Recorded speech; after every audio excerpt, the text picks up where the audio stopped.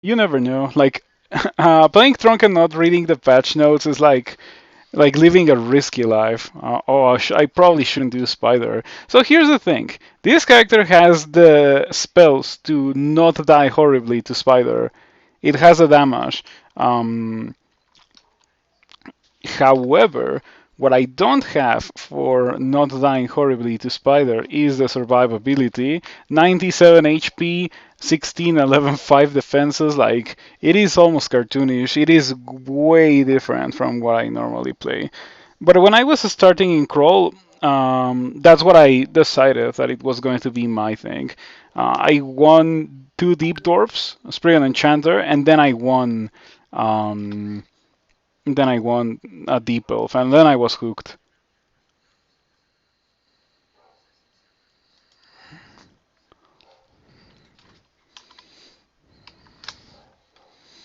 Yep, I am very excited for the future of this character. I hope that I don't throw it. But anyway, let's go in. This branch is naturally silent. What is this? What is this? This is new. This is dumb. I don't like it. I already don't like it. This is new. This is new. It is fast, but uses natural abilities extremely slowly. I see. So now they don't have that much spam as they used to. That's pretty neat, I have to say that. Do I have poisonous vapors? It doesn't seem to be the case, because otherwise it would be very up there, and it is not. Tragic. Oh, never mind, I do have it. Okay, it is an important spell to have for this part of the game. I'm gonna try to kill this orb spider with like Starburst, or zombie hands, I guess, and then Starburst. There we go, easy. Now we are gonna get out, and we are going to learn poisonous vapors. We're gonna put it on the quiver because it is a pretty good spell for fighting enemies in Spider. There's gonna be like a handful of enemies that are immune to it, unfortunately, but most of them like are so vulnerable, and so they die really fast to poisonous vapors. Hmm. Thinking about it, however, I am not sure if it's like the most mana efficient thing in the world. I would even go as far as to say that it is not. Um, so I guess it's okay to have it as an option, but I'm gonna put it, yeah, that right where it is. That's a good place to have it. We shall continue. Oh, you set off the alarm. Well, we can always get out and rest. I am uneased by the fact that the sound travels much further. What happened to Spider? I thought that demonic crawlers had been switched or had been changed in some way, but it seems to me that they are like still exactly the same as they always are.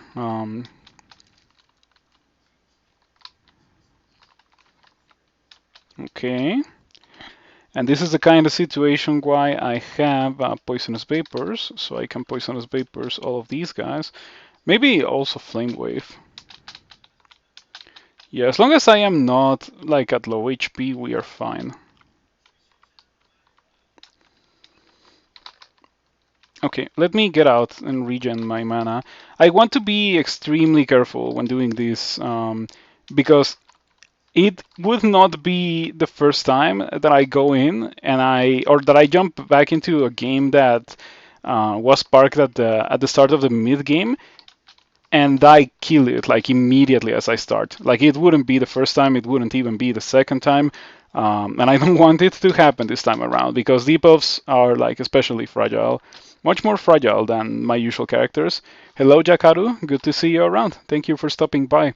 By the way, did you know that you can select your name or your name color on the Twitch chat? Like there's a button that says chat settings and then you should see chat appearance and you can choose whatever color you want. I don't know if you have noticed, but my color is always that, and I like it that way because I don't know, like I associate my identity with that color, I guess, and like I want people to see, oh, it's purple, it's like Nine Settler. I would I'm not telling you to do it if you don't want to, of course, but I would appreciate it if you did because it does help me. And also sometimes there's like a color that my current monitor like doesn't display correctly, which is like deep blue in my monitor. Like it's so bad, and it's barely visible. Whenever someone appears in chat with that color, I refresh my personal chat, precisely to make it not look like that. Okay, we should be able to kill Agnes very easily with zombie hands and iron shot, which is not normally something that you have access to with Agnes or against Agnes. But thanks to the wonders of zombie hands, it results in a very easy fight. Very uncharacteristic. You know, people don't like. No, actually, people like zombie hands a lot, and I can kind of understand why they like it. It is pretty powerful indeed. I'm very much a fan of it now that I have used it. It is pretty useful that Depop have +2 necromancy. Like for some reason they have +2 in that one skill, and they have like +1 everywhere else. I wonder if it's because necromancy is like kind of trash outside of zombie hands. You know, I still wouldn't have gone for zombie hands if I hadn't started as an Earth Elementalist. The fact that I did start as an Earth Elementalist was like the final mental push that I needed in order to choose going for zombie hands. And it may be related to the fact that I don't use necromancy very often. Maybe for another player, if you get zombie hands, it would be for me with irradiate, and they would be like, oh yeah, let's get that immediately. I should probably start overvaluing zombie hands. I should probably like mentally rank it at the same level that I do irradiate because they both seem pretty hard carry-ish. Irradiate deals more damage, but zombie hands enables you to kill with many more things, and you can actually spam it, which is not the case with irradiate. Okay, pretty good jump there, pretty good blink. I think I had Fireball. Do I not have Fireball? I think Behemoth offered me Fireball and I didn't take it. It is kind of a shame because there's gonna be a couple of very strange situations where it would be a very convenient thing for me to have. But I guess I can always do Starburst and Zombie Hands, not necessarily in that order. Um,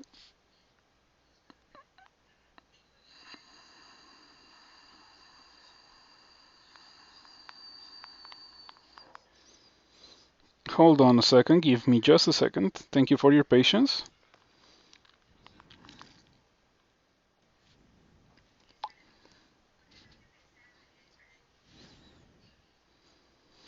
Okay, let us continue.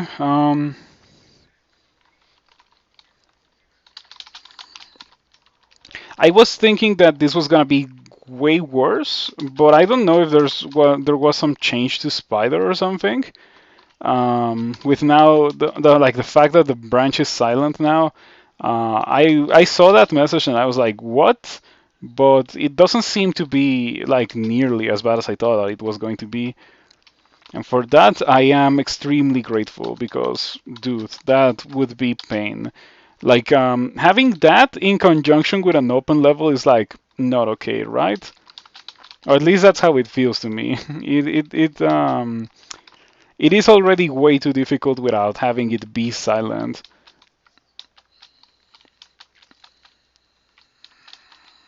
Okay, Flame Wave for maximum mana efficiency. Yeah, look at that. Like, I can finish channeling 2 Flame Waves and I'm still at full mana. Like, it's such a good spell. I can't believe it. Watching you go, thank you for the raid. I appreciate it. I hope that you had a good stream. What were you playing tonight? And thank you, like, for raiding again. I hope that you enjoyed tonight's content. Mm, TNNT? Oh, TNNT. I see. I don't know what the abbreviation means, but I know that it's like a NetHack tournament. That's what it is, right? It's something related to NetHack. Oh yeah, have I ever told you about my time with NetHack? It was it was kind of short. It was like only a year. I only say that it was kind of short because compared to Crawl, it's not really been that much time, and it was fine. I enjoyed NetHack, but I cannot stomach NetHack anymore. Like I wouldn't be able to do it now. In fact, a couple of months ago, I had a stream where I played NetHack, and and I didn't get very far because it's like too many balls to juggle and too many things to remember. I don't like it anymore, but I still like appreciate it. The November NetHack tournament, your first raid. Hey, congratulations on your first raid. So yeah, November NetHack tournament.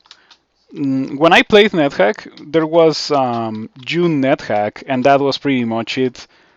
Wow. Okay, this Ghost Moth came in and drained all my mana. This is annoying. I can try to go for Acid.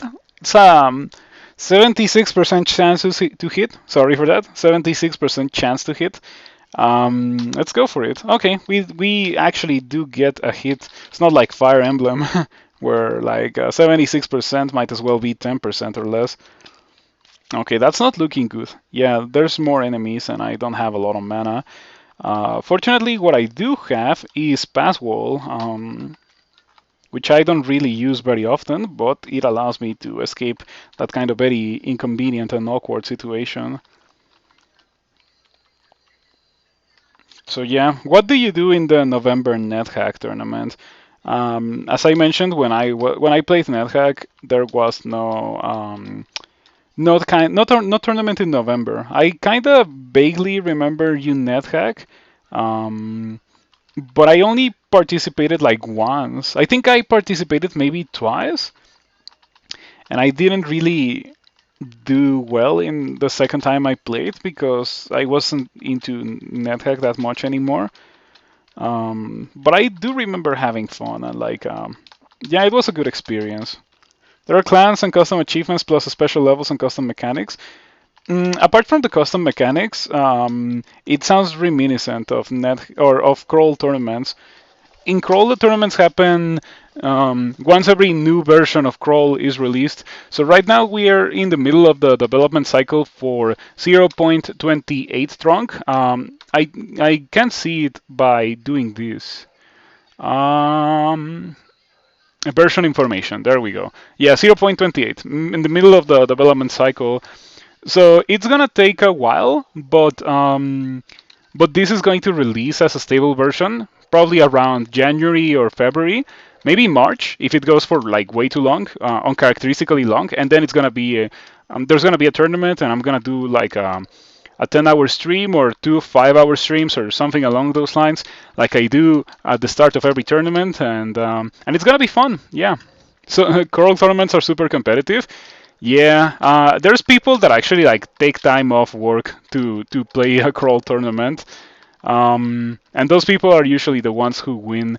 I personally am not too much of a fan of that tournament structure because it like rewards you for grinding 16 hours a day for like 2 weeks, and I don't know. I would like to see something different, but I also don't have a good suggestions. So that's why like I don't really say anything. In TNNT, you try to get unique deaths, fast ascensions, and just a bunch of ascensions as a team. Yeah, in Crawl, there's no unique deaths thing. The Crawl goals are more based around like actually winning and then like winning and doing fancy things while you're winning. For example, one of the categories that I always try to get every tournament is Lord of Darkness 3, which is skipping like half of the game. So normally in Dungeon Crawl Stone Soup game, you go and do like some parts of the dungeon, then you go do lair, then you go do orc, then you do the entirety of the dungeon, then you do a lair branch like spider or shows in this particular game, and then you do the other one, and then you get your third rune, and then you go do depths and salt and win.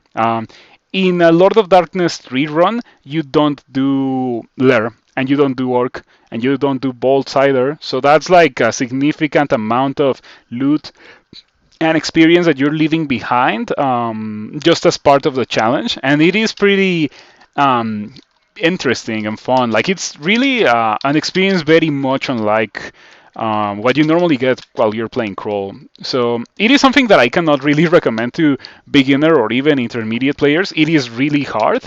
In fact, in this version, I am starting to doubt that it will be possible at all because this version is pretty difficult. There's been some massive buffs to those particular areas of the game that you don't skip when doing that kind of run. So I should try doing a Lord of Darkness 3 run, maybe next month or something. Maybe I should schedule it.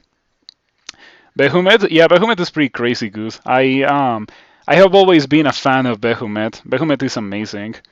You've just finished another 15 rune game. Hopefully you can break the curse of not streaking and win your next game. You're playing 0.27, right? Because you don't like to play Trunk. Um, Good for you that you're getting in 15 rune games before 0.28 because the yeah talking about changes to the game in 0.28 that make the run that I was talking about harder. Before you used to be able to go to either Hell or Pandemonium for your runes to enter Sot because you always need 3 runes to enter Sot and win the game. Now Hell is so difficult that it might be the correct thing to do to just not go in and just like do Pandemonium. For me, it's not an issue. I always did Pandemonium. Um, but for the people who like to do Hell, now it's gonna be much more complicated. Yes, yeah. You should go for a 3 runer for your streak, and then you will be free of Human Fire Elementalist of Sif Muna. Once you're free, my personal recommendation is to try Human Fire Elementalist of Behemoth instead of Sif Muna, just so like you can appreciate the differences. And it will be like the same combo, right? Human Fire Elementalist, and it will only be like a god difference, and it's like an entirely different character. In my opinion, a much more powerful one. But what can I say? I'm spoiled by Behemoth. It is probably one of my favorite gods. Very simplistic, but very powerful and very straightforward as well. You don't have to bother training invocations or using god abilities or like doing anything special to gain piety. You just play the game and Behemoth makes you stronger. And sometimes Behemoth also gives you spells, right? You may try it. I am very glad to hear that. I really do hope that you get it. So yeah, so that you can experience so much more of this game because like Human Fire Elementalist is the tip of the iceberg. Like you're missing on so much, but you're almost there. I believe in you. Cast the spells, get money. Yeah, cast the spells, get money. That's Gozak. Cast the spells and kill things, and the things turn into money. But yeah, pretty good still. You feel like you're spoiled with Sif Muna? Yeah, you do some very unusual things that I personally wouldn't try to do myself in my games.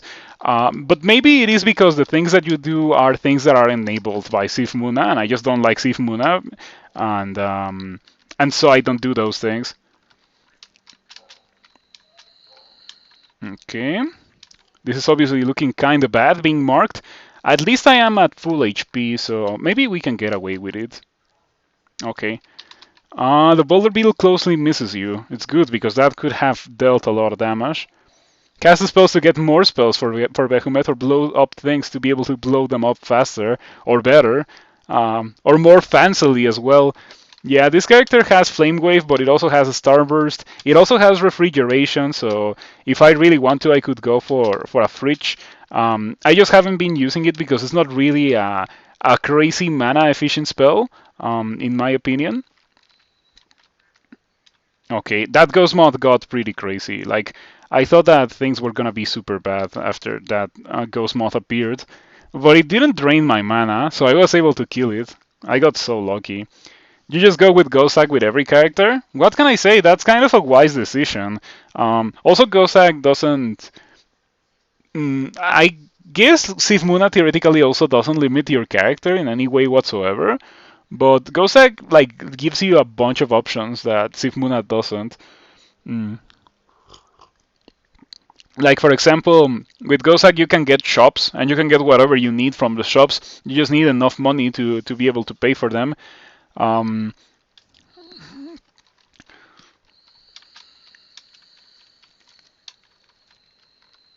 okay, I am not a fan of the current situation still. I think I'm gonna try to go for this. Yeah, zombie hands, and now walk away from that guy. Another orb spider over here. Mm, yeah, I'm not liking this. This is getting pretty bad. If only I had not been marked in this very awkward position. Is the Royal Jelly Emulation strat still a thing? That was super enjoyable. You can still do it, but it is way better than it, or way worse than it was before. Yeah. There's two new monsters. Like the strategy itself, like the effects were not nerfed, but now there's new monsters that counter that. So there's Quicksilver Slimes. There's Quicksilver Oozes. That's what they're called. These are immune to willpower, or like to willpower checking effects, which for some reason immolation is. It just like doesn't affect them. You can never make it affect them. So they won't get immolated, right? Um, well, they will get affected by the explosions. It's that just that they won't explode themselves and they won't like take the damage from immolation. And that's one of them. The other one is the rock slime. And the rock slime is, in my opinion, the most dangerous monster in slime nowadays. Hits really, really hard. It's fast. It has a bunch of armor class. It is very resistant to fire, so it does get immolated, but it barely takes damage. And it knocks you back with trample. So if you're fighting in the stairs very comfortably, now you're no longer in the stairs. Now there's a big wall of a monster standing on the stairs. And the worst part about this is that the royal jelly spawns the two of them. So whenever you hurt the royal jelly, you might end up fighting like 12 rock slimes. Like by the end, it is still doable, but you need a way to get rid of the rock slimes. If you don't have a way to get rid of the rock slimes, I would heavily recommend you not to do it. Okay, I think I fought the entirety of the floor there, and I am very fortunate that I didn't die. Do I have Sandblast? I do. Yeah, I wonder why. I should probably amnesia it. I'm not using it really anymore. Now that I have refrigeration, and other funny things. Ooh, talking about funny things. That qualifies as a funny thing. Of course, I'm gonna get Ignition Game, of course.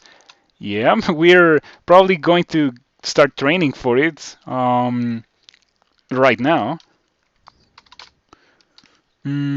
How much of that would I need? I think 18 is gonna be good for Ignition. And in case you have never seen it, Ignition is like Immolation, except that it is a spell and it doesn't deal extra damage like Immolation does. It's just like the explosions. It centers a fireball that deals less damage than a normal fireball, but it does that on every monster on the screen that you can see. In fact, it even does it on monsters that you can see if they are invisible. So if you like maneuver the monsters into being like close to each other, you can just go for ignition and pretty much one shot the entirety of the screen with a single spell. It is so good. Ignition very fun in Mega Zigging. Yeah, K9 knows a thing or two about that, and I am pretty sure he would agree with that. That is an issue. I hope that I don't explode from this Spark Wasp. A Flame Wave. It is severely wounded. My Flame Wave deals 3 dice of 16. It doesn't check evasion. It just deals damage. I'm just gonna go for it. Okay, so it didn't kill, but it also didn't hurt me, so that was fine. Okay, I like Flame Wave with Behemoth so much because it extends your range in a really good and weird way. Normally, the range extension doesn't make your spell be like much more mana effective, and Behemoth really helps making Flame Wave like one of the greatest level 4 spells in the game, pretty much. But only with Behemoth. With no Behemoth, it is pretty decent, not gonna lie, but it is not like it is not the greatest thing in the world. Mm, Zombie hands into iron shot. Okay. That was pretty scary for a second. Being a deep elf, I cannot really take a lot of damage myself. Yeah, I am pretty much paper thin, despite the fact that I have pretty good defenses for like no armor training and no evasion training either. Like 16 armor class is pretty surprising. Um, but yeah, it's not like I want to do that because I guess I could do it, but it is really not my style when I'm playing a deep elf. I like being very glass cannony. I think this vault has a spark wasps. If I had ignition, I would definitely love to go for ignition right now. So instead of that, we're gonna go for refrigeration because I already have that. Oh, Arachne. Unfortunately, Arachne is A, fast, and B, able to open doors. So yeah, Arachne breaks down the gate. That's a new thing. Monsters now have a 1 in 3 chance to just break a door instead of opening it, so you can never close it again. Very interesting if you think about it. Okay, you're caught in a whiff. Mm, I think I should try to get rid of the webbing. You blink. Okay, that's good. I am gonna try to make a run for the stairs. Okay, that's fine. That's fine. What else can you do apart from that? Poison arrow. Okay. If Arachne does poison arrow, that would be mildly annoying. I guess I can always go for File of Floods. Yeah, the issue here with Arachne is that she has a ton of HP. She doesn't have really much defenses. Um, but yeah, her HP is pretty massive for a monster at this stage of the game.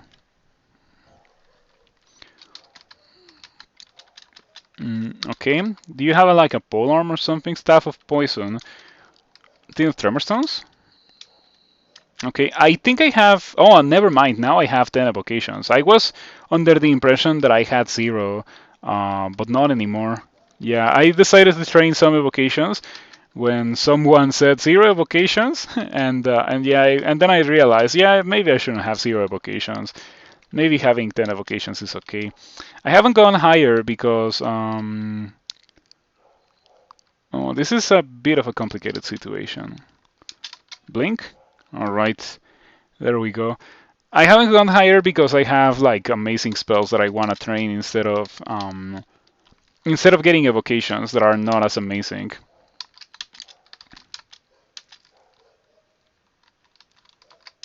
Okay. I think I don't want to go down these stairs because there's an Emperor Scorpion with support next to them. So yeah, better go down different stairs.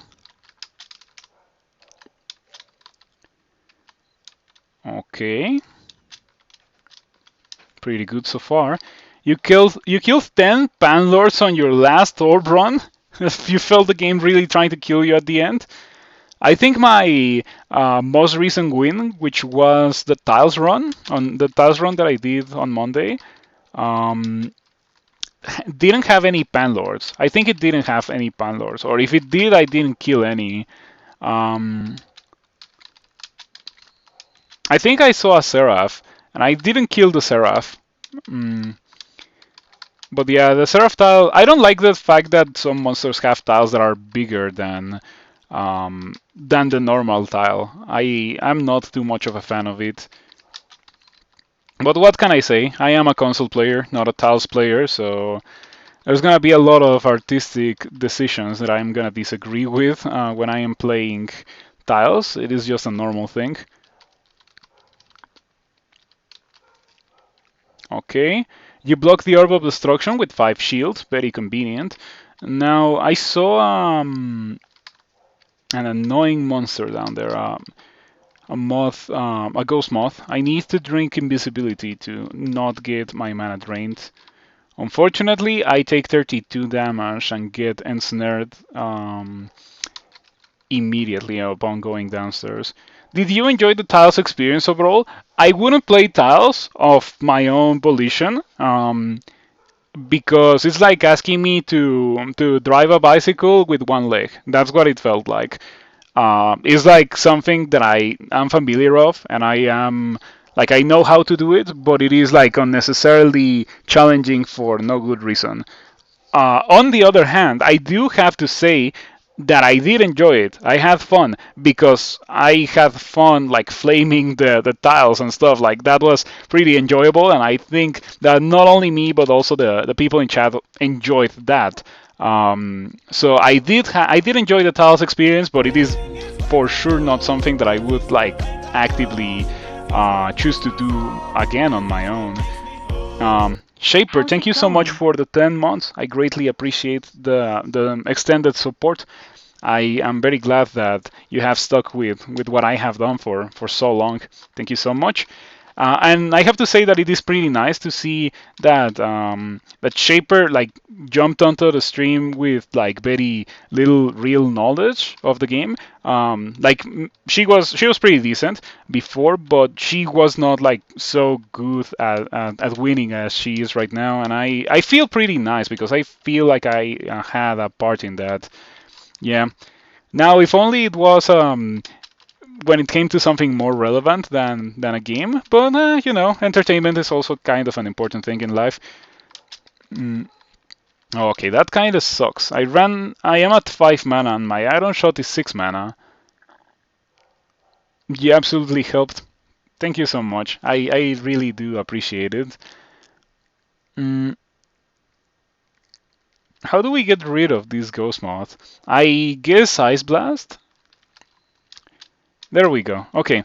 Yeah, those guys are pretty nasty for characters that have no good way to kill things other than their spells. Oh, I have to say that Flame Wave has been like an absolute MVP for this character. Flame Wave has been wonderful precisely because it's like omega mana efficient. Okay, Firestone, Portal Vortex, and Maxwell's Instant Kill. So we got everything that I want actually. I have Refrigeration, I have Polar Vortex, I have Ignition, and now I have Firestorm. I'm gonna get all four of those spells before I win the game. You really dislike Deep Elf when you want them? How many attempts did it take you to go for Deep Elf? I liked a lot. I like Deep Elf a lot. Not so much nowadays because they are pretty difficult, but I do enjoy the power. And Deep Elf has power. It's just that it is glass cannony. It's like super glass cannony. But I prefer being glass cannony and like dying in 2 turns and being like, you know what, I accept that because it was kind of my mistake. Over, oh, I can't kill anything. I am in so much suffering, which is like, I don't know, the Warper experience. Or the general mommy experience, and it is like an in between, between like normally robust like a human and too much fragility from a cat, for example. Like with a deep elf, I don't think you will get one shot. For example, I have been doing, or rather, in the past, I have done spider with a cat with 70 HP, like at this same point. And that is, in my opinion, pretty messed up. And I'm very glad that as a deep elf, I don't have to deal with that. Even if I only have 8 fighting, I have 100 HP, which is low, but it is not one-shot territory unless you make some serious mistakes. 15 games, they were very powerful. It's just a very glass cannon experience. Yeah, exactly my same thoughts. I'm not like opposed to glass cannon experiences as long as they're not too glassy, you know. Like if a cat had the same aptitudes as a deep elf except for the HP, I don't think I would be too much of a fan of cat still. And they of course have worse aptitudes than that. I wish cats had the deep elf aptitudes for sure. Okay. Oh, were you all here for this stream when it started yesterday?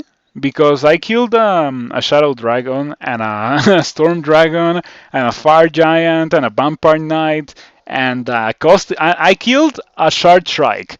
Um, All of that before doing a single rune. I have 0 runes and I have killed all of those things. So obviously this run is going to YouTube.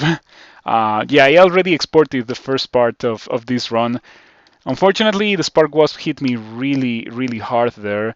I tried to go for the zombie hands, but of course they didn't really do anything. Sometimes zombie hands is like a placebo. Sometimes it feels like a placebo so hard. See, the Spark Wasp bursts into living lightning. The Spark Wasp blinks free. I see. I guess it won't be like health in place by zombie hands because it can blink, kind of like I do. Now I think I am like actually in one-shot territory. Funny thing to think about. Very topical. There's a couple of plays that I can do here. So considering the line of sight of the Spark Wasp, any tile, like I could blink here and the Spark Wasp could blink and chase me. I could blink here and it could chase me, or here, or here. Like the Spark Wasp shares a lot of my line of sight, but it doesn't see these tiles.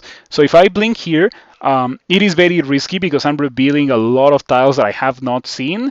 But the Spark Wasp will not hit me. So I just have to hope that there's no other Spark Wasp, because if I blink to one of these positions, there's a chance that the Spark Wasp just chases me and destroys me, right? You didn't see that? That's amazing.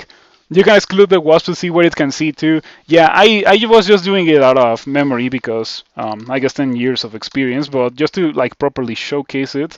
Um, Can it see that tile? That is not. That doesn't seem right. It shouldn't be able to see that tile. Huh. Yeah, it shouldn't be able to see this tile. Specifically this tile. Where it is, it shouldn't be able to see it.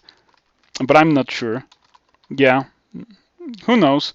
I'm gonna blink there regardless. I guess I could also read fear. Fear is probably better. I'm gonna go for fear.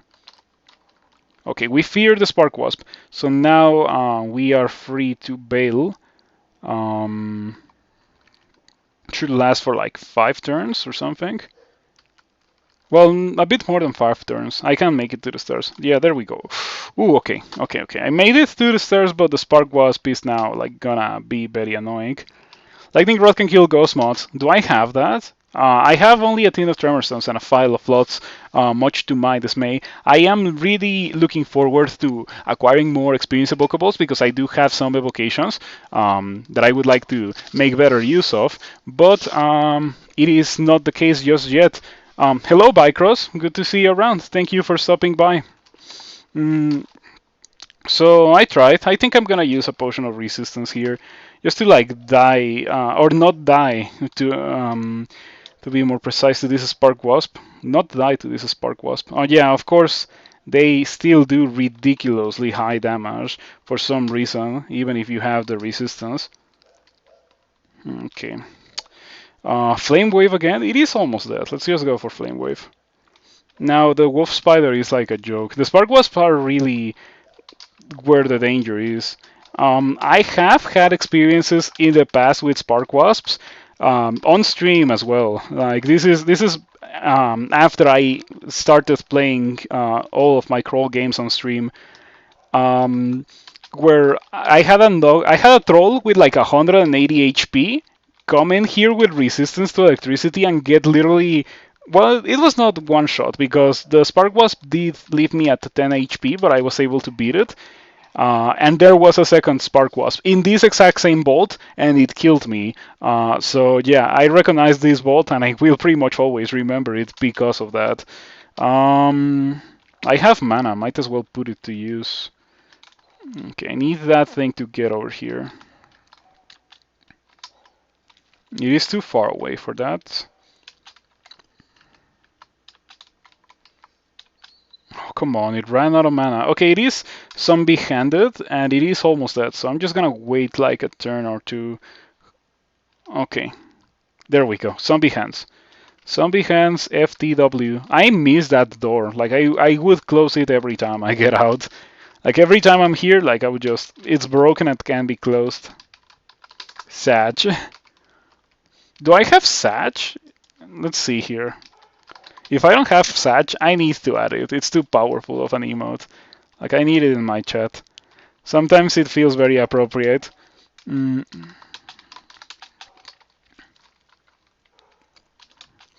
Okay, I think we are good to go when it comes to this place. I already killed Arachne and the Spark Wasps, which were the true bosses of this place, by the way. You kind of like the broken doors. I feel rather indifferently about them. Um, yeah, I don't particularly care too much about them. That's just what I have to say.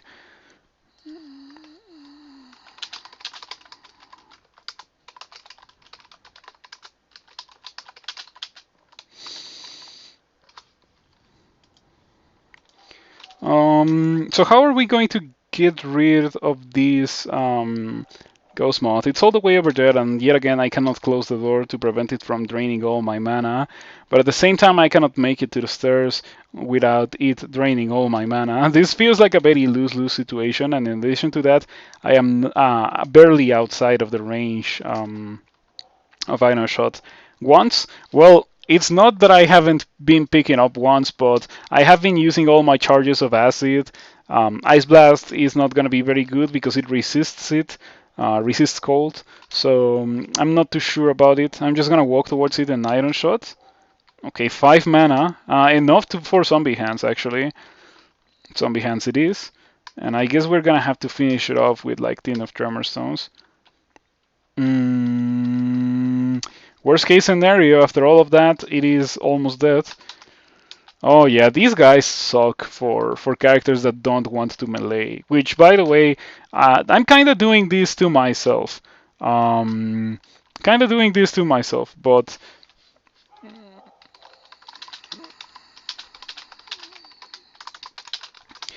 but yeah, on a normal character, you probably should get some form of melee or a way to actually kill things when you run out of mana. It's just that this character will almost never run out of mana unless there's like an anti-magic monster like a ghost moth or I guess Eyes of Draining don't exist anymore, or at least I haven't seen one of them in a while. Those mods are tanks, very mini boss like. For this place, yes, for sure. I completely agree. For SOT, they're kind of like a regular mob in SOT. But yeah, in this place they're like, oh no, a ghost moth. That's like not okay. Mm. So anyway, we got the rune. I guess we're gonna have to go do bolts now. Mm. I wonder if I should turn off spellcasting. Or if I should wait until I have 20 spellcasting to turn it off. I think I'm gonna wait for 20. Let's go 2 volts. Oh, there's a Wizlav here. I am interested in the Wizlav. 2 volts sentinels. Maybe for this place I should have resistance to cold.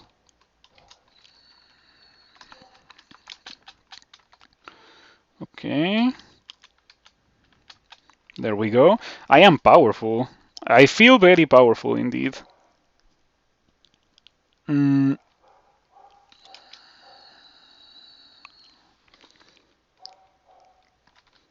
I was considering to get statue form, and I can get it now. I should learn it. This is obviously entirely for defensive purposes. Mm, okay, Wizlav. I don't have magic mapping, so I'm gonna have to do it the old way. Or I guess I can just auto travel straight into the Wizlav.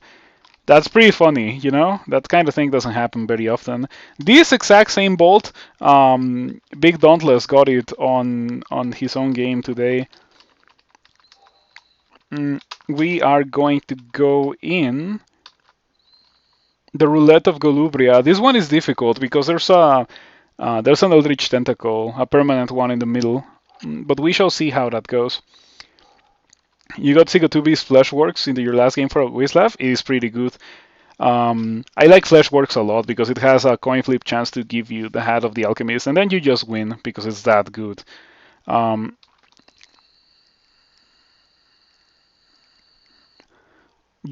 you planning to go for Polar Vortex or Firestorm? Both. Actually, both.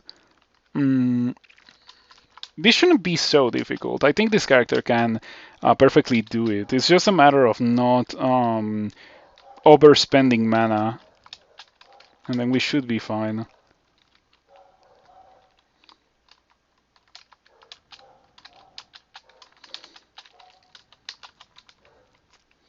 A glowing cloak.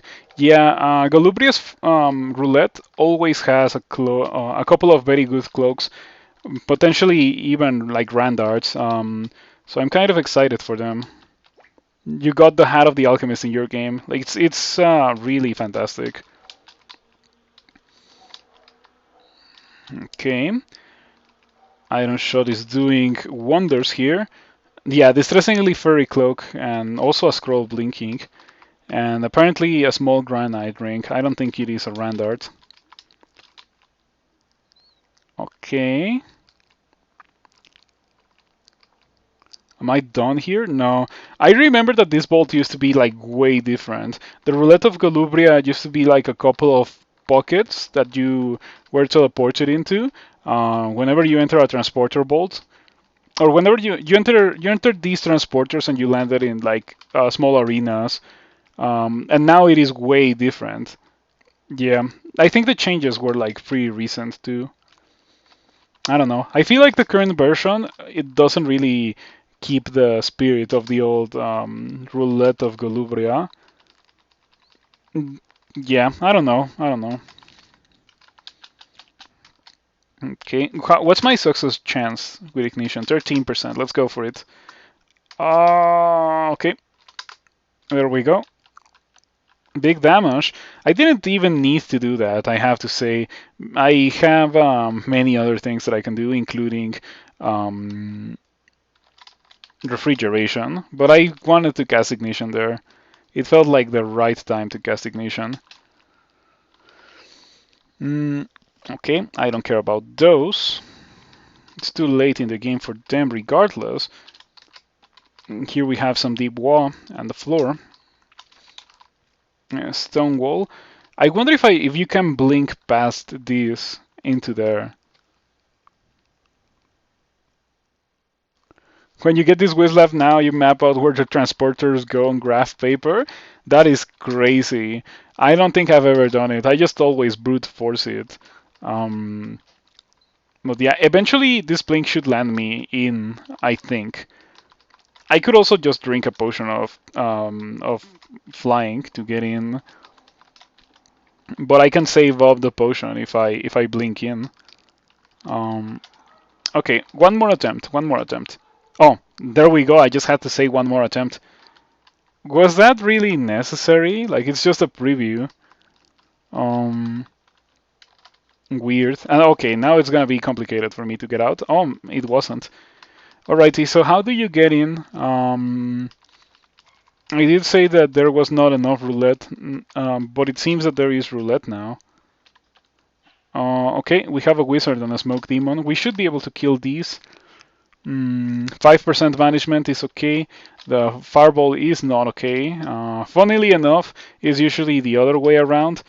You don't care about the fireball, but the banishment is pretty dangerous. But this character actually fears the fireball more than the banishment. But both are pretty bad, but it's just that the fireball is more likely to kill me than the banishment is to banish me and therefore kill me. Okay. A tentacle star spawn. We should be fine with it. Ouch, it hit me pretty hard. Alrighty. Flame wave. There we go. Not bad at all.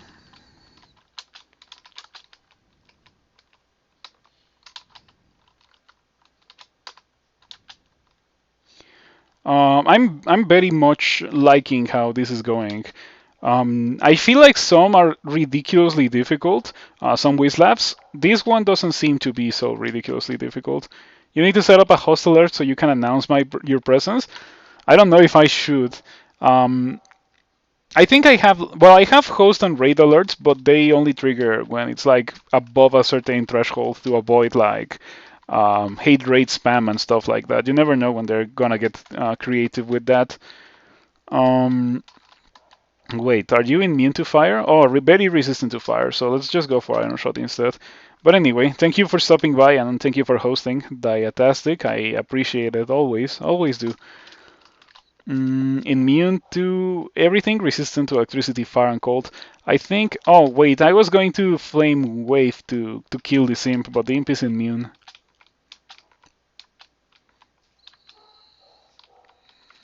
Okay, that went well. Alrighty, let's go in here. Oh yeah, you see how now there is like this transporter in my screen it is red. I don't know if it changed in tiles.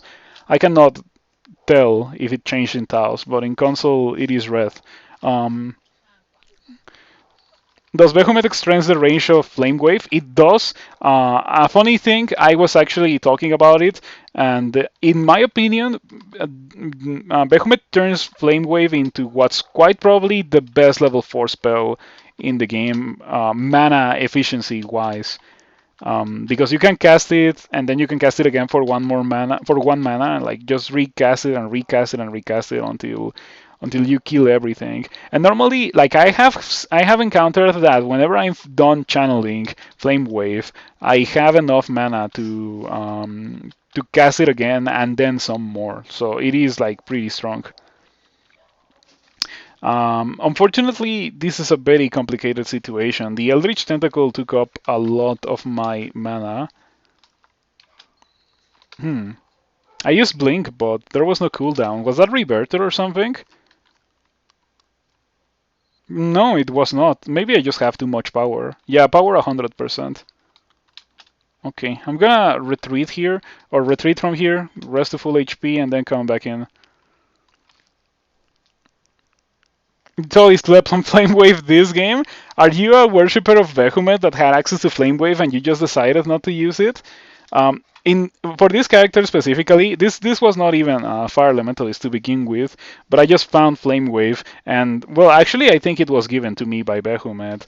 Um, and one, I found out that you can use it from the quiver. So you just like quiver it and just keep pressing the quiver button and it doesn't try to recast it. And thank heavens for that because that was, I think that's how it was originally and it was like awful.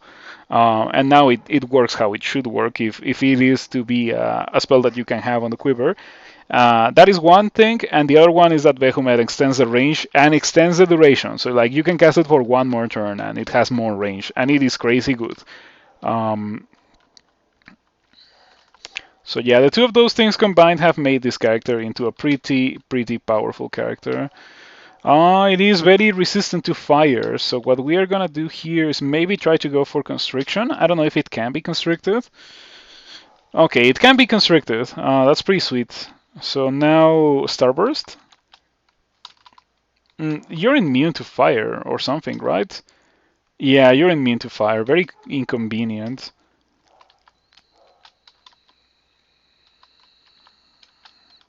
Okay, I need to be next to the statue so that the statue doesn't summon meat shields to protect it.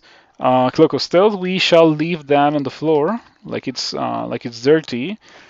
Ring of Evasion, not bad. Oh, Stick of Resistance to Electricity, not bad. Mm, I need to drop something here. Probably the boomerangs. The boomerangs are a meme. That's a pretty good cloak. We're gonna put that on right now.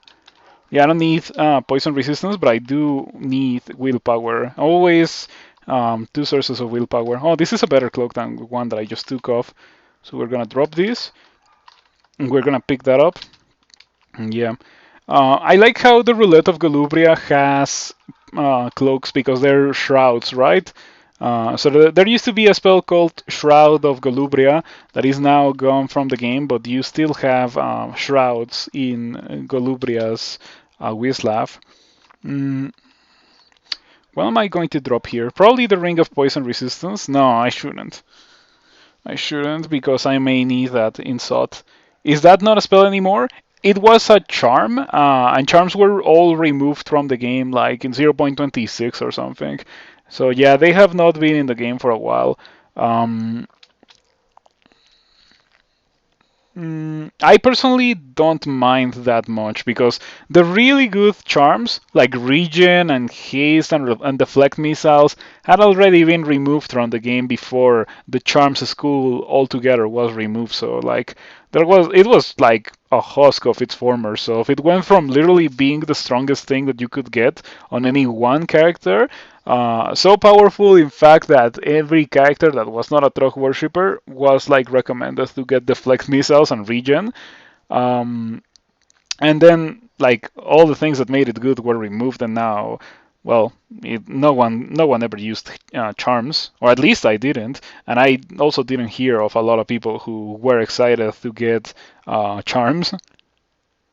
Yeah, they were good. They were good. I wish some other solution could have been arrived to when it came to those things, but it was not to be.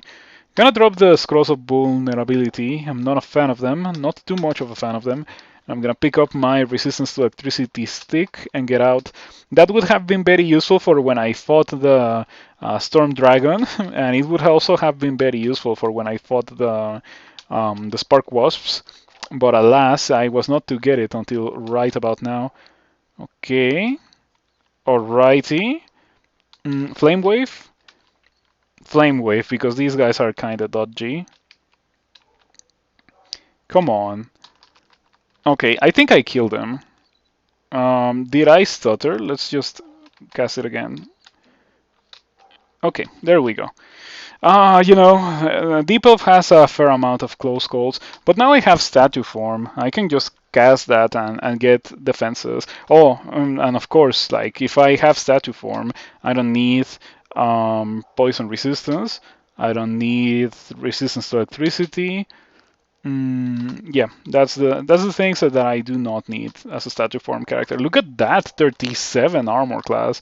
I can't believe it. It's like way too high. I am using a ring of armor class to be completely fair, but still like that is a lot for only having 8 transmit. Oh, it's 10 transmutations. For only having 10, still it feels like a lot to have 37 armor class. Um, Anyway, it feels pretty nice to have access to not pitiful defenses, like these ones. You must have missed it. Why do I have a pig tile for my character? Because I came to the conclusion that that was like quite probably my favorite tile to have as a tile for my character when I did the tiles stream. I knew about the fact that you could put tiles as your player character tile, but I didn't know how to do it. But someone in the tiles stream, I think it was Grief Gamer, jumped in and was like, "You should make yourself a Kraken," and gave me the line of text that you need to add to your RC to become a Kraken. So I did that, and after the Tazo stream, I was like, "I'm gonna troll them and become a pig." Um, I would also like to maybe not be a pig, but also like a piece of bread or something. But I don't know if you can still do that. I only know how to do it with creatures. Um, who knows if a piece of bread is still in the game anyway. Um, yeah, that's a good reminder of that time I threw bread in Bolts 5, shortly before it was removed. You didn't know you could make yourself items? I think you can. I think you can, but I don't know how to do it. Is the Convoker convoking? It is convoking. Okay, I would appreciate it if it didn't convoke, Mr. Convoker. Yeah, I didn't know what to do there. I just decided to go for refrigeration, hoping for the kill, and fortunately, very fortunately, it did end up killing that guy. Yeah, I mentioned it on Tuesday, I think, but I think if I ever do like a special marathon run where I don't end stream until I achieve a particular goal with my character, it's gotta be on a Friday because I think making or doing it on a Monday was a bit of a mistake because a lot of people work on Mondays and like it's the start of their work week instead of the Friday, which is the end of the work week. So I think if I had done it If I had done it on Friday, I would have gotten maybe more people to watch or to watch for longer as well. That is also kind of an important thing if you're doing a marathon. But I was okay with it. It went well regardless. It was actually like my best stream ever. Like the most people I've ever had on stream, and I didn't like, or I had them for like a significant amount of time. It was not like just like the view count spiked for like a minute or so, and then it went down. No, they stayed here for what's probably a couple of hours, and for that I am really grateful. So I would say that the whole Tilesathon thing was a very huge success. Um, I am very appreciative of the anonymous sponsor of such a stream, because if it had not been for that, I don't think I would have done it, and I wouldn't have realized how like effective such a run is for like attracting people to the channel. Maybe that's like the start of something, but I also think that I shouldn't do it like like once every month or something. I should like make it a truly a special event. Maybe not play tiles, but maybe like some other goals. Um, at the very least, we can consider or we can consider like my runs on tournament start as marathon runs, like very similar to them. Whenever there is a tournament, I stream at least two runs on the first day of the tournament, and then I try to win one character per day of the tournament. Hello, K9. Good to see you around. Thank you for stopping by. I saw that you were playing Spriggan and that you were failing to kill that adder. And that's what I had on the starting soon screen this time. I hope that everything went well for you. What happened to your Mega Sig character? Or is it like on pause or something? Yeah, because I see that you have been grinding the 6. I guess I don't have to fear you anymore now that I have two sources of willpower. It was horrible, Lamao. Yeah, it was like Spriggan Delver, right? Ouch. Stop that. Am I slow or something? Are these guys hasted? Hmm. I wish I had more mana.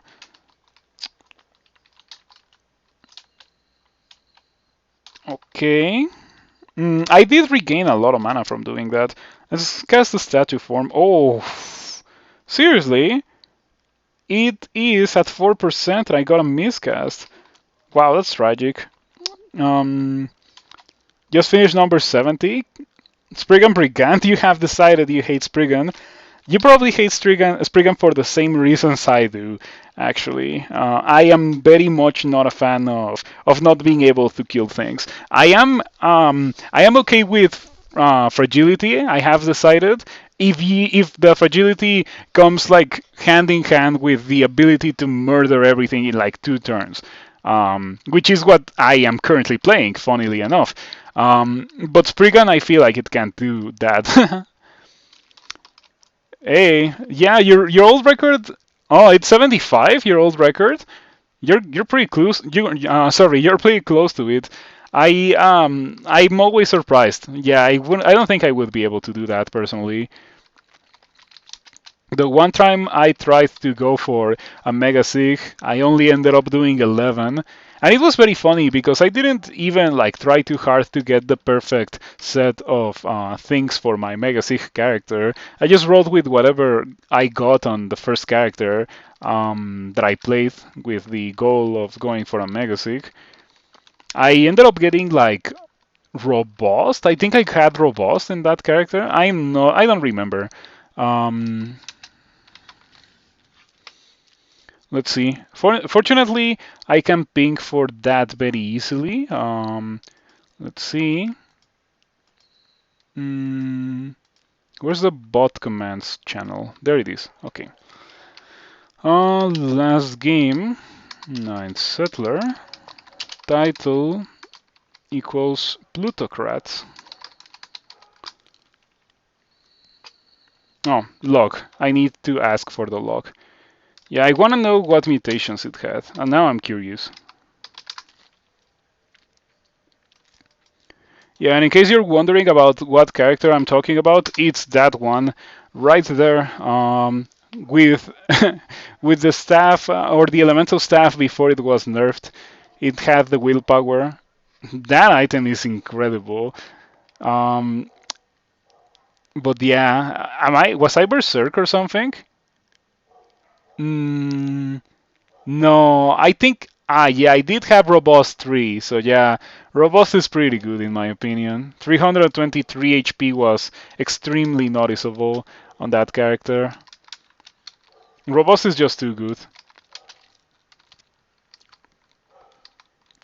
Um, so, do you have any plans on doing that Mega Sig guide K9? Just out of curiosity, because I've heard people say that they may be interested. Yeah, I think I've read it in the Roguelikes Discord chat. It is something that is barely explored because very few people actually do it. But maybe if more people know how to do it, more people will actually do it. Is Mega Sig an actual playstyle? Oh no, I am saying Mega Sig like this. Mega Sig. Yeah, like that. I don't know if it's like if you're trying to joke or something, but I still always choose to answer things like seriously. Sig gotcha? Yeah, sure. No problem. No problem, no problem. You just misheard me? Alright. Good to know. Okay, we have a rope here. Let's take a look. It's a robo regen. You know, it is slightly, very slightly better than what I currently have, or rather worse, I should say, because it gives me less armor class. But it also makes my statue form go from 4% to 2%, because very funnily enough, I have zero armor skill, so even throw letter affects my success rate. Um, Interesting bolt. It's really censoring Sig. Sig. Censoring Sig? I have no idea. Um, I don't know. Like I haven't noticed that. I'm pretty sure that you can put Sig on your title, and it will be okay. You have played a Mega Sig null that dig a few Sigs. I see.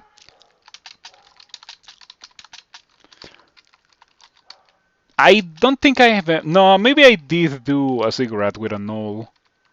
Ooh, did I get multi-sap there? Yeah, it bounced. That's a very nasty setup because I saw these constructs and I was like, okay, I think I can take them. And then I saw the Crystal Guardian and I was like, okay, that's kind of mean. Especially because the Crystal Guardian was like hidden. It was positioned in the perfect way to multi-sap me, and I was like really not even considering its existence. Okay, I think I am at risk of actually just getting one shot by the War Gargoyle, so I should cast a statue form. Yeah, the spray of metal splinters hits you but does no damage. The glory of actually having armor class. If that had happened when I was outside of statue form, that would have killed me. So it went from not from literally killing me to like actually not dealing any damage. Anyway, I have statue form, or I have iron shot rather. So this should be an easy fight.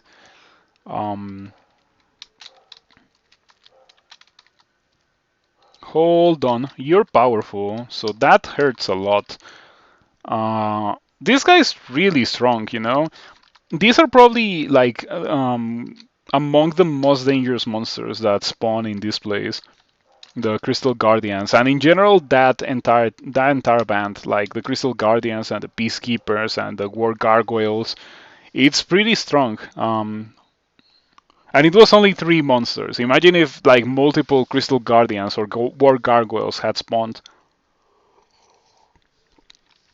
We have a Frost Heart here, and I do not have resistance to cold. I should probably prioritize getting that.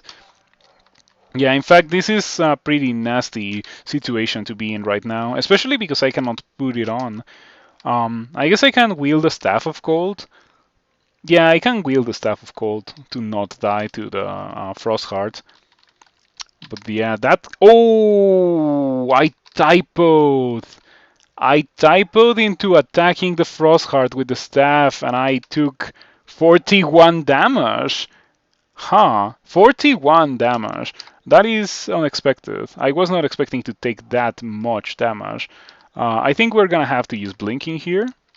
I hope that I don't get affected by that again. If it does happen, I die. It didn't happen, so that's pretty good.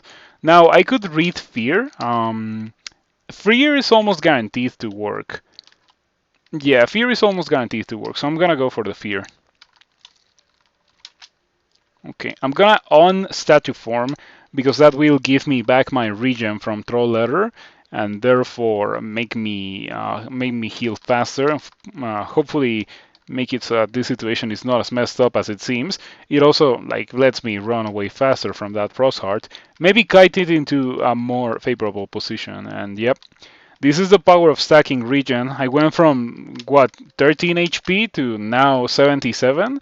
Um, Okay, I don't have a lot of mana, but I think I have enough to kill a Frostheart. There we go, easy kill. I think 11 mana, or if I have 11 mana, I can kill pretty much every monster that I see right now. Or most monsters, I should say. Maybe not every monster, but almost every monster. Yeah, for some monsters like this Preserver, for some reason, tanked Zombie Hands and double Iron Shot. How much HP do you have? Because they were like 112. Have they always had that much HP? I think I think maybe they did always have that much HP. Um, I should probably go upstairs just to regen my mana. Okay, Flame Wave. Regen is so good, you hate it when it used to do basically nothing. When it used to do basically nothing, I still stacked Regen because I thought that it was worth it if you could stack it. So I have characters with old Regen that got like 3 items of Regen, and then it was like having 1 item of Regen now, pretty much. It got buffed pretty good. Let me tell you. It is finally what it should have always been, which is like equivalent to the regen spell. Normally, you have spells that mimic consumables or items. In the case of the regen spell, it was the other way around, with the property in the items being worse than the spell. And then the spell was removed, and for like 3 or 4 versions, regen was absolute garbage. And then regen was buffed, and now it is pretty sweet.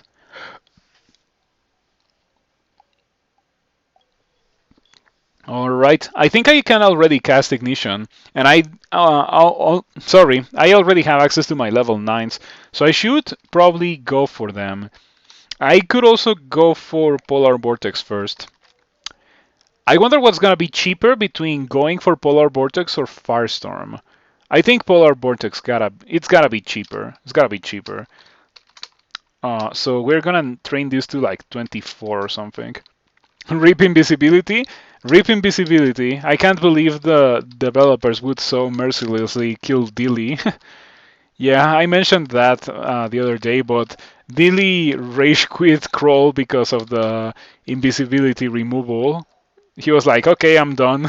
I'll see you, see you guys," and he left the Discord. Yeah, it's kind of sad, but I can understand it. It could also be that Dilly was like grinding too much Crawl and just burnt out on it. You felt so bad that Dilly's gone? Yeah, me too, me too. But you know, it is what it is. There's not much that we can really do about that. Like, if you're not feeling it anymore, it's probably better for you to call it quits before you get too salty on the game. Um, but yeah, I have to say that I do miss like the aspect of interacting with like a completely different player because like Korean players they always go for 15 runes and stuff like that. And it is like a very different playstyle than the one that we have over here. Mm, Okay, that got pretty nasty because I got hit for 37 um, by the Thunderhawk. That's what it's called. I've completely forgot what it was called. Mm, okay, looking pretty good. Alrighty, not bad at all. And during that fight, I also happened to regen to full HP after getting hit so hard by the Thunderhawk. Ouch. I should probably acquire some form of cold resistance, not gonna lie, because I feel like the bulk of the damage that I'm taking here comes from having that. Dilly was also really good with stabbers. It was so cool to watch him make crazy plays with silence.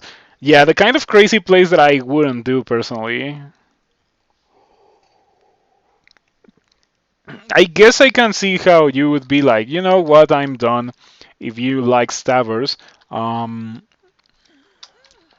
it's like if Ogre was removed for me. No, to be completely honest, I don't think I would even like quit the game if Ogre was removed because I just enjoy the game a lot. It's just that I greatly enjoy Ogre as it is nowadays.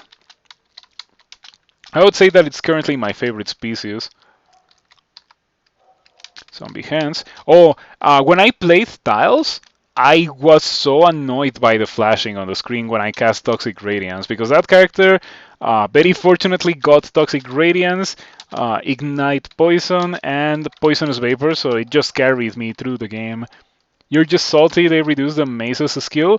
Um, I'm okay with that because Ogres before were still pretty trash at melee, kind of how they are now. It's just that they were kind of glass cannony when they were melee characters, kind of like the deep elves of melee, maybe.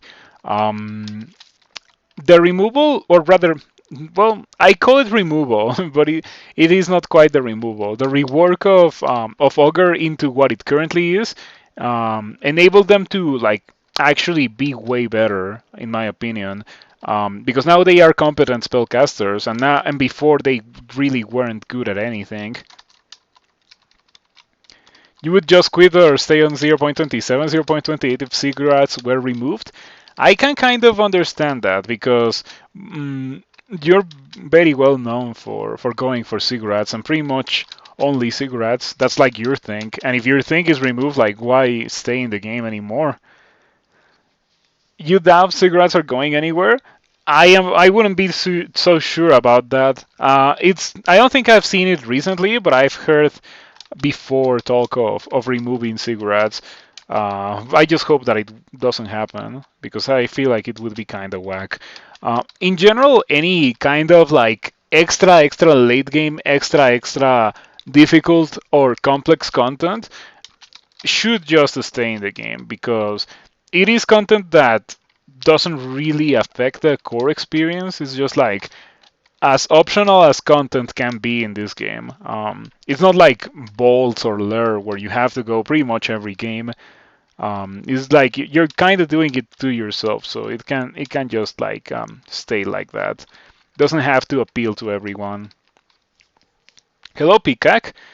Man, if you didn't like Toxic Radiant flashing, Ignite Poison flashes a screen red, which is very close to a low HP flash. Oh, I need to know how to disable that because I greatly disliked it. And I have never noticed it before, of course, because I play console. In tile, or rather in console, there's flashing, but I don't mind it. But in tiles, it was awful because it was full screen. And my console is not full screen, but the tiles screen was. And yeah, like next time I cast it, I'm gonna let you know. Next time I cast it, take a look at the console so you see how it looks on console, and it is like much less intrusive and inconvenient than it is in tiles. Okay, I'm about to cast it. I'm about to cast it. Take a look at console. 5, 4, 3, 2, 1. There we go. You see that? It was like barely noticeable. You can see it, but it's not like a huge flash in your face, like, oh my eyes. Um, and unfortunately, it seems that in tiles it is precisely that. Oh my eyes. At least it felt like that to me. It may also have been related to the fact that I was playing it on full screen and stuff like that. It's way less noticeable. Yeah, if you're gonna be using refrigeration and you don't want to disable the flash, you should consider going to tiles or going to console. Sorry, that's what I meant. Going to console. All right, not bad at all. Not bad at all. Oh, Shaper. My mom gave me the recipe for the pozole. I just have to translate it, and then it will be yours to give it a try. Yeah, I hope that you enjoy it.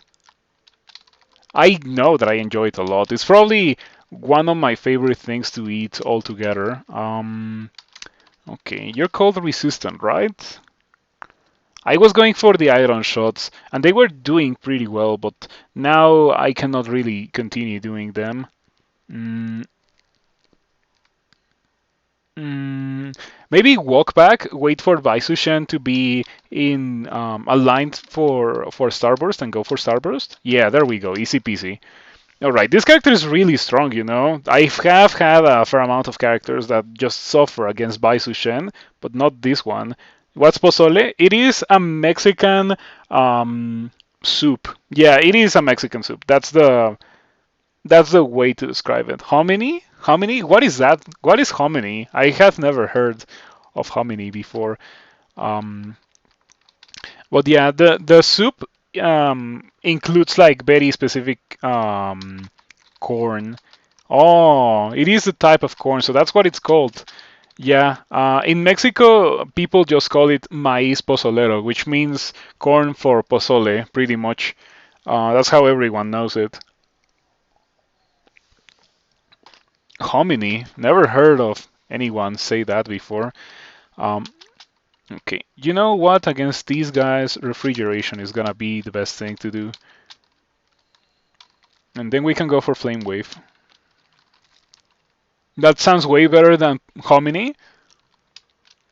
Is Hominy used in anything else that you know about? Because here, I don't think I've seen a lot of people use it for anything that is not pozole. And that's why people call it maíz pozolero. You know, it makes a lot of sense if you think about it. Um, corn nuts? Corn nuts, what is that? You know, there's a lot of things that you guys mentioned that I have never heard of. And yeah, I noticed a Hell Knight with distortion, but I thought maybe I will not get banished. And guess what happened? I should be fine. This character is like really powerful and really like capable of surviving the abyss, I think. Abyss 3 is kind of scary, I have to say, but I do have the damage output and the variety of damage types to not die here. I have physical damage in the form of Iron Shot and Zombie Hands. I also have cold damage and fire damage, refrigeration and ignition, um, and Starburst and Flame Wave. Yeah, I feel pretty good. I was mentioning it on the previous stream yesterday, but this character feels pretty good because it's actually using like all of the spells that I have except for maybe Sandblast. Yeah, I have used Flame Wave, Starburst, Zombie Hands, Pass Wall, maybe not a port, but Iron Shot, Dispel on Death, Poisonous Vapors, Blink Ignition, Static Form, and Refrigeration. Like I have used all of those at least once in this stream. And the ones that I haven't used are like the low level ones, right? So yeah. Oh, you know something funny about statue form? Oh, wow. Okay, I'm not gonna complain about that. Let's go out of there. Zombie hands on that guy. Flame Wave with Behemoth looks very fun. I have to say that it is indeed what I would define as very fun.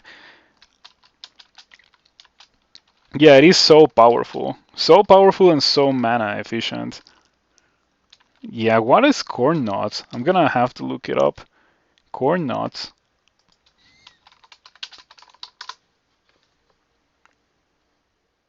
Corn nuts, also known as toasted corn, kiko, or cracker, are snack food made of roasted or deep fried corn kernels. It is referred to as cancha in Peru and chulpi in Ecuador. Okay, no wonder I have never heard of it. It is from South America. Yeah, South America has a lot of crazy things that you also wouldn't believe. You love corn but hate corn nuts. I also like corn, but when it comes to grains and stuff like that, I am not picky at all. Like I can eat all of that. Yeah, in fact, I am so not picky when it comes to non-meat things that people like used to think that I was a vegetarian, but no, I do eat meat. It's just that I don't eat um, pork and turkey and a bunch of other meats that people usually describe as delicious. I just don't like them. Never had corn nuts, but you like corn a lot. I also am interested in corn nuts now. I would like to give them a try one of these days. Yeah, I'm gonna have to keep it in mind if I ever come in contact with them. Mm, corn nuts are pretty great. I assume that they are like crunchy and stuff. I enjoy crunchy things. It's gotta be a psychological thing. The fact that I like crunchy things so much.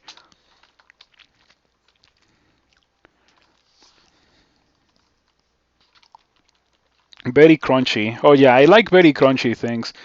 Um, Even things that you would normally not be too much of a fan of, like my mom always looks at me weird because I like to eat like the the corn that you use for popcorn that doesn't like actually pop, but is like kind of toasted. I like that a lot, and my mom never eats it, so I just grab her like corn pop bowl or popcorn bowl and just like eat it myself. She always tells me that it's gonna cause me like a stomach ache, but it doesn't. Like I don't think I remember ever having a stomach ache that I would be like, oh yeah, I got this because I ate that. No, not even once. They're also seasoned, somewhat like Doritos. It's very funny because I always say this to myself, I guess, because it's not like I talk to people about this like in abundance. But Mexico has a thing that is called chilaquiles, which is pretty much like Doritos for breakfast, except that it's not like actually Doritos. Like you get your totopos, your corn totopos, corn chips, I guess would be the proper way to say it in English, and you add sauce like hot sauce. And it depends on like the person, but you may want them to be soft, so you like wait off for the sauce to soften them up, or you like them more consistent, like I do. Um, and just like dip them in sauce and like put them on in your plate or like a mixture of both, so you have a bit of everything. And people like accompany them with or like rather they use them to accompany like some form of meat like chicken or what is it called? Beef, yeah, chicken or beef, usually. It is a very common thing to buy and eat outside of work offices in Mexico. Yeah, there's people that even make tortas de chilaquiles. So a torta is like a sandwich, but it's made with like a specific kind of bread called what is it called? Bolillo. Yeah, it's called bolillo. I don't know if there's like an English word for bolillo. I just know it as bolillo. Um, I guess it's very similar to a baguette, but it is like way smaller. It's not a baguette by any means. It's just like slightly reminiscent of a baguette. This all sounds delicious. Yeah, you can tell that I have been very heavily influenced by the existence of that food room in my Discord. I keep telling you, that room is too powerful. I don't know if I can handle all that food power. Some of the things that have been posted are like actually blow my mind. Um, Gonna make some coquito tomorrow. Or no, I'm not gonna make it tomorrow. I'm gonna make it on Sunday. Coquito is like a thing from from Puerto Rico. It's like eggnog, Puerto Rican eggnog. That's how I've heard it described. It doesn't have any kind of egg on it, but that's how people call it. Okay, that's kind of annoying. Don't do it again. Don't do it again. Okay, stay there. Can you reach me with your iron shot? You can. I am still within range. I also don't have cold resistance, and you have a bolt of cold, so probably I shouldn't be fighting you. Yeah, especially considering that I took like 60 damage. Oh yeah, and you also have the Sphinx support.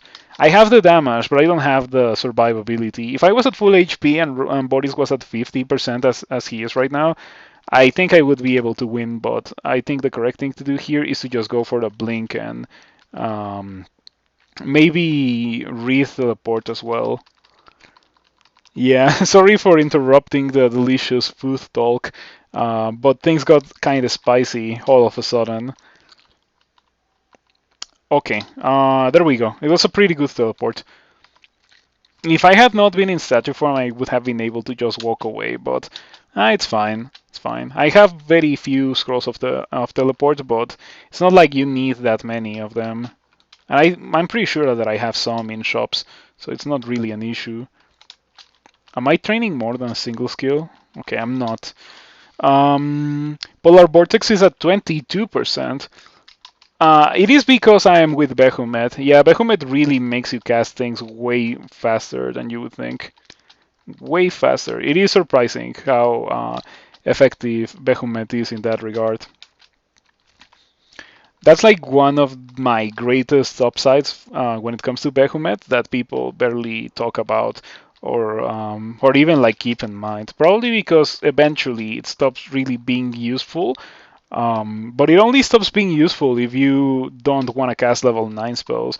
As long as you keep getting like the higher tier of spell, Behemoth's spell enhancement will, or like when I say enhancements, like the wizardry effect will still be useful to you. Okay, okay, that's fine. Oh, come on! Severely damaged. I go for Iron Shot and it doesn't deal any damage. Come on, unreal. Ooh, okay, okay, okay, okay, okay. Yeah, we went from severely damaged to almost dead, but then the zombie hands killed Bodies before Bodies got to shoot me with Iron Shot himself.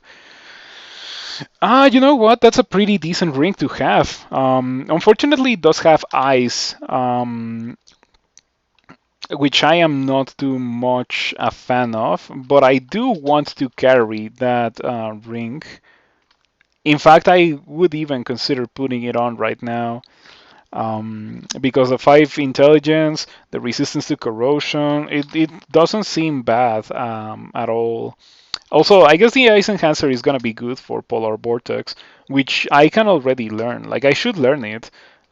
This is acquirement. It's not acquirement. I don't think I've seen acquirement in this game. That's kind of crazy. Yeah, I am a bit surprised by the lack of acquirement. Let's get rid of this ring of poison resistance, because this ring is pretty much that, but slightly better. Okay, so what happens if I do this? 13 and 3 strength, of course. If I fight anything that can drain my strength, which there's not a lot of things that can do that. But if I encounter one of those monsters, I should really not be using that. Shtawa. Okay, Shtawa. I can go back to my Ring of Protection to give myself a second pip of fire resistance. Yeah. And now, statue form. You're weak to cold, right? Because Fire Dragon. Yeah, susceptible to cold. Okay. Statue form for survivability. Fridge, fridge, fridge. Okay. Iron shot. There we go. I think a fourth fridge could have also been okay, but I wanted to finish off with Iron Shot because why not? Okay, I like how the character is right now. I think we can even quiver refrigeration. No, I'm gonna keep quivering Starburst or like Flame Wave rather, because Flame Wave is still a pretty mana effective spell.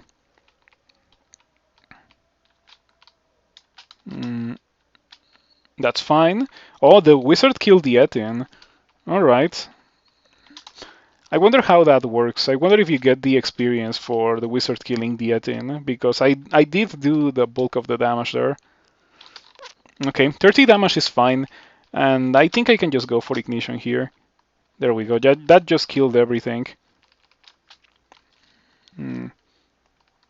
Convoker immediately starts convoking. And of course, because I am in statue form, it finishes convoking almost instantly. But it is fine. I lost the statue form right after that happened. That's fine. What's the other form you're using except statue? Oh, what happens here is that I have the tile for a pig as my player tile. So when I am a pig, when it looks like a pig, it is that I am in normal form. But then if I am not a pig, I am in statue form. That's what it is. So I guess it's elf form and pig form. Yeah, right now I'm in statue form, so I kind of look normal. But soon I will go back to being a pig. Yeah, this new revolutionary knowledge of how to become a pig is really like going to be fantastic for me. Um, Okay, resist corrosion, because why not? This happens to give me 2 pips of fire resistance and 1 pip of every other resistance. So I think this is looking like a pretty... Oh, wait, I don't want to use the Ring of Resist Corrosion.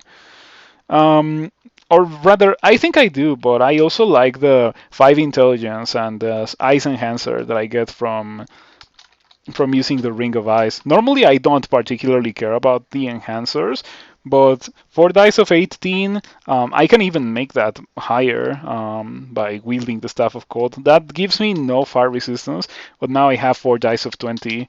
You almost thought that I was getting polymorphed. No, sorry, I almost died there. Um, Fortunately, there's very few monsters that can actually poly you. I guess there's Killer Clowns, Kirky.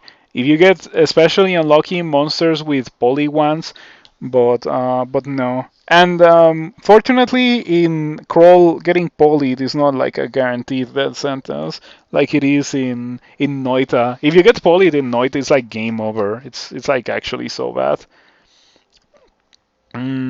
So we are going to forget some things with Amnesia. I think I want to forget about Sandblast and maybe Passwall. Maybe Passwall. Did Tilesaton make a convert of you? Of course not. Yeah, definitely not.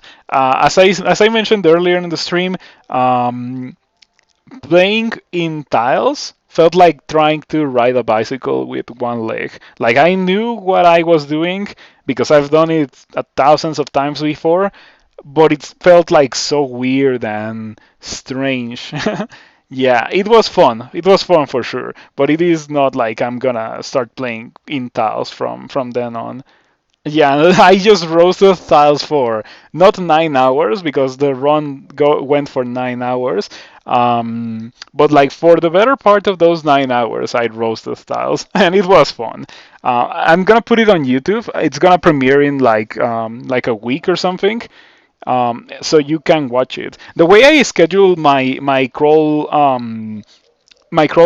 releases on YouTube, I guess you can call them releases, is that I publish them the days where I don't stream. So usually Wednesday and Saturday, which are the days that I don't stream, sometimes Sunday. If I have good enough characters, like I can put them on YouTube on Sunday. But normally it's just Wednesday and Saturday when I have really good things.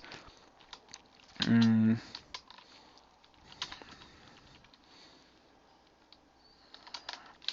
Okay, I do have to amnesia some things.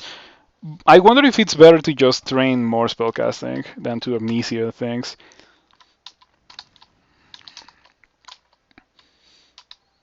Mm, Dispel on Death? I could amnesia Dispel on Death. Noblet, thank you for the sub.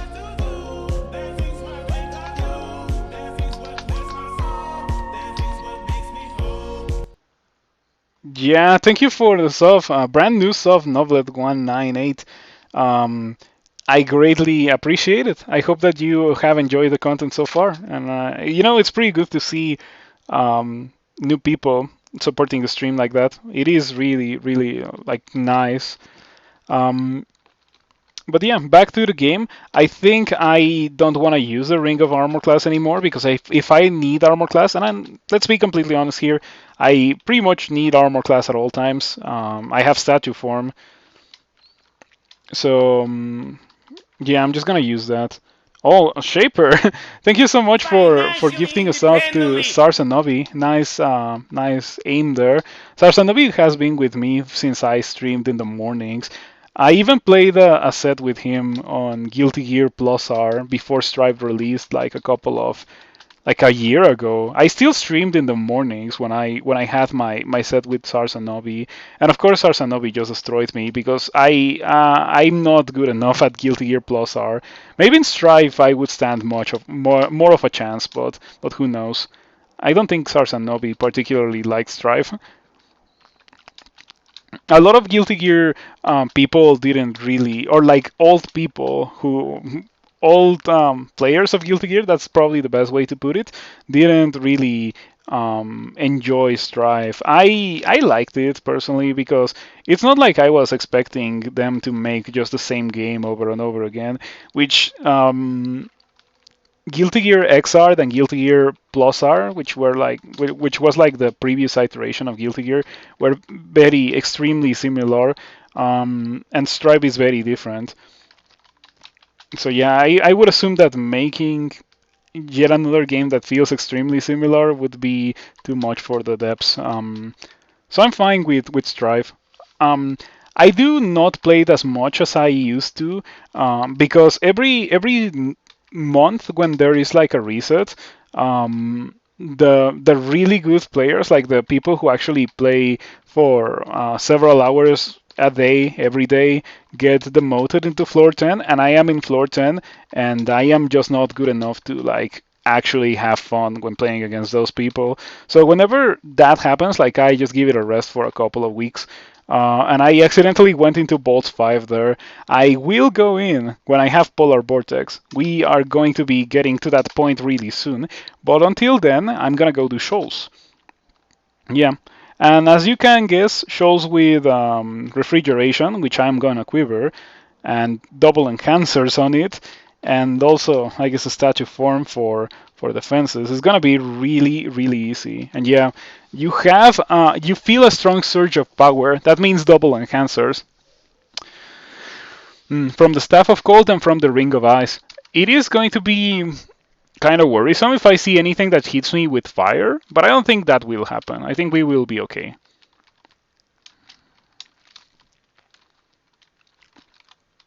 Mm, okay. What's the Flame Wave button? I actually don't remember because I have been casting it off the quiver ever since I got it.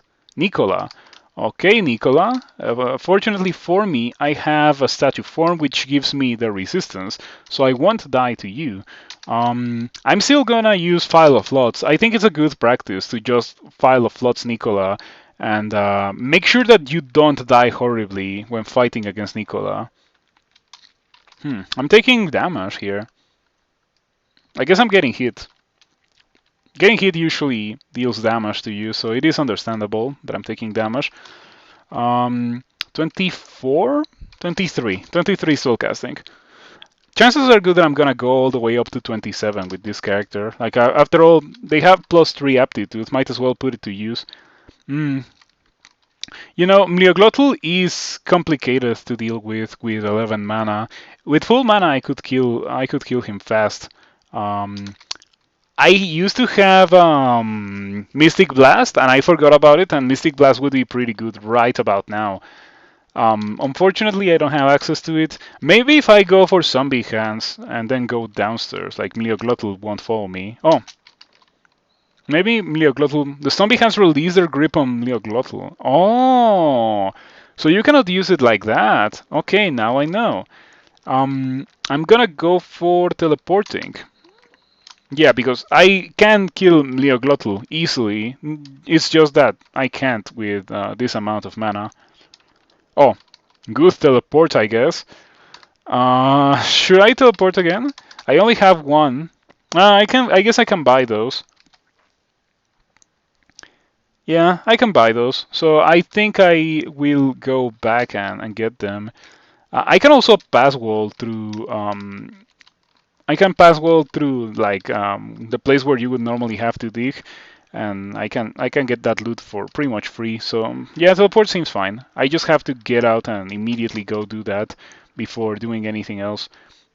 Because being without scrolls of teleport is somewhat dangerous. Flame wave, because flame wave is very mana effective. Scroll of tele, okay. Can't complain about finding a scroll of tele. Okay. Yeah, I really can't fight Mliaglotl with only 10 mana.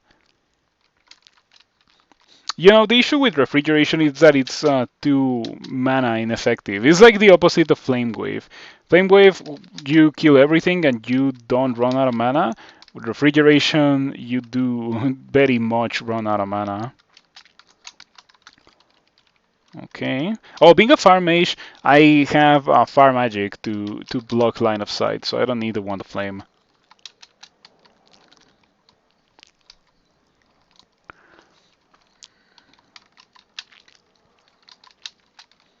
Okie dokie. What we have here, scroll silence. Okay, I don't think I want that. I'm gonna drop it for safety. I don't wanna like accidentally typo into it. Normally I value it greatly, but this is the kind of character that absolutely cannot even think about using it. Because all my damage, or like the great bulk of my damage comes from pressing the Z button, which is removed from the equation when I am silenced. Mm, Okie dokie. So, Tin of Tremorstones doesn't seem so terrible.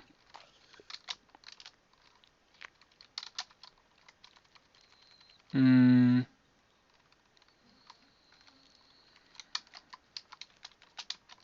okay, never mind. I think I'm just gonna go for Starburst. Did that kill Jorgrun? I think it did.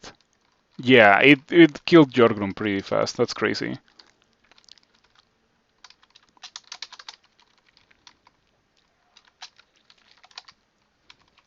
As a spellcaster, would you prefer mana regen or reflection? It depends, because there's a fair amount of spellcasters. Like, you could theoretically call a transmuter a spellcaster, and a transmuter will not really care about mana regen. But then a character like this one, which is very mana intensive, could probably use some mana regen. I currently am using an amulet of regen, like a normal amulet of regen, because that's what I like. I like stacking regen. I think it is a pretty good way to not lose. But my second option with this character would definitely be mana regen, and reflection would not be that high in the list. So on a character like this, mana regen. On a character like a transmuter, or in general a character that doesn't use a lot of mana every fight, definitely reflection. And wait for regen on the two of them, pretty much, because regen is just the best thing in the game. I think Mliaglotl is in this level. Okay, I need the Kraken to like align so I can go for Starburst. Okay, we can kill the Kraken easily. Like the Kraken is really not a threat. Yeah, just take a look at that beautiful Starburst damage. Even with no enhancers, it's like crazy high damage. I'm thinking that maybe quivering Fridge is not such a good idea. And maybe what I should do instead is quiver Flame Wave as I was doing before, because Flame Wave is also very effective. Um, yeah, it also like makes me not run out of mana, and that is very important for sure.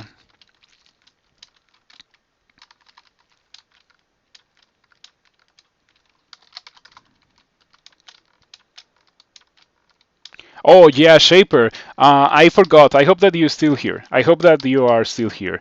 But my mom said to to tell you. Well, she said that her pozole was kind of meh, but I greatly disagree with that assessment. I think her pozole is pretty good. Um, so yeah, just to keep it in mind, she really like undersells her pozole, but no, it's pretty crazy good.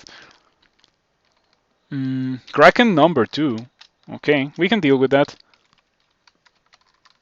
You'll take my word for it. Yeah, I whenever I see like foreign people that I like interact with in a friendly way, of course, like I wouldn't just approach a random tourist on the street and be like, "You have to eat pozole." No. But I always advertise for pozole.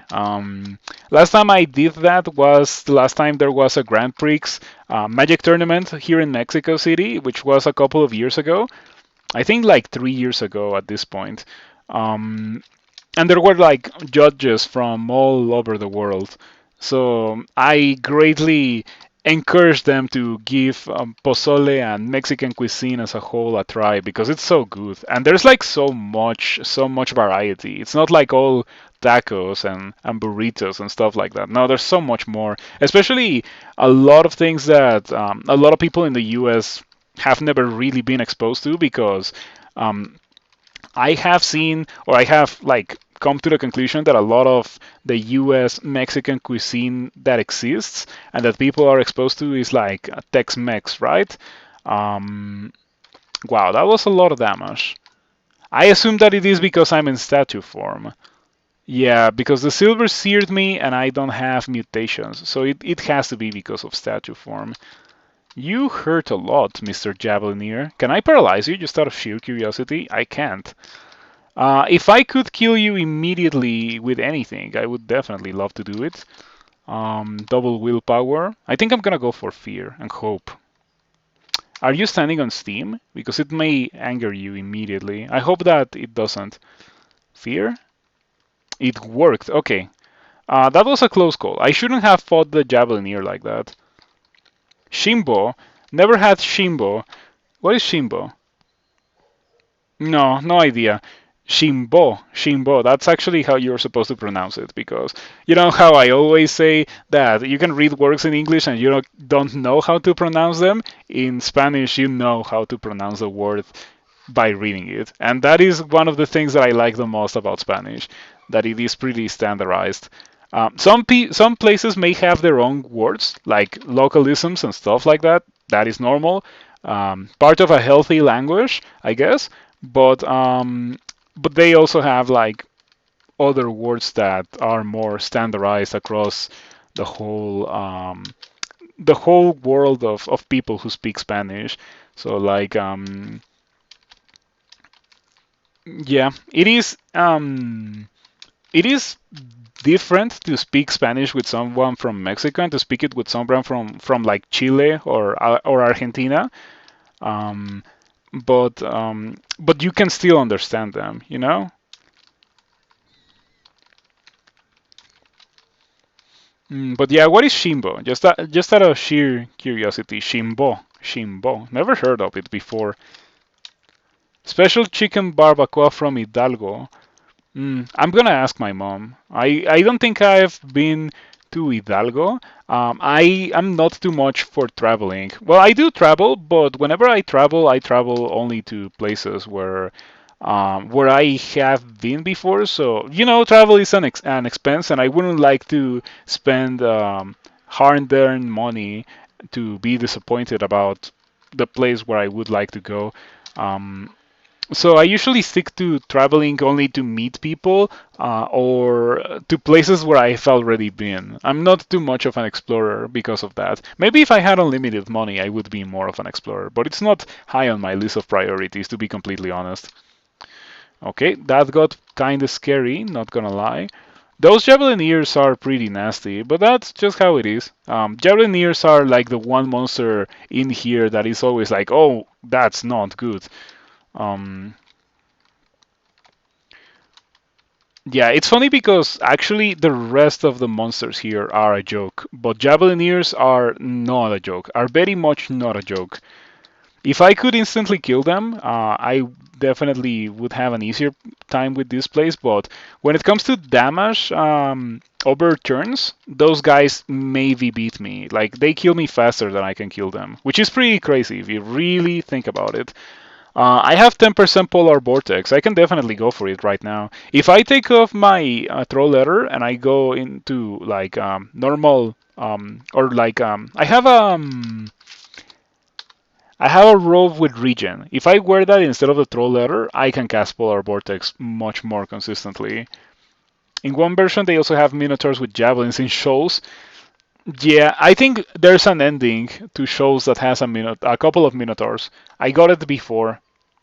Mm, Shimbo, I see.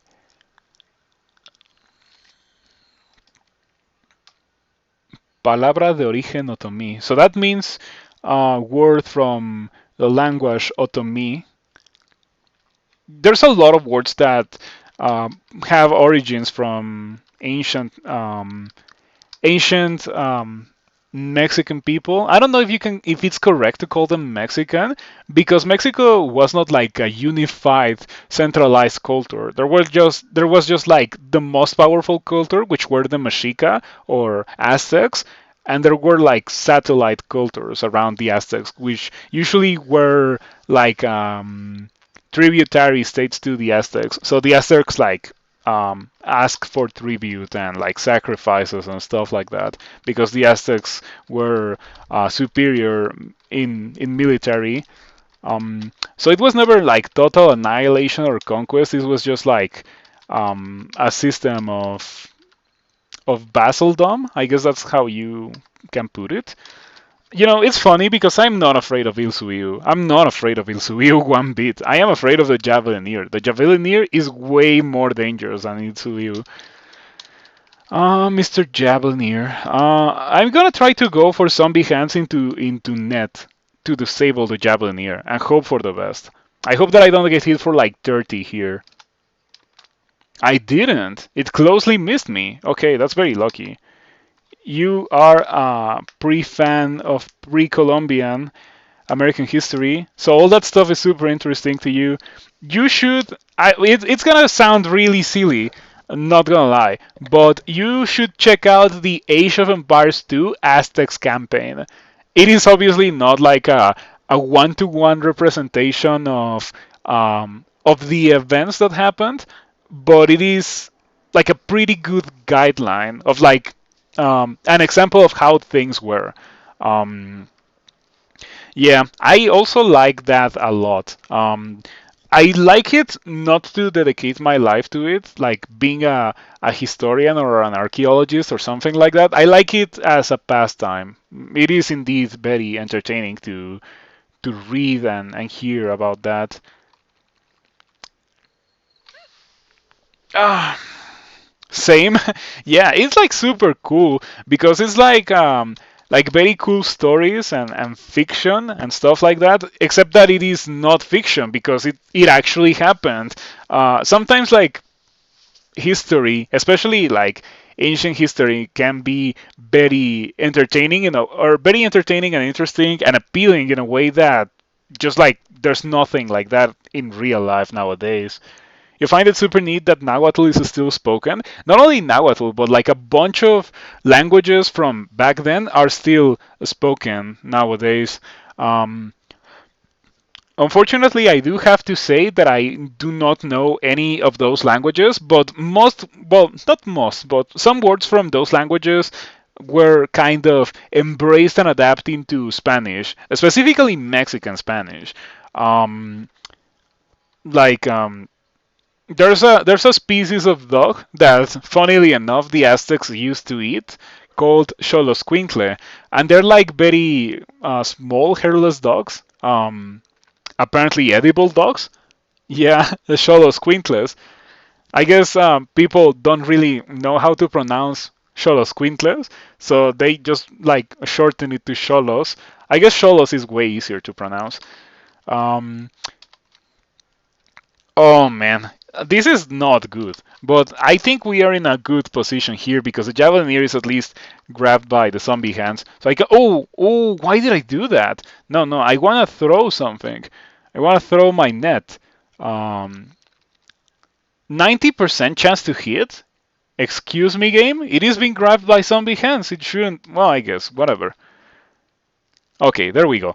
That removes the greatest threat, which is the Javelineer. That was you. Literally, that was the first time you heard it pronounced. You know, perks of watching a Mexican streamer who is fluent at both Spanish and English. You get to listen funny words like Tzitzimitu and Xoloscuincle and Popocatépetl. If you find any other, oh, Nezahualcóyotl, how could you forget about good old Nezahualcóyotl? It may sound funny to you, but that was the name of a warrior poet king from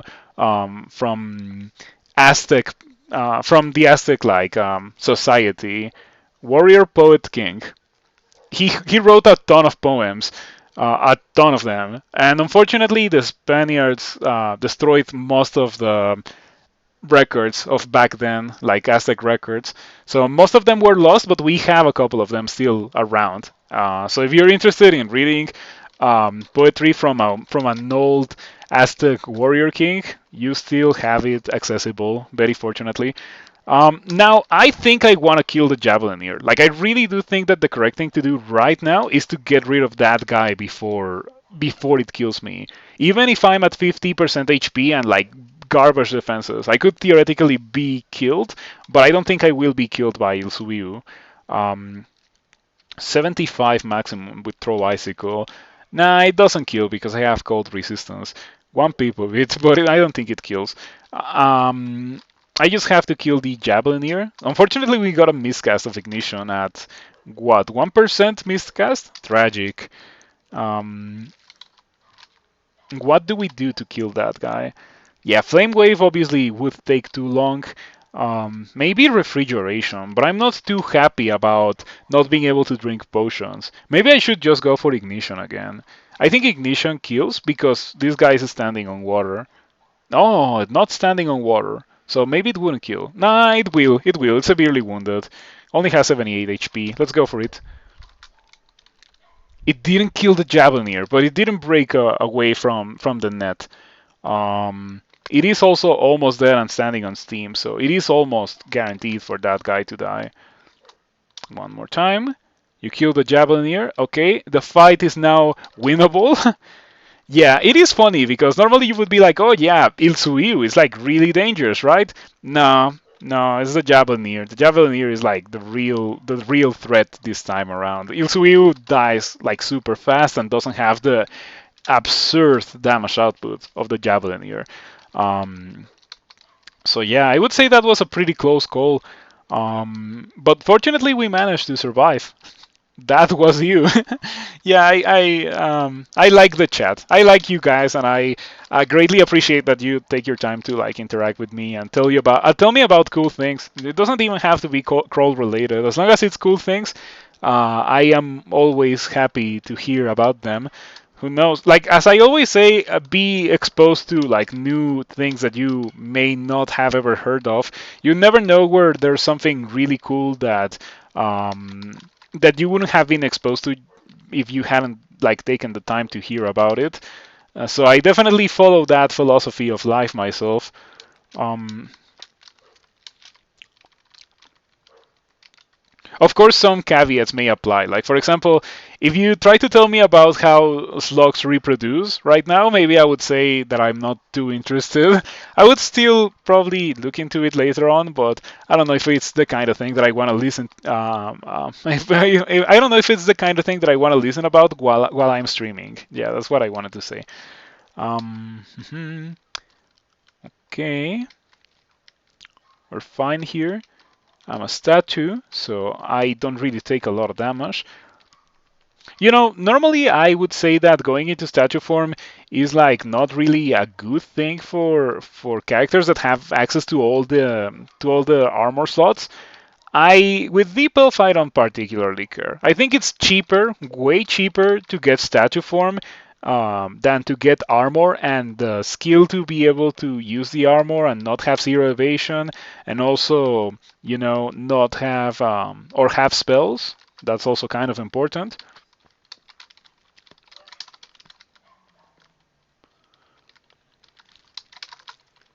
Okay, that was 23 spell casting. I can get Polar Vortex now. Gonna continue training Ice Magic. But yeah, we have Polar Vortex. As soon as I learn it, I can cast it. 4%. Oh, this is great. I'm gonna go into Bolts 5 and I'm gonna Polar Vortex them, and they're just gonna die, and there's nothing that they can do about it. Oh man, this character is really fun.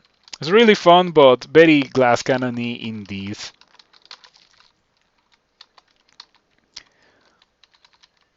As I mentioned before, I do enjoy this way more than characters that um, are resilient but cannot kill anything. And obviously, the best mixture is a character that is not necessarily the most glass cannony thing in the world, but it still can kill things quite well and still has like good um, defenses and HP and stuff. So kind of something like a Nogger. Well, Nogger has a lot of HP, but Minotaur, I guess, is pretty good. Glass when it comes to killing things really fast. Not it is not like the best species in the game for no reason. Um, or at least the best melee species, of course. If you try to play a Minotaur spellcaster that was actually casting spells, you are not gonna have a good time. Intelligence, we're gonna get intelligence. I have 36 intelligence. I got marked. It is not really an issue because now I have Polar Vortex, and Polar Vortex is like the pinnacle of mana efficient spells. So, oh, I didn't learn it. I forgot about it. It is fine. I can win this fight even if I don't have Polar Vortex, but I definitely would like to have it. Um, Ooh, Javelineer with silver jabs. That's not good. Oh, wow, I can't believe it. Like, it's very funny how, like, literally nothing deals damage, and then a Javelineer appears, and oh, bop, 34 damage. Um, Fogu? Fear? Fear seems correct. I don't think the Javelineer can even get feared because of the zombie hands. Can I shoot a net at the Javelineer? I cannot because the snapping turtle blocks me. But that means, in the same vein, that the Javelineer won't shoot through the snapping turtle. Okay. Oh, the silver javelin completely misses me. I thought that you were not going to shoot. Maybe it is asymmetrical, and that guy can actually shoot in a way that it hits me without hitting the snapping turtle. Yeah, because it didn't even like give me a message that said that it missed the snapping turtle, so it does have like line of fire towards me. Why is it not symmetrical? It really feels like it should be symmetrical. Like if I can hit a monster, the monster should be able to hit me, and if I cannot hit a monster, the monster should not be able to hit me with launchers or with projectiles and stuff. That kind of thing. Mm,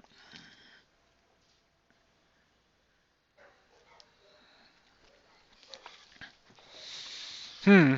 So, oh, I typoed into Flame Wave. I don't wanna. Oh, fortunately, the Javelineer just died from that. Okay, that was very convenient. Not gonna lie. Oh, it is constricted by the zombie hands. I was wondering why the snapping turtle was not like actually trying to kill me. They changed a few things like players being able to shoot through HEP ancestors too. Yeah, but I don't think that was because the Javelineer was shooting through its ally, the snapping turtle. I'm pretty sure it was not that. I think it was just shooting in a way that was never going to impact the snapping turtle, even if it was an enemy monster. It was super weird. Um, but anyway, I am at half HP. This guy hurts. This guy doesn't Well, it hurts, but it doesn't hurt that badly. And then Merfolk is kind of irrelevant. Refrigeration? Yeah, refrigeration. Oh, I one-shot the Cyclops. Um, Not bad. So I don't have issues with Dream Sheep. Dream Sheep are perfectly fine because in statue form I'm immune to sleep. Um, no longer marked. Better refresh that. Ignition. Ignition again. Flame Wave. Flame Wave is fine. Okay.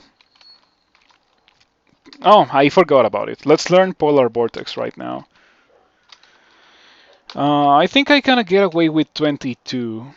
I could get away with just turning it off right now. In fact, I think I am going to turn it off right now because I already have it castable. Next step on our list is gonna be actually getting some defenses. Look at how far I got with no dodging, no armor, and only 8 fighting. Yeah, let's get some. Let's get some dodging. I don't think I should be walking around with these defenses anymore. I don't want to die to a lapse of concentration, which has already happened a couple of times. Um, Fortunately, I've had the consumables to turn it around. But yeah, let's get like 15 dodging. I only have 15 dexterity, so it's not gonna do a lot, but it's gonna be better than 11 evasion. We got irradiate. I can pick it up, and I think I have pretty good spell power with it actually. Wait. What's the button to? The scribe. 3 dice of 31. Yeah, that is indeed pretty good melee damage. I don't know if it's better than Flame Wave. It is better than Flame Wave. Really want to watch the Polar Vortex Balls 5, but you have to head out for tonight. It's fine. Thank you for stopping by, Bycross. I always appreciate it, and I hope you have a nice weekend. I this character is gonna be going to YouTube regardless. So even if you don't have the ability to watch the entirety of it live, you will still be able to catch it on YouTube forever, pretty much. Twitch video on demand get deleted after like 2 weeks. So whenever I play a character and something like truly remarkable happens, like for example this character that killed Vampire Knight, Storm Dragon, Shadow Dragon, Fire Giant, Stone Giant, and a Caustic Strike before entering a room branch for the first time. Like that is, in my opinion, what I would define as a remarkable character. So obviously this guy is going to go to YouTube. Part 1 will actually be released on Saturday, and part 2 of this character will be released on Sunday. And then for Wednesday's stream, or for Wednesday's upload, we have something very interesting.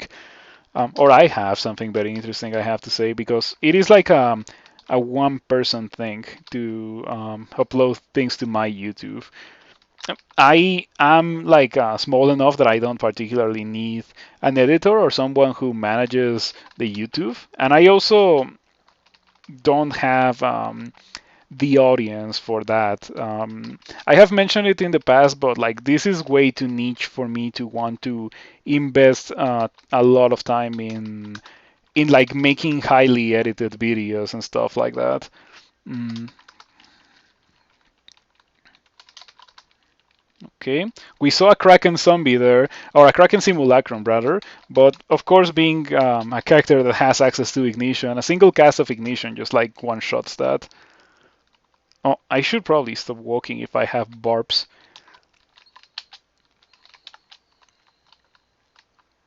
And of course that bolt had the rune. If it's being guarded by a Kraken simulacrum, it has a rune. Okay. Oh, Javelineers. Why do you have to be like that? What's my bottom for Polar Vortex? It shouldn't be that. It should be capital T for Tornado.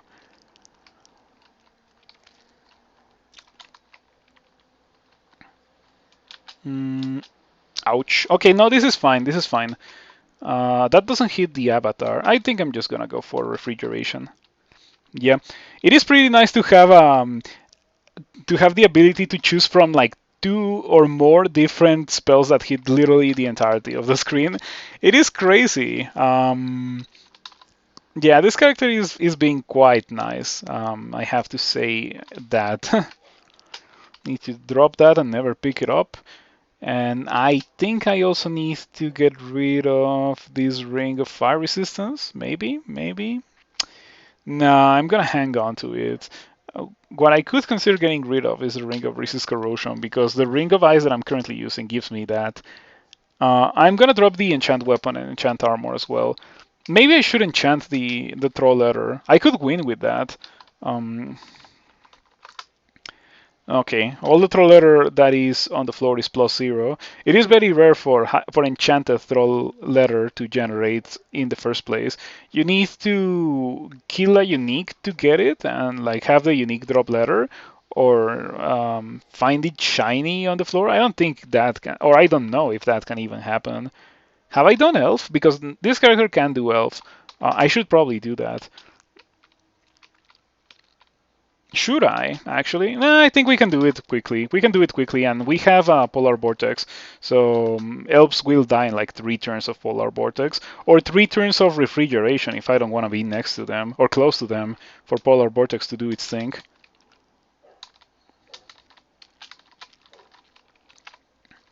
Mm, okay, let me drop those scrolls of enchant weapon and enchant armor.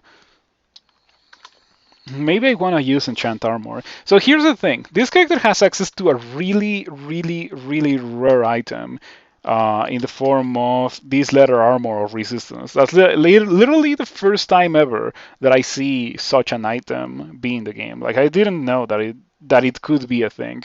Um, I think it may be brand new, this letter armor of resistance.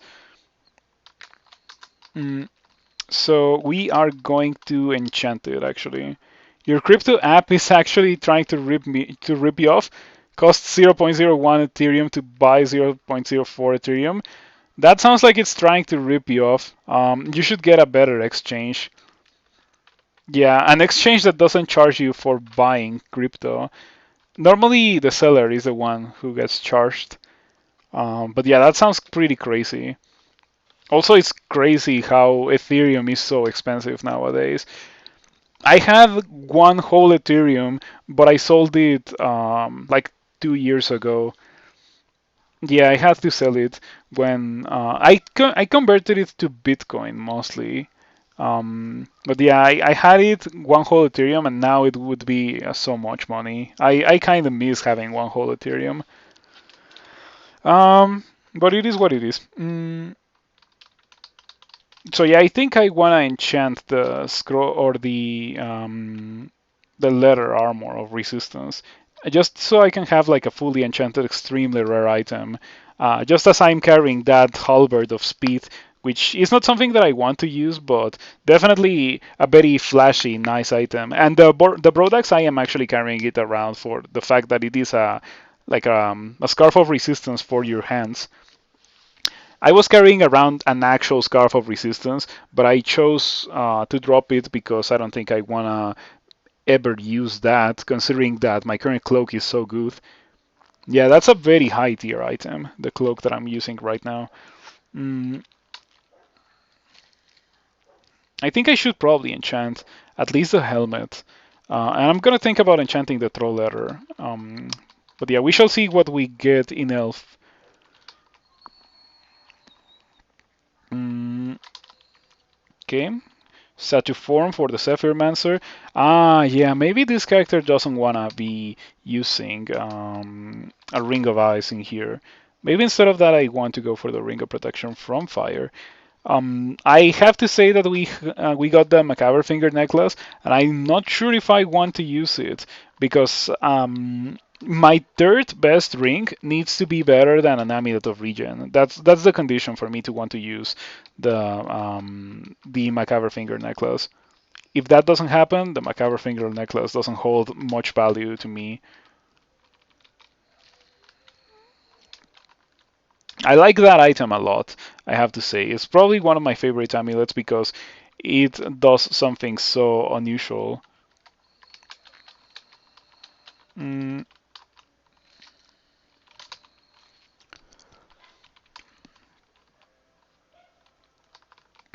Oh, my Polar Vortex is now 9% because I took off the Ring of Ice, and the Ring of Ice gave me like 5 intelligence or so, which helped a fair amount with casting that. Mm, for this place, maybe it won't be such a terrible idea to quiver Refrigeration.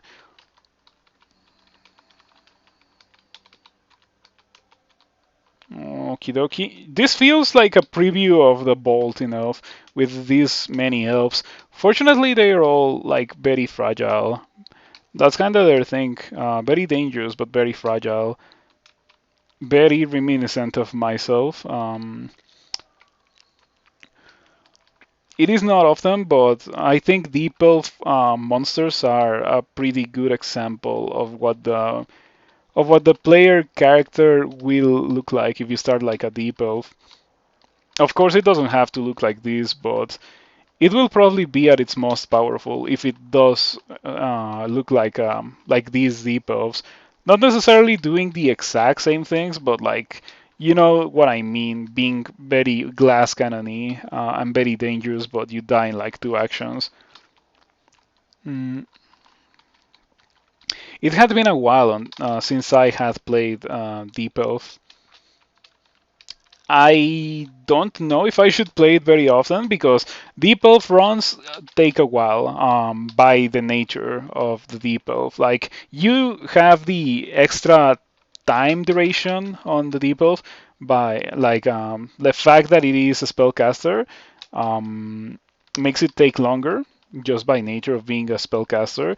And you also have the fact that it is so fragile and like actually difficult to play and really punishing if you make mistakes. In fact, in this stream, I would say that we have very frequently showcased how dangerous it is to make a mistake with this character.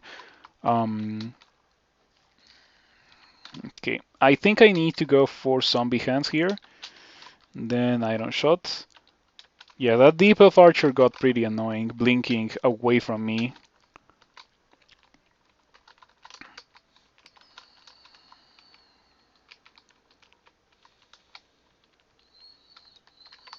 Okay, do I have 2 pips? Oh yeah, 2 pips of fire resistance and nothing else.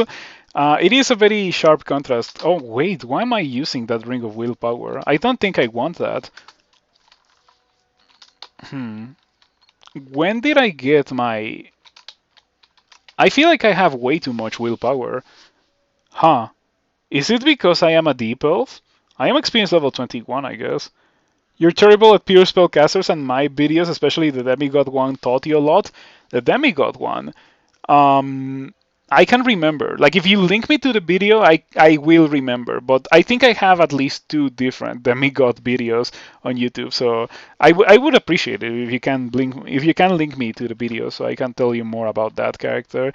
But regardless, I am very grateful to hear that. Like, it really does help a lot. Like, I greatly appreciate it when people come in here and tell me that what I have done has helped them in one way or another. It doesn't even have to be getting better at crawl. Maybe like because I know there's some people that watch me that are either in my same skill level or better than I am, and they watch me for entertainment and for like maybe different or more insight on different tactics to use. And I appreciate that they appreciate my content and that they choose to consume it and use their free time like that. Yeah, that's pretty sweet. Deep elves have little more will than normal species. Yeah, they have 4 per level up. So if you're experience level 21, you have 84 willpower base. So that's by default 2 pips of willpower. And then I guess I get the third one from my cloak. So of course we don't need 4 pips of willpower. I think I can use this then. It does. No, that's fine. That's actually pretty sweet. If I go into statue form, I have 1 pip in every resistance. So that's about as tanky as I would need to be to not die horribly to these elves. And yeah, that guy alone deserved a polar vortex. Deep Elf archers are so annoying. Like, they are annoying, they're not dangerous. Master archers, on the other hand, definitely dangerous. Yeah, I think there's a very important distinction to be made there between annoying and dangerous. Um, I guess some annoying enemies can be dangerous as well, but more often than not, I like choose to separate annoying and dangerous. Um, yeah, maybe Deep Elf archers are like a pretty good example of an annoying enemy that can get dangerous if you give it enough time. But the bulk of the annoyance of the Deep Elf comes um, from the fact that it is that it repels missiles. Yeah, that's what I meant. That's what makes the Deep Elf Archer annoying. It is pretty interesting because very few enemies, I would say, are truly annoying and not dangerous. The Demigod Elementalist, I see. Oh, it's the 15 rune run because I think I also had like a character like that was using a great sword. Is this the character with the great sword? And manifold? No, it is not. This character is using a sky weapon, a plus 10 mace with willpower. I'm pretty sure that I'm gonna scroll to the end of the video and I'm still gonna be using that weapon because it's what I would do. Yeah. Okay, I was thinking of the other demigod, the one that was using a great sword with manifold assault. Um, so yeah, I am very glad that helped you. Playing a character that doesn't have a melee is not particularly the easiest thing to do in this game. In fact, as I have mentioned before, it is something that I would actually advise against because it's just making the game harder for you. But it is fun. It forces you to think about situations in ways that you like. It forces you to actually think about every fight in the game, and that may not be such a desirable thing to some people. I like, especially for fights that are not particularly too threatening, like this one, for example. If I had tab, I would have that fight, but I don't have it. So here we are. We found pearl scales. That is mildly interesting. But I have 3 strength. Yeah, you know what? I'm just not gonna get them. They're pretty good, but I'm not gonna get them. Mm,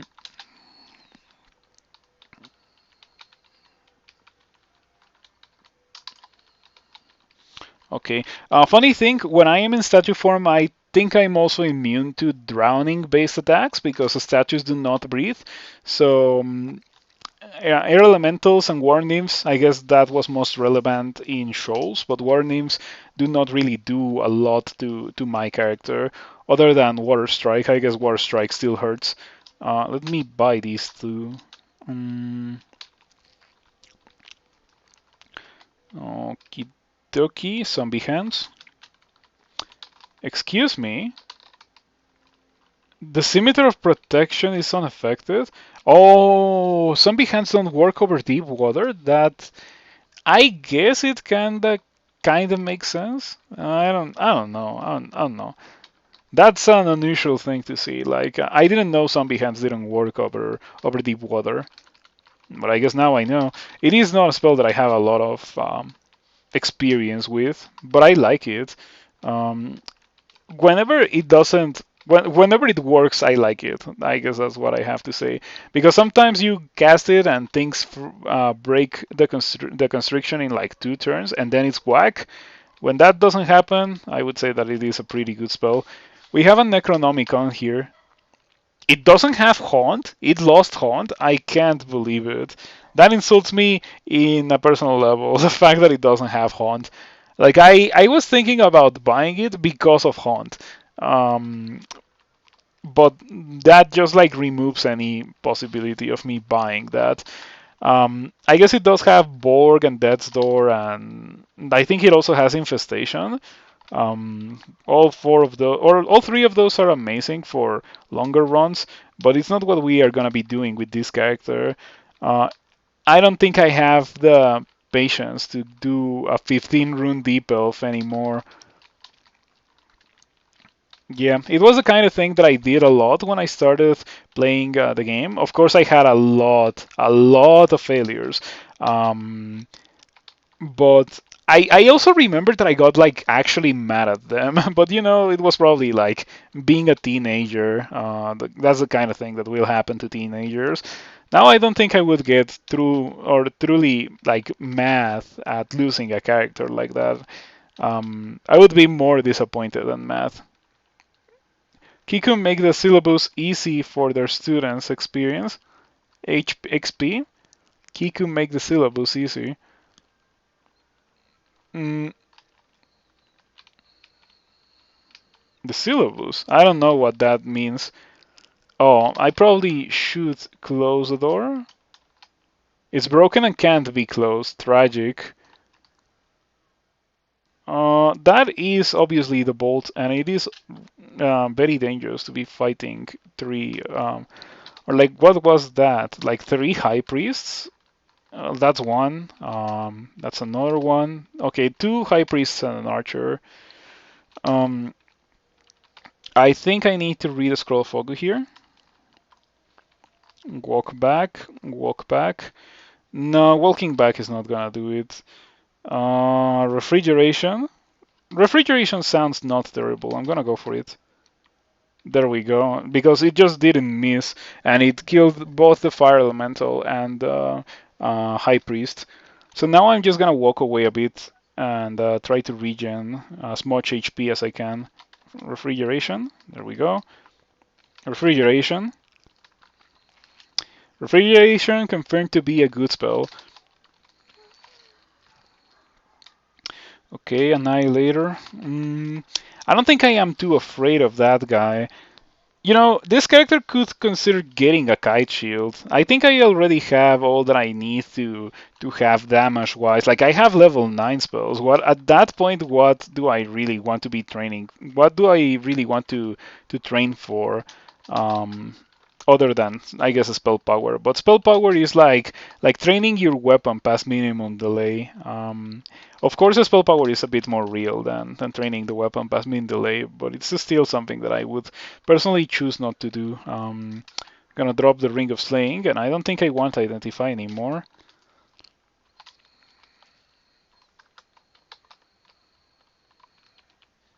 I don't want to drop those potions of mana. I want to drop these. And also the potions of Berserk Rage. Where are they? Where are the potions of Berserk Rage? I need to drop them. Yep, never using those. Of course, not as a character without any form of melee whatsoever.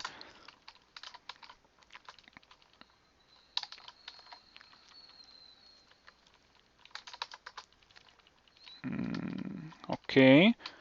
All the elves were revived. I wonder if I can waterlog the ghostly deep elves. Chances are good that I can't.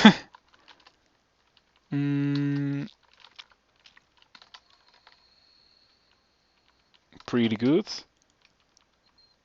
Pretty good indeed. One more.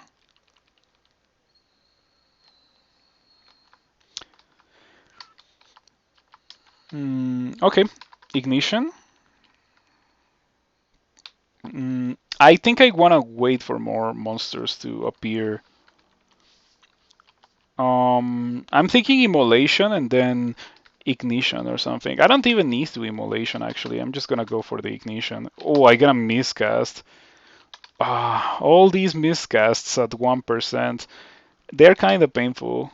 I cannot drink potions, so I cannot gain mana. So I guess we're gonna have to improvise a bit. Immolation and Tino's Tremor Stones and explosions begin. The Blade Master did not die. Unfortunately, it only got hit by one explosion. Walk back. Now it's dead. Shoutouts to Zombie Hands. Ignition here. Ignition kills everything except for the Fire Elemental, so I think I'm gonna go for Fridge instead. Yeah, Fridge killed everything pretty good. Amazing, amazing.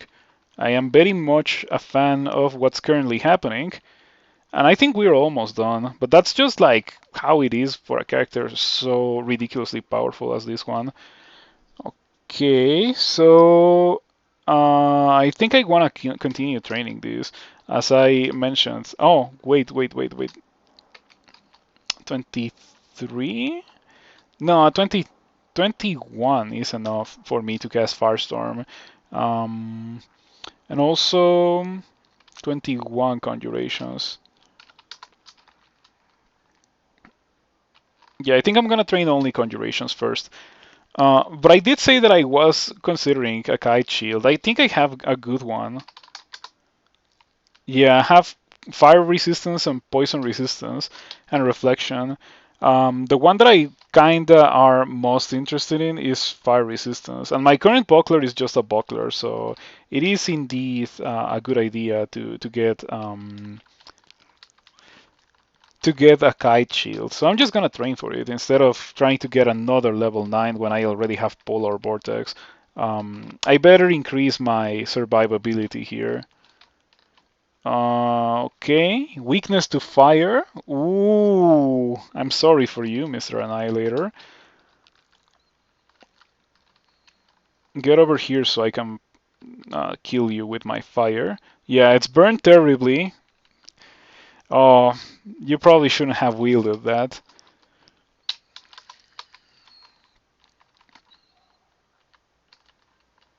Lightning Rod, we got it. I am very grateful for that because that's gonna be useful if I ever run out of mana. We have to improvise. Chimera Box is also pretty good. I wish it was called Chimera Box. Chimera Box is such a good name. Oh, 9 strength and 9 mana and blinking. I'm gonna drop it still because 9 strength means not a lot for this character. Like, if I cared about strength, I wouldn't have 3 strength pretty much. Let me drop and never pick up Scrolls of Identify. Yeah, the time for Identify is already gone. I wish it was not trivial to make it so that once you have everything identified, the scrolls appeared as useless. But apparently it is like actually super complicated to do, and that's why it hasn't been done yet. Ignition?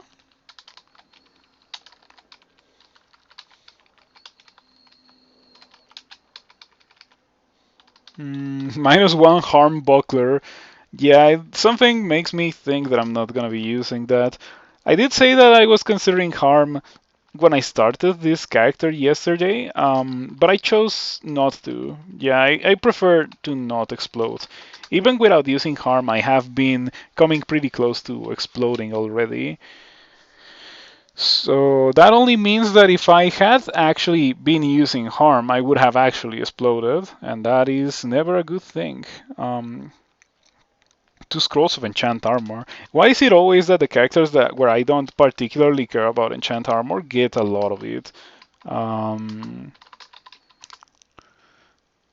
those globes are pretty bad, and the rest of the globes that I have are like trash, so I'm just gonna enchant the ones that I have.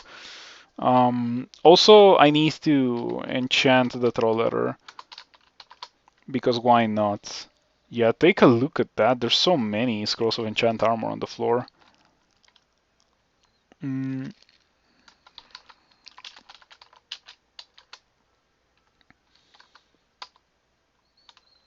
enchant armor.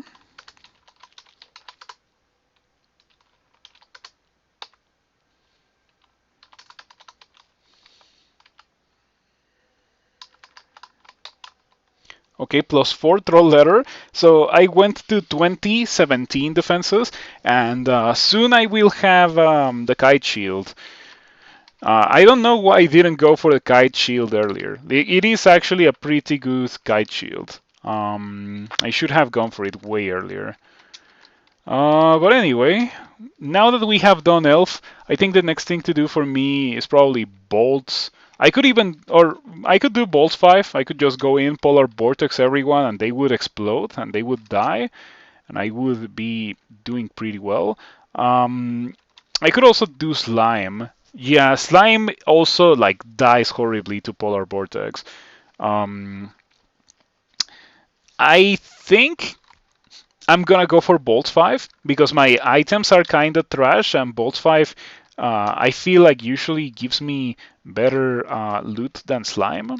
Slime also has loot, and it is faster, but it also comes with the risk of mutations. Let's see. I have 5 mutations, or 5 potions of mutation, with 5 more in shops. So it's actually 10 potions of mutation. I could afford to get malmutated a bit with this character, and it wouldn't really be absolutely terrifying. It would only be a moderate annoyance. Mm, yep, I remember this. I gave away my free turn to kill you all by accidentally going downstairs. But fortunately, I don't need a free turn to kill you all with Polar Vortex. Yep, it is a pretty good spell indeed. I like it a lot. It makes me happy. In general, very flashy level 9 magic in this game is like so sweet.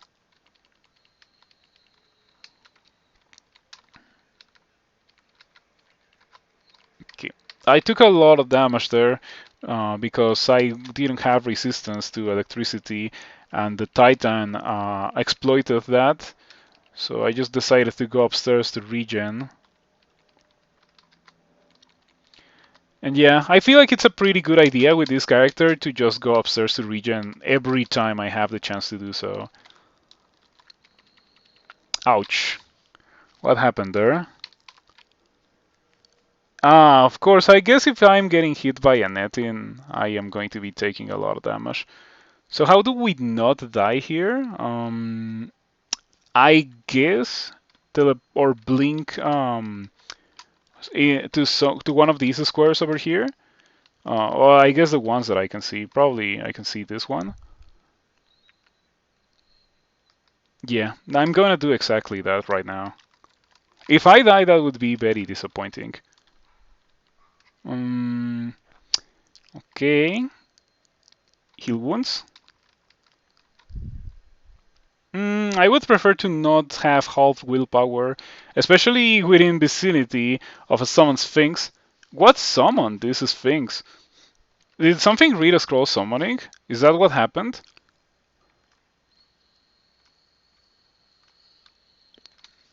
The Tango River reads a scroll, so it did read a scroll summoning. That is quite unfortunate.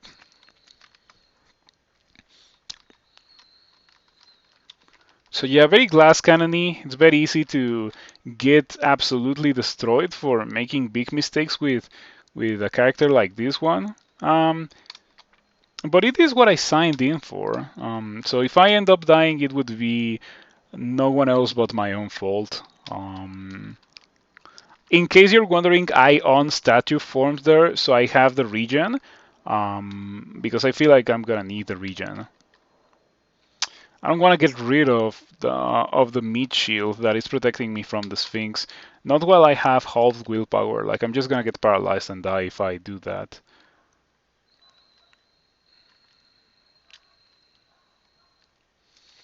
I think it's time to go back into statue form. I want to blink, but the chances are like I have 4 tiles where I could land and I just get destroyed by the Sphinx. One, no, so, 3. We have 7, 8, 9, 10, 11, 12, 13 tiles where I could land and not get destroyed by the Sphinx. I think it's too much risk. I don't think I want to do it. Like, I want to blink, but I don't want to get destroyed by the Sphinx. It's too. This is not looking good. Yeah, Bolt 5 can be complicated if you get forced into a kind of a fight like this. It was a bit of my fault as well. I guess I could have also not spent 2 turns next to a netting with this character. This is not the character that can do that. I'm too spoiled by characters that can do exactly that. Um, this seems fine. It's not really fine. I'm gonna cast a statue form. Ignition. Ignition is okay. I mean, 3 explosions on the Golden Dragon. Yeah, it's better than Fridge. It's better than Fridge at least. So we're gonna go for ignition. 31 damage by a Cyan Very Ugly thing. By the way, these are very ugly. The the normal ugly things I didn't like. I found them to be weird and very cubist, not really ugly. But the very ugly things are ugly indeed. That I can tell you for sure. I should probably haste. Seriously? Wow, I'm getting hit pretty hard here. And I'm also like having to use a lot of blinking, but I guess it's better than dying. I'm just surprised because 1 pip of every resistance and also 36 armor class, and I'm still getting hit so hard. Hmm. Indeed.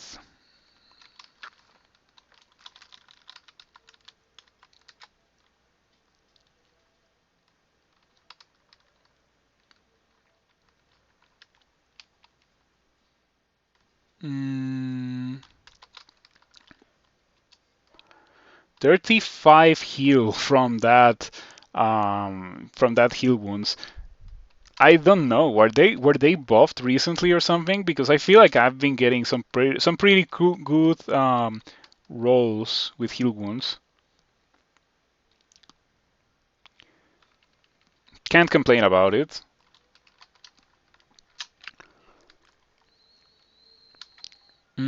Okay, Mr. Titan, you are kinda dangerous. Oh, you know what? If there was a time for me to use brilliance, it would be right about now. Zombie hands. Step away. That's fine. Iron shot. Starburst. You kill the Titan. Zombie hands. Oh, 2 Tengu Reavers. What do you do? A lot of very nasty things. Starburst? Starburst seems decent. I wonder. Well, I'm gonna try to cast it. 66% chance to hit. It's not a good. It's not good odds. I have to say that it's not good odds. I think I can do it. Let's see. A Wall of Fire misses a Tengu Reaver, the one that I specifically targeted to check. Oh, you cannot make this up. This is like too funny. Let's go for it again. I don't think it like can one-shot me from this amount of HP. I don't think it can. I mean, it is dangerous. It can definitely kill me if I give it enough time. But I think it got one shot. Okay, so I think I missed it twice with Starburst, and then it just exploded. Like actually one shot with a single Starburst that it landed. 6 dice of 19 is a lot of damage. Yeah, that is quite a girthy amount. Okay. The Starburst is dealing like very real damage. That is, of course, double enhancer. I have the Staff of Conjuration, and I also have the Potion of Brilliance, which I drank to not run out of mana here. Now, the Etin is making me somewhat nervous because it has a damage output to pretty much kill me. Um, I guess I can like slow it. Maybe it would be a good idea to slow it, but I don't know if I want to sacrifice this position because I have like very good Starburst here. It's hitting pretty much every monster that I'm fighting against. And I guess if I move away, it would still be true, but I don't know. This seems like a very comfy spot. Hmm.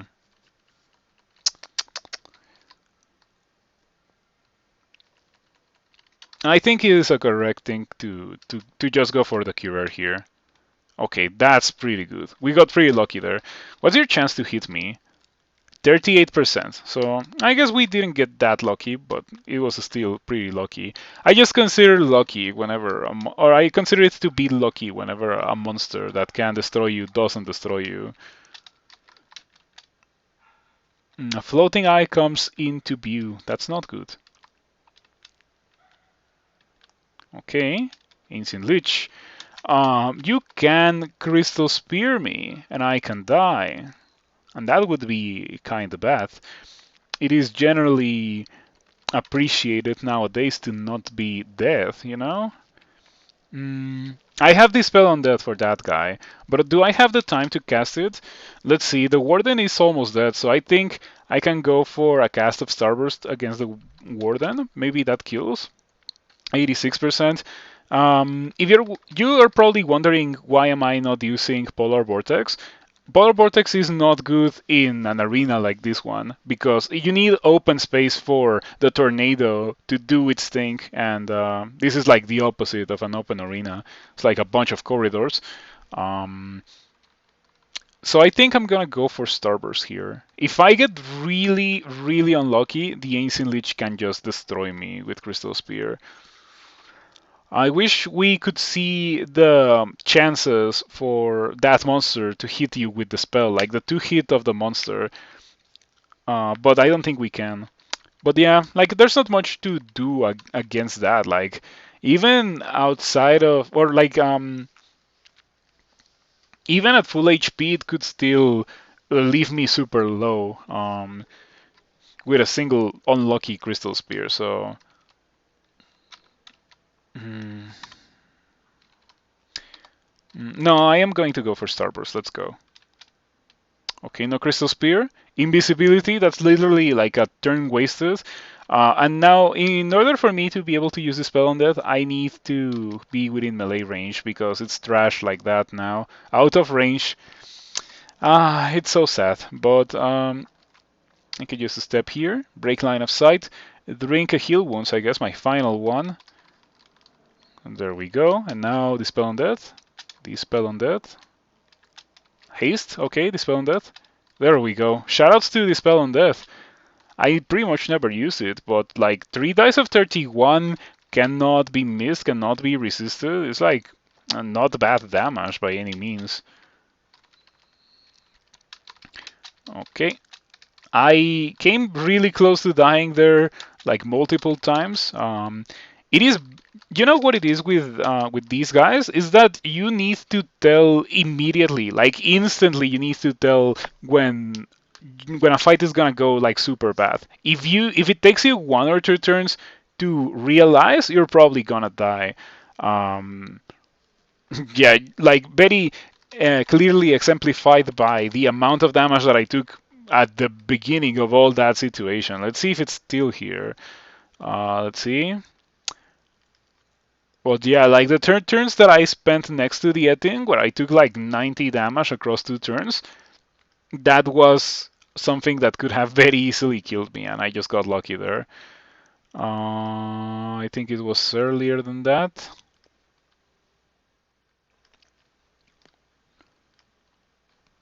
Oh wow, barely. Yeah, I took 65 damage in one of those turns, and before that, like I was at full HP, and in 2 turns I was at 35. Um, at least I didn't die, you know. Better than dying for sure. 9 shields. I wonder if I could put on the kite shield already.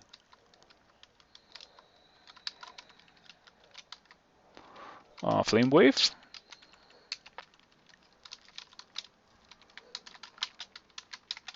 Okay. Tango River. Um, maybe we can Polar Vortex this guy. I like Polar Vortex because it's very mana efficient as well.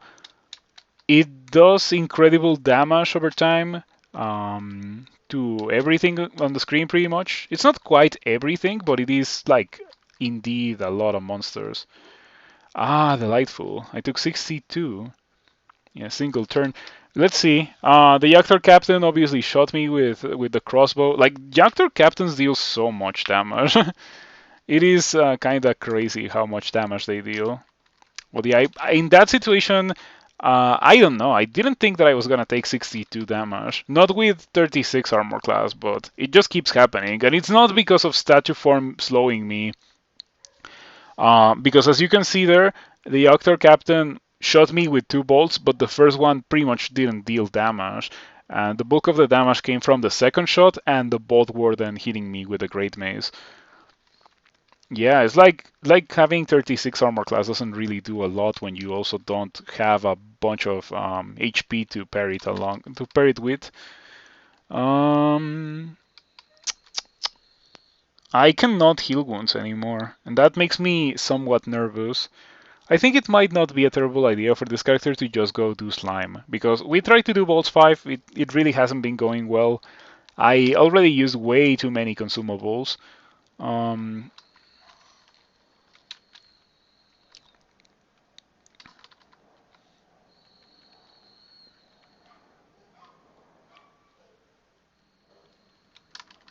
Polearm. And the Yoctor will have line of fire at me. I'm just gonna have to trust my 20 evasion and 36 armor class to actually do something this time. A bad roll could kill me here, but then there's like not much that I can really do about that. I think maybe Ignition. It's a maximum of 90 damage on the Yoctor Captain because it's gonna get hit by 2 explosions. It won't one-shot the Yoctor Captain.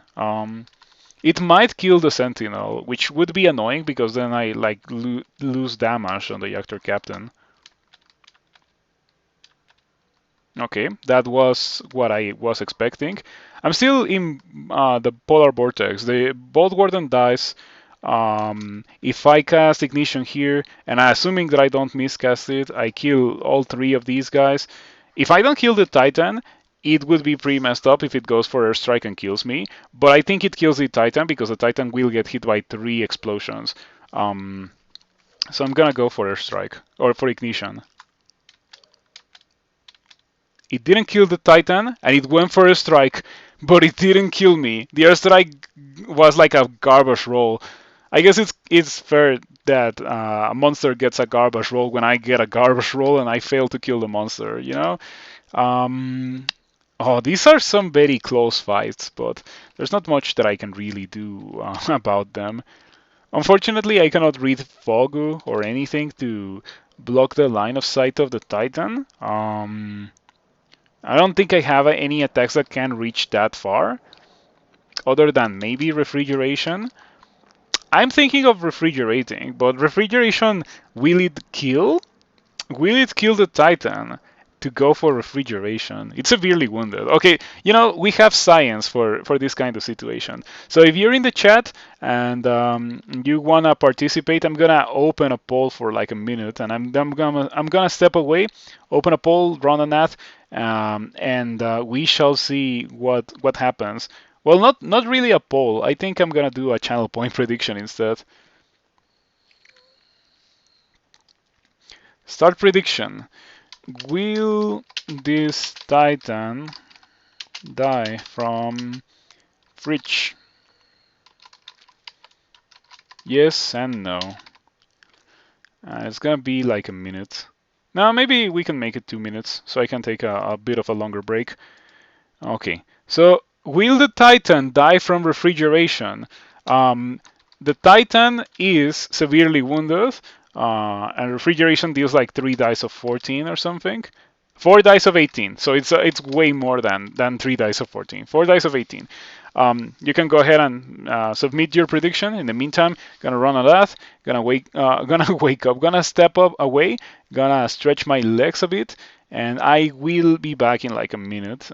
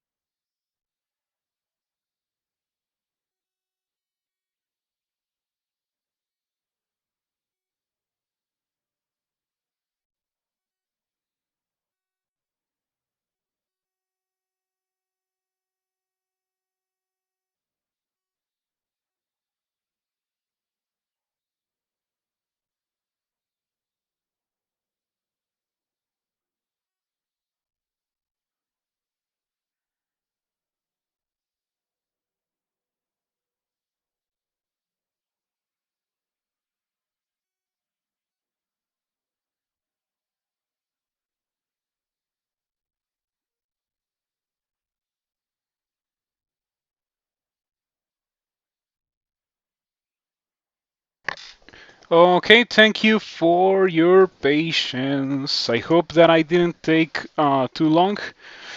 Now, the moment of truth. Will the Titan die from refrigeration? 4 dice of 18. Let's go. Fridge.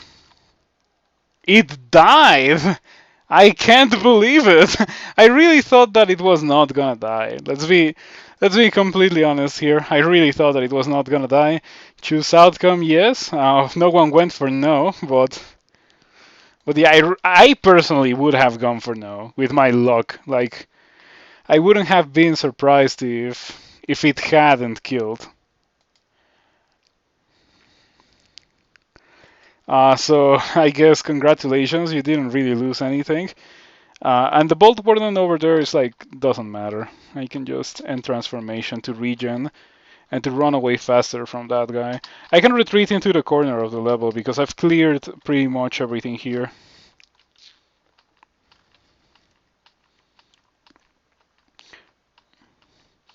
Okay, that's the boons of using a troll letter armor. I am very much a fan of it because it allows me to use a statue form for defenses and resistances, and then when I don't need to have defenses or resistances anymore, I can just on statue form and then have regen. So it is one very good thing, and then another very good thing that is usually at its most useful after you're done with a fight. Mm, okay, statue form for resistance to negative. Okay. Um, I think after that, the rest of these should not be so messed up. Do you resist cold? You don't resist cold. Okay, so I'm gonna go for refrigeration here. Yeah, because it also hurts the Hell Knight. Starburst doesn't do anything against the Hell Knight because it is immune to fire. That's their thing.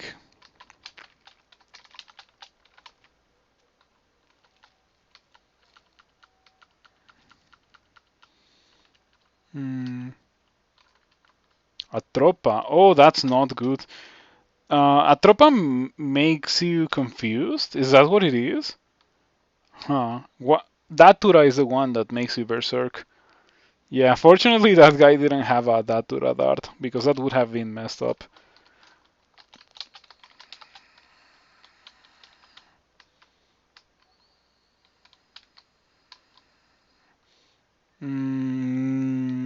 We can go for Flame Wave. This seems weird. Like that's a seems like a normal ogre or not ogre orc band. Is Saint Roca in this level? If so, I guess I should be glad that it was not part of the normal or like of the entrance party. It could have gotten pretty complicated.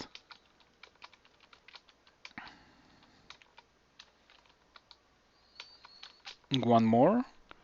Oh, it didn't kill. Okay, I can't believe it. Whenever I think it's gonna kill, it doesn't kill, and whenever it doesn't, I think it's not gonna kill, it kills.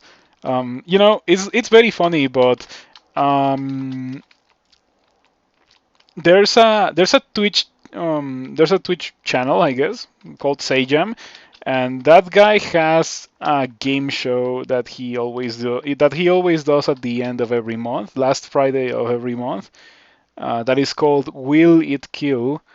So I always find it pretty funny because he has like combos of fighting games, and he asks or he plays a clip, and before the game or the match actually ends, he asks the chat, "Will it kill?" And people go crazy.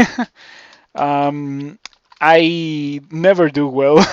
I never do well. Even when I get like the right option, almost always. Like even when I only get the right options, I still end up like making one wrong choice or two, and I end up losing in that will it kill.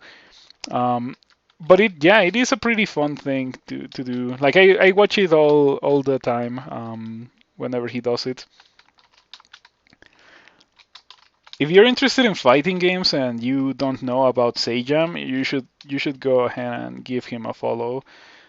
He's pretty good at fighting games. Like he actually takes fighting games seriously. I guess most people who play fighting games take fighting games seriously, um, but he like analyzes fighting games and like he is a commentator.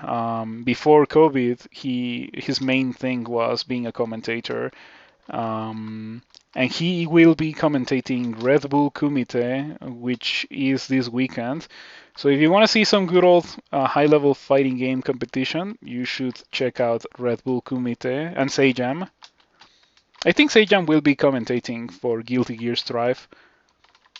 Yeah, he is banned from commentating from Street Fighter, and I don't think he knows about Tekken to be able to commentate for that game.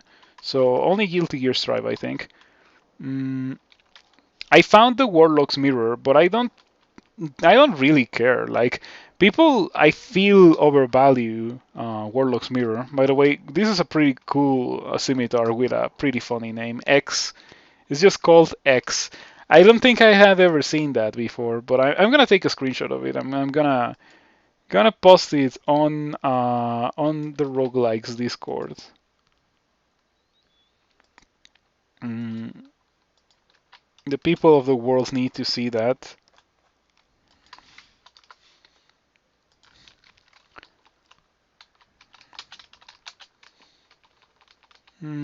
Okay, you know what? Apart from like the first and the second and the third fight, uh, this Bolts 5 has been okay. Oh, okay, never mind. I think as I was saying that, I accidentally like got myself in a pretty messed up situation. Like, yeah, this is not looking good. Especially with like polar vortex being or having polar vortex but being in such a an inconvenient spot to cast it. Okay, in the next turn I'm gonna have it again, but it's not gonna last for long because the room is like so tiny. I think I wanna go for brilliance. Yep, 34 damage. That was from the word gargoyle hitting me, and that's it. Because I reflected a bolt with the Warlock's Mirror that I was just trashing before, or trash talking before.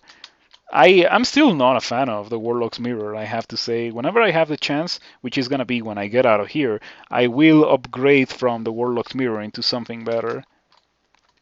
Polar Vortex. Okay, not much to do about that. If I had memorized Irradiate, which I can still do and I will probably do, now would be a good time to use it. I think this guy is immune to fire. Not immune to fire. We have a little message here. As a cruel joke, your kobold once got an artifact, Glaive of the Little People, even though little people can't use glaives. That's pretty funny. Maybe it is the glaive that people use for poking little people with. Maybe that's why it is the glaive of the little people. Like it's like the Spriggan's knife. You don't know what the Spriggan's knife is made of. Maybe it is made out of Spriggans or to be used on Spriggans. Mm, yeah, I'm gonna go for that. The War Gargoyle is dying anyway, so I just wanna like deal damage to everything. Yeah, that was pretty decent. Oh yeah, of course the Frost Giant doesn't just straight up die, but it took a lot of damage by from doing that, from that Polar Vortex. I'm gonna go for Curer here to slow that guy. That went well. And I got a potion of resistance from that, not bad.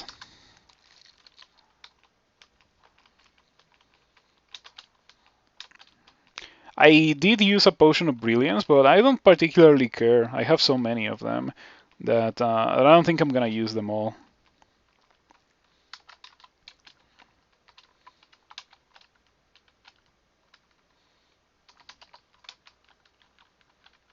Hmm. Yeah, I have to say, I think it is important for me to comment on this. It is generally considered to be like a really, really bad idea to be casting spells in statue form because a statue form with melee it increases the amount of damage that you deal, right? It also makes the things take longer, but it makes you deal more damage, and that's a pretty good thing. Uh, with statue form, and or rather with magic, statue form actually decreases the damage that you deal, but it doesn't do so directly. It just since it makes you permanently slow, it means that. Hey, Bob and Alice, thank you for 4 months. Hi, hi. Hi, hi, Bob and Alice. Uh, thank you for the 4 months. I greatly appreciate it. Um, as I was saying with regarding statue form, if you cast the spells in statue form, they take longer, and so you get to cast less spells in the same amount of time, therefore inflicting less damage. Um, and so I don't think statue form is like a good thing to have on a spellcaster that is not pressing Tab. You can still do it, as you can see by this character, but it is like you gain the defensive options from statue form and you lose the offensive things.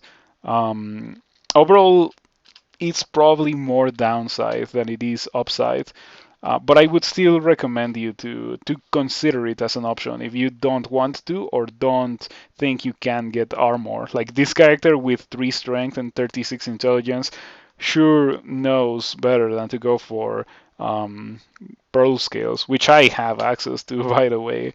If I had more than 3 strength, I would probably go for them. I have a ring that gives me 9 strength, but it is not good enough for me to want to use, I think. In general, when it comes to rings in this character, I don't think I have many good rings. Like I guess I have that strength plus 6, a slay plus 4 ring, but it really does nothing for this particular character. On a very different character, it would be like godly, a godly ring, but not for this character. We have Maxwell's patent armor. Yeah, we have been getting some interesting items with this character. Items that would be very helpful for the opposite of this character. A melee character that doesn't have any spells would be in love with Maxwell's patent armor, would be in love with that Ring of Slaying and 6 strength. It would also be very excited by the Macabre Finger necklace, probably because I have another Ring of Slaying, so that's 8 slaying, and then I could use Macabre Finger to give myself willpower or some resistances. Um, but yeah, that's a completely different character. Um, Unfortunately, the way Trunk works means that like seeds don't really do anything because every time the trunk build is updated, the seeds change completely. So you cannot like use the seeds. But if I was playing a stable version, it would be probably an interesting exercise to go through the same seed with a melee character to see how different it would be. It would be pretty busted, I think, because of what we have already found. I think we found early gold scales or something like absurd like that as well. I just didn't even. Oh, there was one. There was like a Bailey with crystal plate. I remember that for sure. So that would have been godly on a melee character. But anyway, that's 3 runes. I could also go do slime for probably like better gloves or like better gloves, better boots, maybe a better helmet. Fingers crossed for a better shield as well, I guess. The cloak is like the only part of my armor that is truly amazing. Yeah, there's a lot of room for upgrades on what I am currently using on my current gear, but No, I think I do want to do that. Like, look at my HP. It's only 122. If I go into Bolts 5, like, or into SOT like that, I'm just gonna explode super fast, despite the fact that I have access to Polar Vortex. Um, shields. Shield. I need the shield of fire resistance. Yeah, I thought that it was a shield of cold resistance for some reason, but fire resistance is actually more desirable in my opinion. Mm,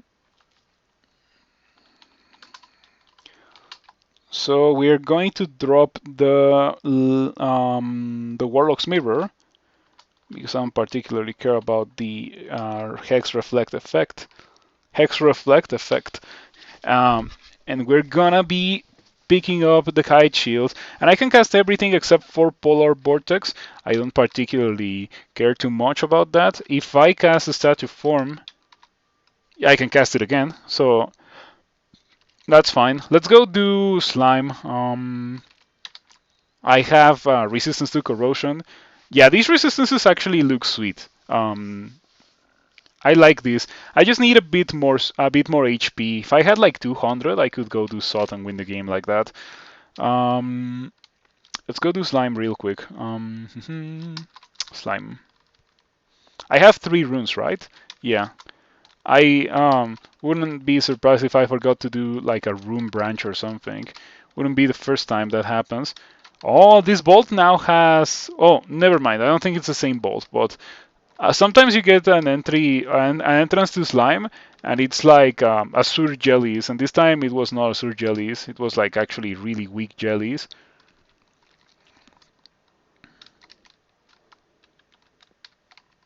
This gives me big Tomb 2 vibes. Like the entrance to Tomb is very similar to this. Like you go in and bad things happen to you. Polar Vortex should kill everything here. It is killing everything pretty good. Mm-hmm. Yeah, that's a lot of power. Okie dokie. There we go. And I think I don't even like have to fear getting engulfed by Quicksilver Usos. They still drain my mana, so that's moderately annoying, but it could be way worse. I could like actually not cast at all. And with statue form, that is not really an issue. Yep, Polar Vortex. Yeah, I guess if there's someone here who has a lot of experience with Polar Vortex, it has to be you. I assume that it is like a staple for Mega Sigging alongside refrigeration and ignition, just because of how crazy it is and how it hits everything on the screen. Mm, if I can choose not to do that, I would appreciate it. Bolts like that make me moderately nervous. Okay, I'm just gonna go for it. Definitely a staple. Yeah, it is quite probably the best mana value in the whole game, um, because it kills everything or greatly damages everything on the screen pretty much over a couple turns for only 9 mana. Of course, the downside is that it's not like burst damage, but pretty good regardless. Okay, the worst mutation in the game. When you are harmed, there is a chance that you will become temporarily unable to breathe. The greater the damage done, the closer you are to death, the greater the odds. Yep, I probably should get rid of that immediately. How many blinking do I have? 3. I have the blinking spell. I hope that that doesn't get me killed. Even better than Tornado was. Yeah, it deals more damage than Tornado did before. It is probably not as good against monsters with like 2 or 3 pips of cold resistance, but against monsters with no cold resistance, which happens to be the vast majority of the game, I can see it being pretty crazy. And yeah, Polar Vortex into refrigeration kinda murdered everyone there. Okay, downstairs. Oh, this is the final level. That was quick. Okay, so you know how it is with the Royal Jelly. It is important for this particular character to not fight it in its arena. Like, I need to fight it outside, because outside means that I get the entirety of the damage from the Polar Vortex. Mm, Iron Shot? Okay, yeah. I think those things have like no armor class or anything. Or no, yeah, no evasion. That's what they don't have, I think. Acid Bluff. Yeah, see, well, like 4 evasion and like no armor class, no evasion. It just has incredible damage output and it's really fast. And it also has ranged damage. But it is a very glass cannon-y, very reminiscent of me, if you think about it. Okay, Royal Jelly, and it already noticed me. So I'm gonna haste here. Gonna run for it. I don't think I need to use a potion of brilliance here because the fight will not particularly go for very long. Statue form. I don't have torment. I was going to do torment immolation, but I guess it's fine. I don't need torment to deal ridiculous amounts of damage to the to the Royal Jelly very fast. Tin of Tremor Stones doesn't sound very good. I think I can go for Ignition. Ignition, Ignition, Ignition. Did that kill the Royal Jelly? Yeah, 3 casts of Ignition with only 1 monster next to the Royal Jelly to begin with was enough. And now I can just go for Polar Vortex to get rid of the remainder of the Royal Jelly. Yeah, there was a Shining Eye that I absolutely kept in mind. So fortunately, the Polar Vortex was enough to get rid of that Shining Eye before it got too nasty. No mutations applied. 1 mutation would be a too nasty Shining Eye. Okay, that's another Shining Eye. I wish that refrigeration just killed. Maybe if I wield the Staff of Cold instead of wielding Conjurations. Conjurations was good when I was like flame waving things, but now I am polar vortexing things instead.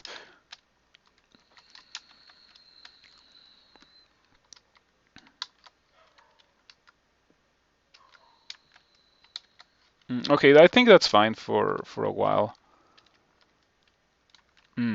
Okay, polar vortex.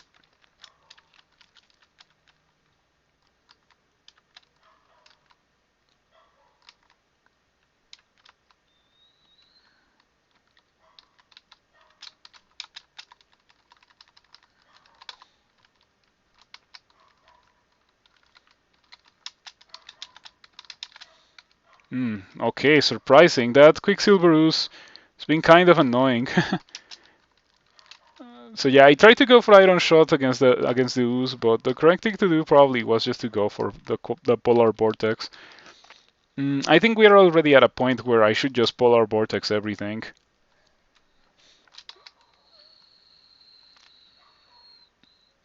Gonna disable the pickup for Flame. And what else should we drop with this character? Probably Amnesia. Let's see. Is there any spell that I'm not using anymore? Maybe Iron Shot. Because now that I have Polar Vortex, like, why would I cast Iron Shot? Let's see. What else can we get rid of? I think we are fine, probably. Probably fine. Yeah, oh, Might. I am not meleeing. I am not meleeing with 3 strength. Attraction as well for the same reasons. I could theoretically attraction monsters into Polar Vortex, but I don't think it will be necessary. You know what? It could happen, and it's not like I really need more free inventory slots well, free inventory slots. So might as well carry them if it might be useful. Boots of Stealth. I guess those are better than what I have, but I consider them to be roughly the same. Oh, -5 intelligence. I was almost excited for them.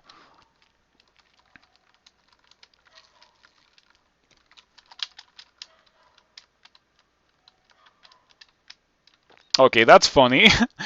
That is very funny indeed. The power of Polar Vortex. It's one good spell.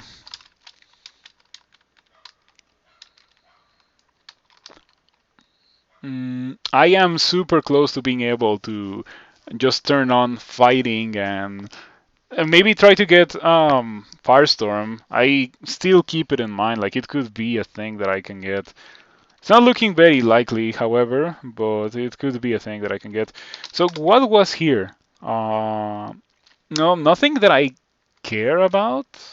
The boots were like a huge whiff, unfortunately. Like those boots were almost good, but it was not to be. Depths time it is, because I have yet to do depths. Ha! Immediately next to a netting. Oh, at a hundredth spell power blink doesn't give you a cooldown. I wonder if that is intentional or if it's just a chance to give you a cooldown on at 100% spell power.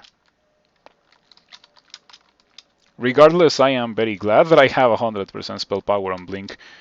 It is like having old blink. And that is, in my opinion, the best way to nerf things in the game. Just like make them require spell power so that you can still achieve the feels good moment that you were so much of a fan of, but make it cost you more. You know, I think the I think that's the ideal way to do it. For the same reason, I also think that things like haste and controlled blink could be okay in the game, but I would definitely like advocate for them being level 9. Um,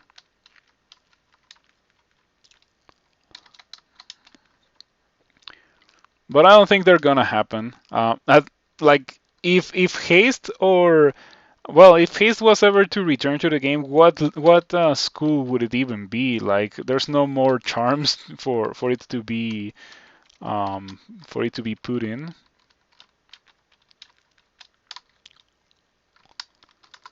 Oh yeah, I'm gonna ignition while I polar vortex you. That's so good. This character is crazy, crazy powerful.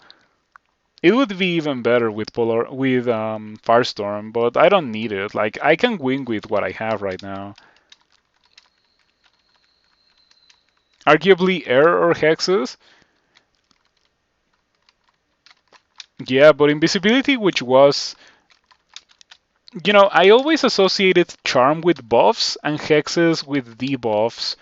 Um, so I don't know. I always found it weird in that invisibility was a hex and not a charm. It really does seem like a charm to me. Wow, that guy, 3 misses and 1 hit, and it didn't even kill. Why do I even bother with spells that check accuracy when I have spells that don't check accuracy?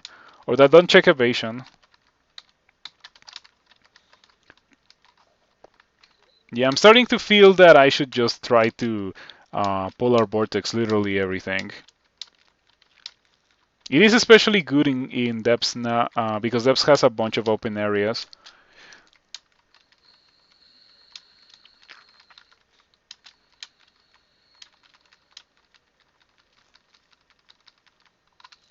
Mm, okay, we can kill these guys. I have digging. It is mildly dangerous, of course. But there's only one Deva. The Deva is way more dangerous than the Angels, and the Deva just died.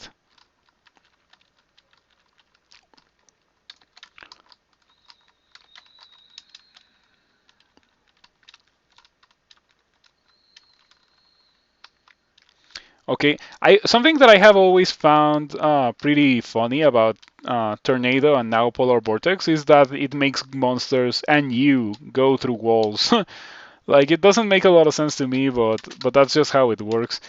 You would think that it would be kind of like a bug or something, but it doesn't seem to be the case considering that it's been in the game for like 10 years now.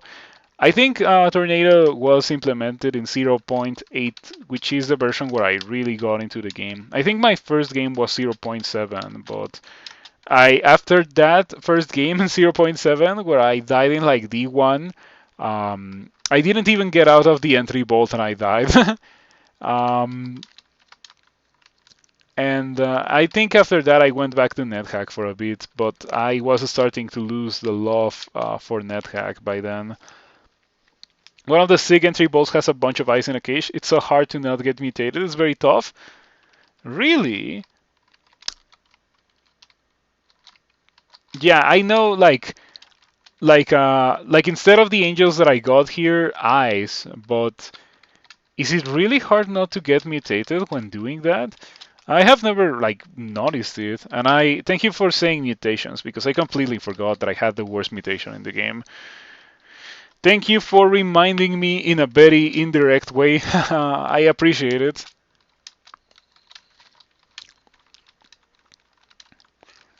Mm, so fortunately we got mutation resistance. Not gonna say no to that. Mhm. So depths should be easy. I don't want to say a walk in the park because depths can always be a pretty nasty place. But I hope that it is indeed easy. I wonder how long will it be until hexes get removed. I mean, it seems to be going the way of charms, with like the best hexes getting heavily nerfed or just downright removed. Um, so the way this is going, maybe by 0.30 something, there will no longer be hexes in the game. I don't know. I think hexes are way more likely to remain in the game than charms because charms were generally good and hexes are generally bad, right? They're shining eyes, so you often get mutated by spending a turn or two digging them out or getting them into a spot where you can throw or cast and kill them. You can just walk away and not enter line of sight. I am pretty sure that you can hit them with refrigeration from from the other side of the grate. I'm pretty sure. I would be very surprised if you can't refrigerate them or ignite them, or like do anything that smite targets. So next time you get that bolt, consider giving that a try. Um, yeah, it might save you some bad mutations. And you know, anything that saves you bad mutations, you can fridge them lol. You can fridge them lol indeed. Do I have anything? I don't think I have found acquirement. And you know, it's pretty funny because before this character, I had like 4 characters in a row that died in like the early game, and it was miserable. And pretty much all of them had scrolls of acquirement, like pre-layer scrolls of acquirement. But this character, Depths, after 4 runes and no scrolls of acquirement so far. Maybe 1 scroll of acquirement. I actually don't really remember. No, 0 scrolls of acquirement, as you can see. Like, I don't have it identified. Crazy. You know, sometimes there's games where you just don't find any given item. Fortunately, it was acquirement instead of being something more relevant, like a scroll of, like a amulet of regen. I mean, when did I get it? The one that I have? Layer 3. Okay, that was fast.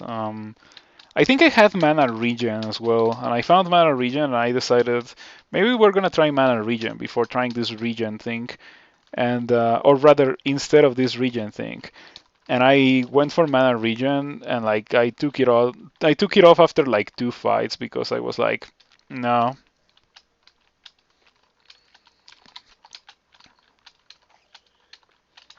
yeah, it.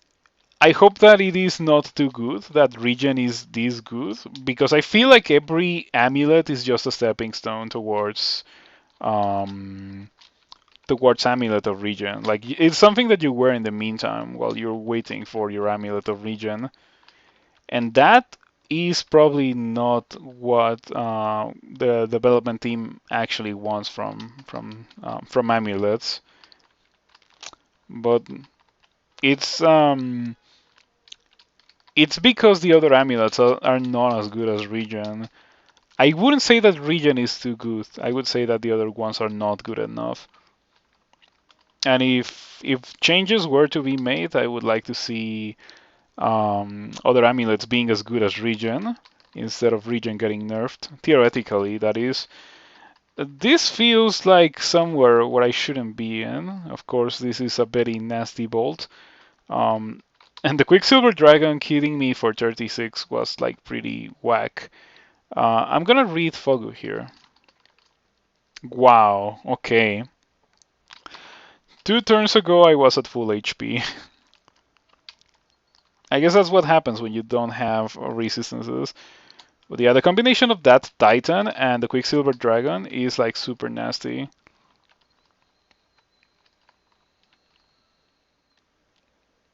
Not much that I can do about that.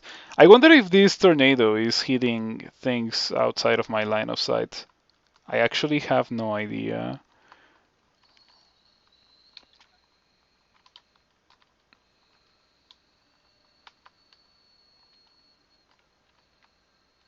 Okay, what's your chance to hex me, Mr. Sphinx? 2%. Alrighty. Oh no, it's my greatest enemy, the Walking Crystal Tome. So in case you have never seen these guys, they were nerfed, but they have a spell that they cast and they summon 2 monsters that will suicide at you at the first opportunity to cast Crystal Spear. So in a roundabout way, this guy casts 2 Crystal Spears per cast. Of course, there is some counterplay. Now there's so much more counterplay than there used to be before, with with the spells being way more fragile than they were. Now it is very feasible to one-shot them, especially with Polar Vortex. Walking Divine Tome as well, that is messed up. That is way too many nasty things here. At least they are not immune to fire or something stupid. In fact, I think it would be okay if they were weak to fire because they're walking spell tomes, right? Like, usually books are made out of paper, and so I think that these guys should be weak to fire, um, based on that logic, I guess. Oh, yeah, you have that. Let's not be vulnerable to that.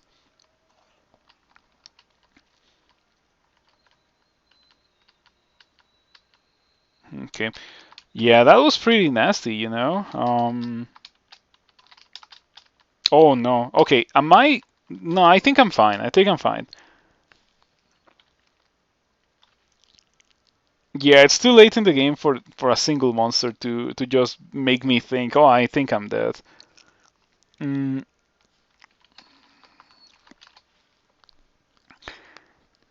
mm,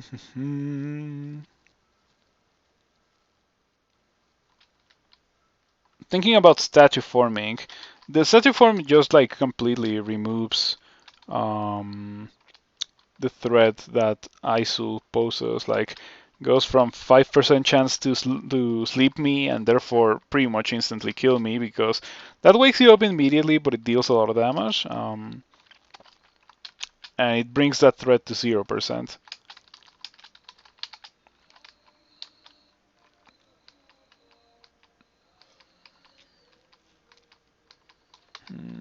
Okay, that was definitely not worth it, but I guess it's fine because I didn't die, but I could have died easily.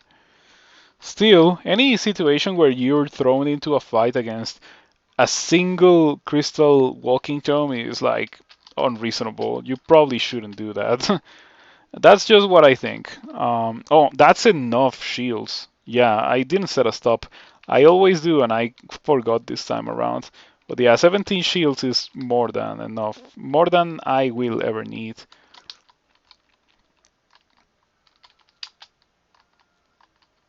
Okay.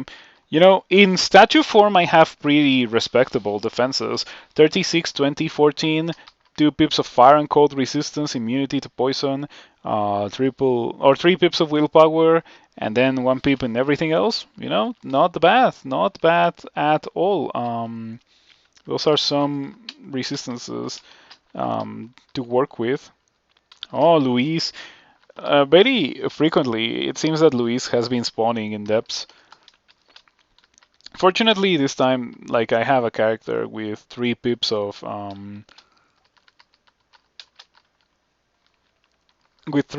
willpower, so Luis doesn't really pose that much of a threat.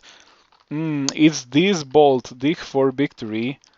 This bolt always generates a wand of digging, so what I like to do is go into the transporter, get the wand of digging, and then teleport out. I just don't do the bolt. In general, when you see transporter bolts, I just don't bother. It's like Desolation Assault. That's what I think of them. That's how I treat them.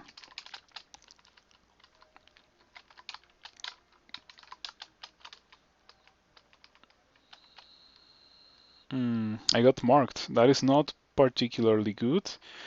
I think I would like to go downstairs.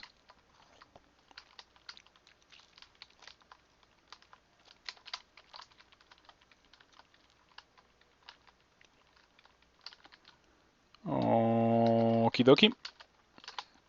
No more mark. Tentacled Monstrosity. Well, it is easy to kill for us. Yeah, Tentacled Monstrosities don't really pose that much of a threat.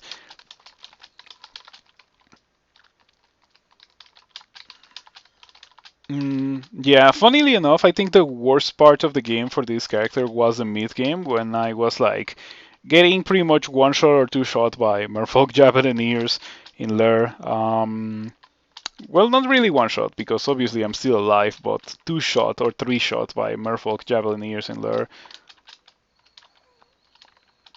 But now that we got to Polar Vortex, I don't think there's much that we really have to fear.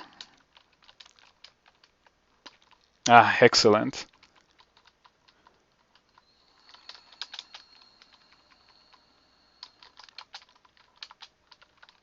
And yeah, it is Polar Vortex with 2 enhancers. Power 83%. If I trained 27 spellcasting, 27 eyes, I think it would be 100% with this 38 intelligence and the two enhancers. The fact that I have so much power on it is like actually crazy. Um, I don't normally get that much power on spells, but I guess that's the power of Deep Elf and actually like going out of your way to use enhancers for once. Okay.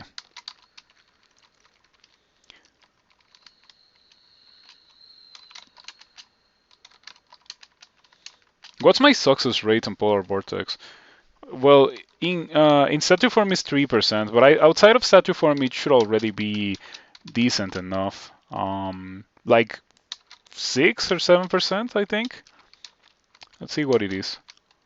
5%. Okay, not bad. Would definitely be 100%. Should be around 90 at 27, 27 without any enhancers. With 38 intelligence, I guess. But yeah, that means that I would probably need only one enhancer maybe for 100%.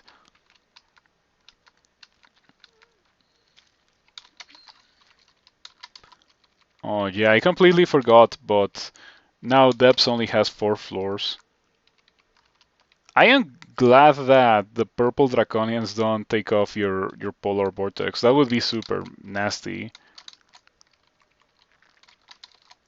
And yeah, very fortunately, I have the ability to just hurt every one of these guys the moment I see them, because otherwise that would be like super nasty. We're getting a lot of white draconians, and those are the kind that we like the least because we deal a bunch of cold damage, and they resist it, and they actually resist it quite a lot. Okay, get over here, Mr. Bone Dragon, so I can dispel undeath you. I barely do that nowadays, but it's pretty good against you. Okay, 4 dispel undeaths was all that it took. With 38 intelligence, your character has similar intelligence, and it has 92%, and it gets 100% with one enhancer, which would be your potion of brilliance, right? Yeah, it must be nice to have infinite potions of brilliance. Gosag is so broken. I like the more you think about it, the more you realize how truly insane having unlimited access to potions is. And that is Gosag. Like Gosag is unlimited access to potions. Of course, I guess after a certain point in the game, it is not immediate, but you also don't need unlimited potions immediately as you start worshipping Gosag. I would even go as far as to say that for the majority of the game, you don't need unlimited access to potions. Gold Aura, I saw that Gold Aura got nerfed, but I didn't really like look too much into it because I barely ever play Gosag. But I assume that it was not a nice change for you. Oh, that bolt used to have Draconians in Iron Grates. Now it has Draconians in Shallow Water. That's new. So they can wander outside.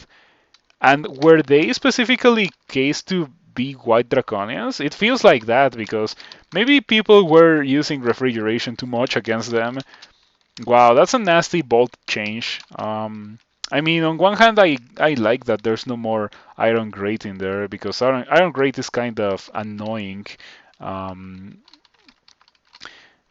but on the other hand, yeah, I feel like it was switched to make it as nasty as possible. Okay, Realm of Sot. You feel the power of the orb interfering with translocations here. Okay, at least I can blink. Has that always been there? I think that may be a new line of text to let you know that you shouldn't really rely on teleporting here. Aura stacks are now harder to get at high aura level. An aura is capped at 20 stacks, which is a very noticeable nerf. Chance to distract at maximum aura is now around 50%. It used to be more? That sounds crazy. And per turn, right? 50% per turn at maximum stacks? I don't know. That sounds pretty busted to me. And it was better before. Yeah, I guess Gossack was top tier for Sigurats for a reason. Yikes, that Shadow Dragon really hurt. Right, Randart Executioner sucks. I'm gonna check it out just out of curiosity. Imagine if it's like a plus 12 Executioner Sacks of Vamp. Okay. Way more. Currently there's no cap IIRC, but there's diminishing returns.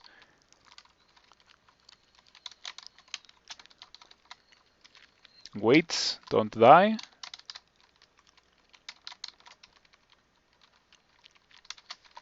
Polar Vortex. Berserk Storm Dragon, but it is severely wounded. You kill the Storm Dragon. There we go. Mentin 0.27. That's what I assumed.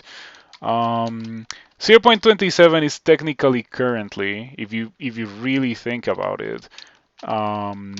If we like the things that are in trunk, there's no guarantee that they make it to stable. Usually they do. They almost always do if they make it to trunk. But they may be tweaked.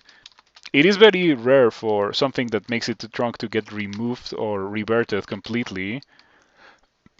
But it does happen every now and then.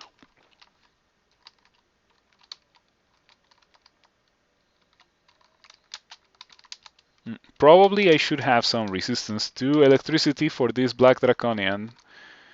You know, wouldn't it be very fun if Black Draconian monsters had the Black Draconian player breath? I think it would be too funny. I would have a blast with that. With like getting hit by an orb of electricity for like 60 plus damage and exploding.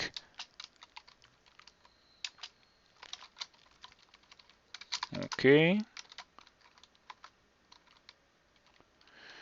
Oh, I guess you're not dying because you're red Draconians. You are a black Draconian knight.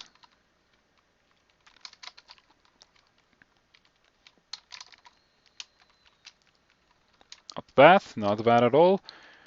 Ooh, that electric golem just got destroyed by Polar Vortex. It is such a powerful spell. If you have never used it in the chat, you should consider doing it. Like, go ahead and build a character that enjoys the overwhelming, cartoonish power level that you get by using Polar Vortex. Your character may not even need to look like this because Polar Vortex is pretty cheap for a level 9 spell, considering that it is a single school spell. Um, if you go Behemoth, it will be like super fast to get as it was for this character, and it doesn't have to be like as fragile as this character. That's what I meant. Oh, Scroll of Acquirement finally. What do you have? About 98% chance to evade your Staff of Cold. That's pretty funny. Fortunately, I didn't have any plans of hitting this guy with that. I think I can beat this guy. With 164 HP, what were you doing here? Also, only summon Mana Viper and Abjuration and like hits for 25. I think this guy was pumping evasion. I think this guy was pumping evasion, maybe going for stabbing. Alchemist title. What is that title? That's like Venom Magic, right? Or Poison Magic. I have never gotten that title before. Let's see. Oh, there's a Quicksilver Dragon. That makes me a bit too scared to go in. So I'm not gonna do that. Let's just go downstairs.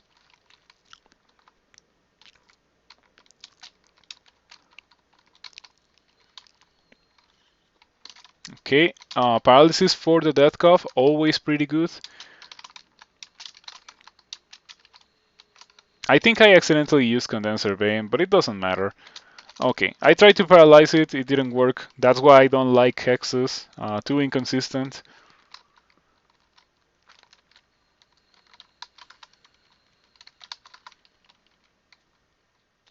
I do have poison resistance outside of statue form, so we're fine at least.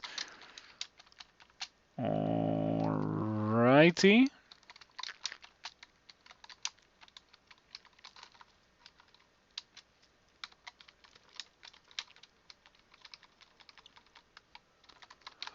Yeah, it's going pretty good, you know.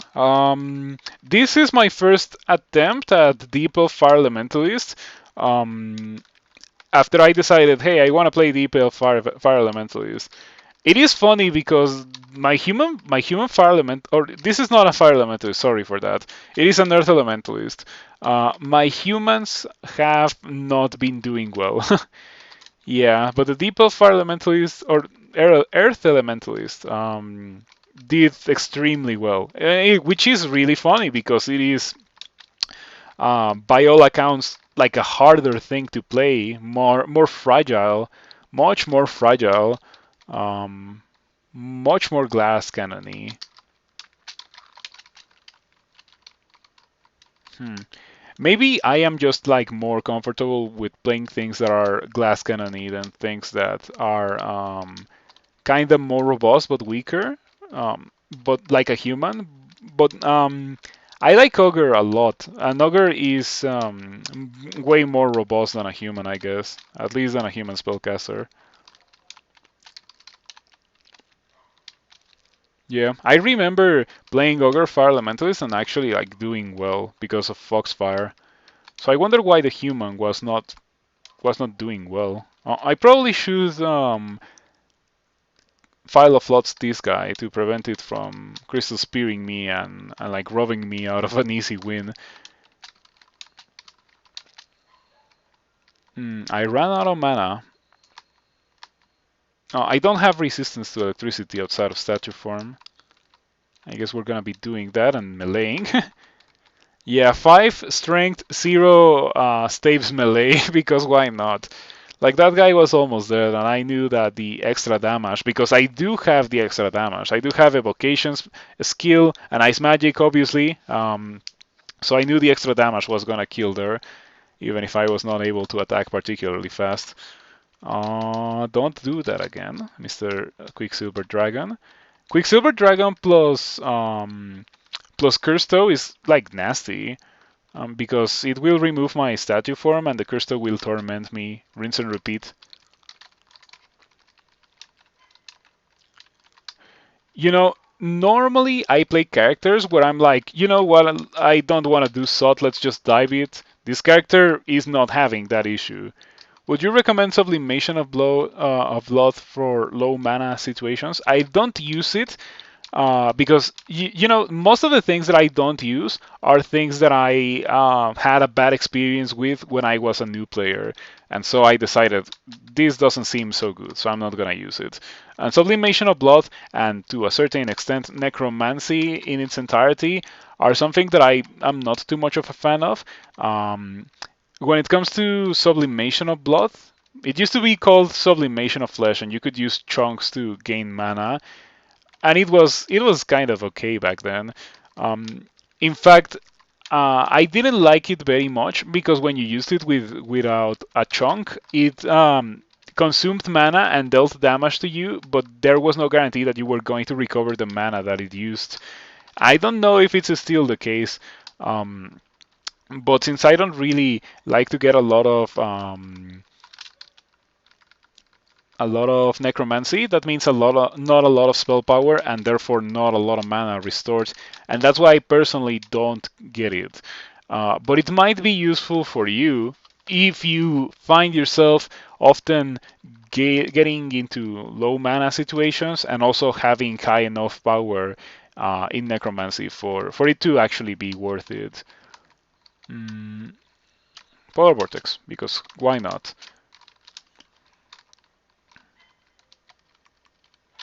Ouchie, that's Ruth. Okay, alrighty. Purple Shifter is like the worst possible Draconian. Or I guess employed purple in general, because it is more dangerous than the purple Draconian, and the purple Draconian is already the most dangerous one for this particular character. Yeah, I have had characters recently where I'm fighting like purple Draconians, and I'm like, oh yeah, these guys don't do anything. Um, but for this character, since it's using statue form, this character like is really afraid of getting hit by that bolt of dispelling and then losing my defenses against the black draconians and those guys. I typoed into casting that. I didn't want to do that. I wanted to zombie hands the dragons. Oh wow, like I do so much damage with the Polar Vortex. Yeah, this is not your normal Polar Vortex. This is high power Polar Vortex.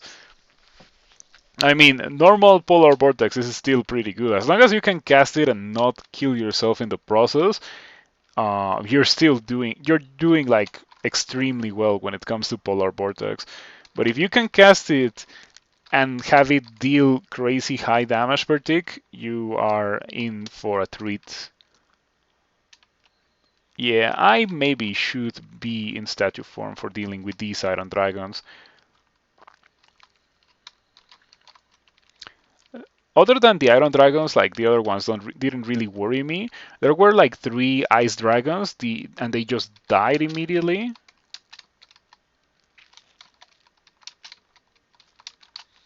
Okay. And yeah, Quicksilver Dragons are also equally as dangerous as purple draconians for the exact same reason. They remove my statue form, and then the storm dragon or whatever that I am fighting against becomes exponentially more dangerous. We found in the manual of Ice Magic. I think we're gonna be getting the 27 Ice Magic title. What did we get as well? We got a book. Shatter. It came a bit too late. You know, if I was not a deep elf, I would go for a 15 rune run with this character. But because I am a deep elf and like my maximum HP is gonna be like 200, I am not too confident. I also don't have like the best defenses in the world. Mm, yeah, I don't think I want to mess around with that Naga Ion, specifically because of the Iron Giant. Yeah, if I need these amazing consumables, scroll blinking, potion of haste, I'll come back. But I don't think I need them. We have 2 haste, 4 blinking, and incredible damage output as well. Okay, red, purple, purple, red, red. Fridge?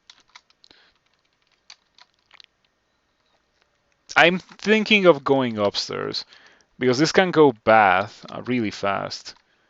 Statue form. Oh, never mind. I got placed in a position where I can polar vortex. Yeah, that was a mistake that they're not gonna do again. Hmm. Strange energies curse through your body. Fortunately, I have mutation resistance. Level 1 out of 3. Your genetic code is unusually stable, making it less likely that you will be mutated or have existing mutations removed. Each level of this mutation makes you more resistant.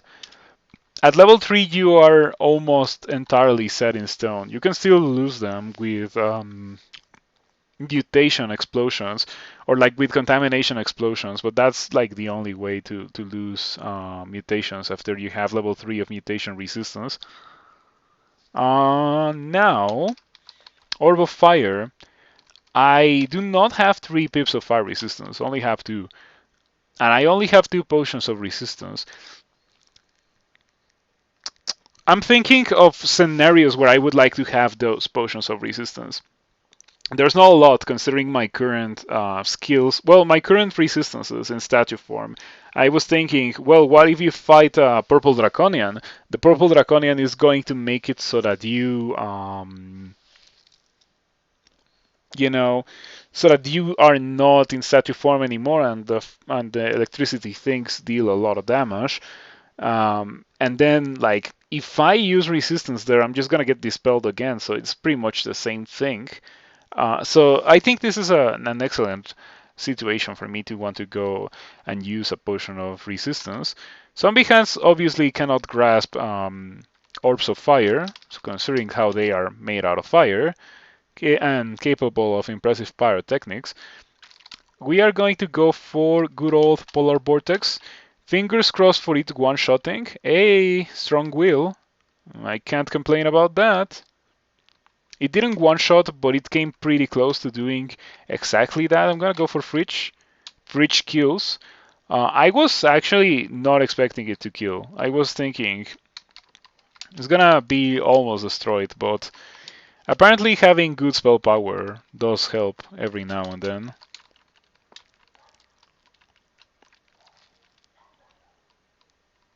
Okay, Fridge. Let's train more ice magic. I wanted to get Firestorm, but it's just not gonna happen. The game doesn't have enough experience anymore for me to be able to get all of those ridiculous things. If your Osakubus Vortex run can splat inside, this one can too, but hopefully not. Nah, well, it can, it can. And let me be completely honest here, it has a higher chance of splatting in Sot, especially if something like that happens. Yeah, let's see what happened there. You're suddenly yanked towards some nearby monsters, teleport trap. This is about the worst that it can be. Star Polemic curse the run. Yeah, that was like I was mouthing Star Polemic. Um, Obviously, I cannot particularly teleport because of Sot. Ghost Moth. Okay, yeah, good eye. That means immediately drink invisibility. Worst tele possible. But yeah, invisibility into ignition gives me back almost all of the mana, I think. The issue here is that I am slow in statue form, so this is going to get nasty. There's also two mods of wrath. Blink invisibility into blink could be a thing, but I do think that the first thing that I need to do is go invisible, so I don't lose all my mana. Okay, that's excellent. How many berserkers? How many berserkers are there on the screen right now? Zero? Zero berserkers? Okay, soon to be zero actual monsters. That indeed gained me so much mana back. Um, Perfect. Forgot about how stupid Ignition is. It is indeed pretty good. Having all of these things together is like really, really great for this character. And I am taking damage because apparently there's some dragons that can see me, but most of them can't, including the Storm Dragon over here. Yeah, only the highest tier of dragons, the Shadow Dragon, the Golden Dragon, can see invisible, it seems. Radiate and Winden, I should learn it. I can learn it.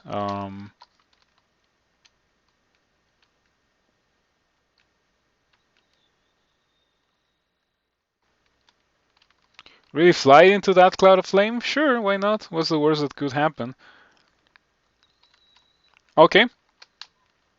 Wow, there's no like downstairs or anything here, just like a nasty part of the level to land on. Not even downstairs. I can't believe it. Wow, I think it was literally just a bolt that places a bunch of monsters for no good reason. This should be an easy win. Ah, yeah, that reminds me to learn Irradiate. Hey, look at that! Firestorm is actually 28%. 28% with 12 conjurations. Imagine if instead of 12 conjurations I had like 18. I think it would be very, very easily castable. Oh, and I can get that too.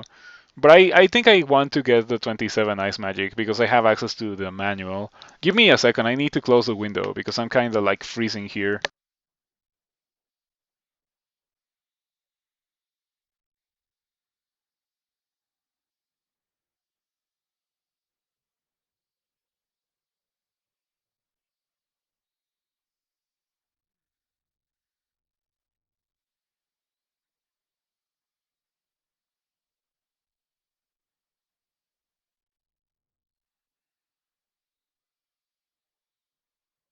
Alright, the freezing IRL has been averted. All the freezing will be done in game from now on. Um, yeah, with Osokuba's refrigeration and polar vortex, we certainly do have the capabilities to freeze all of these draconians, even orbs of fire. What is that? Oh, it is standing on the Sod Trap. Okay, I'm gonna port it. First cast of a port to this game, just out of sheer curiosity. You love to see me win, but you have to leave as well. It's fine, Peacock. Thank you for stopping by, and I greatly appreciate the continued support by all of you guys. It is really like super sweet to see like regulars in the chat. I have talked about it before, but I am approaching 2 years of consistent streaming or semi-consistent streaming. Um, and ever since I switched to the nights, like the stream just got way better. With like people actually stopping by in the chat and saying hello, saying goodbye, and that kind of thing. And it means a lot. That's what I'm trying to say. Thank you so much. Magic mapping. We obviously know where that is, so I'm just gonna exclude that.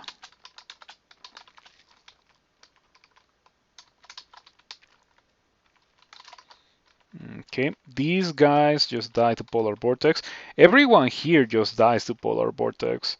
That is something very important to remember. These monsters are not designed to be able to survive Polar Vortex. To be completely fair, very few monsters are designed to be able to survive Polar Vortex. Oh, ouch. That Ghost Moth. The Ghost Moths are like my greatest threat. Oh, wow. Okay.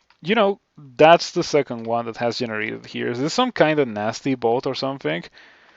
I think I need to get rid of it before proceeding, just for safety. Okay.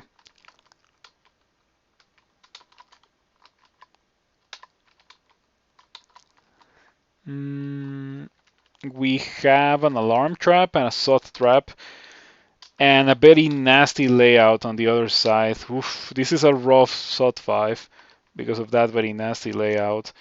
So I think what I'm going to do is step on the alarm trap and just like um, make a run for it.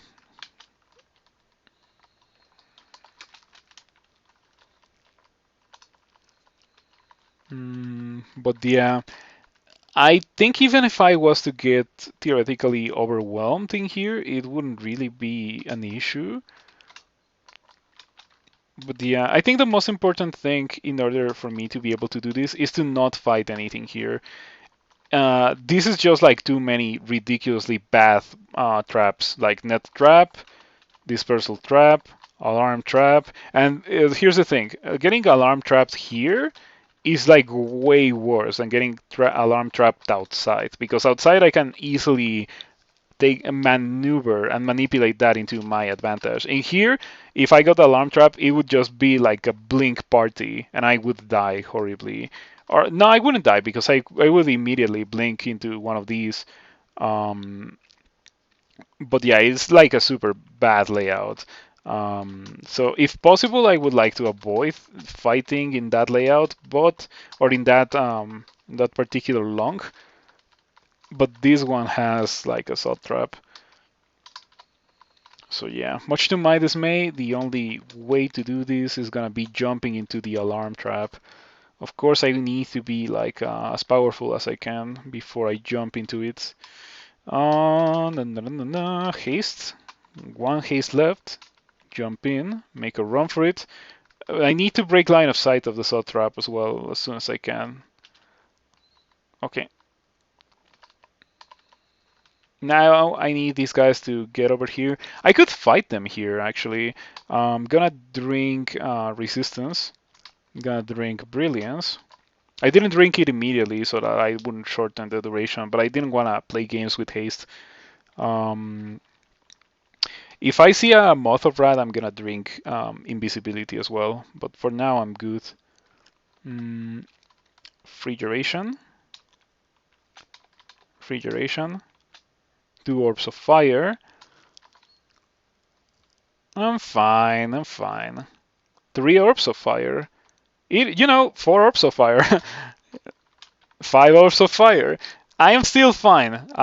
Thanks to the fact that I have 3 pips of fire resistance, I don't think I die, even if the 5 of them decide to fireball me at the same time. Like, worst case scenario, I feel like I would lose like 100 HP, which would indeed be pretty bad, not gonna lie, but it is not like apocalyptic, like, oh, I died. Okay, the Herb Guardians obviously are a joke. 6 orbs of fire. You cannot drink potions because I use refrigeration. I wonder if I should cast a statue form. I'm gonna go for it. Statue form for more HP and armor class, because HP and armor class happen to decrease the amount of damage that you take from everything. Okay, 5 orbs of fire. It seems that I killed one of them. Is this one brand new? It is. Well, at least it is unharmed. But did I get like a normal fire comes into view? This is pretty funny. 5 orbs of fire. Okay, so you are heavily damaged, moderately damaged, heavily damaged, and lightly damaged, and this one might be new. Yeah, that's not good. That's a lot of orbs of fire. I think it's not a terrible idea to blink out. Yeah, I was not expecting the orbs of like to have this many orbs of fire. And the worst part about them is that they came like one every turn pretty much. If they had all come in at the same time and they had all like taken the full polar vortex, I think they all would have taken a lot of damage or just straight up died. Hello, Path Loser. Thank you for stopping by.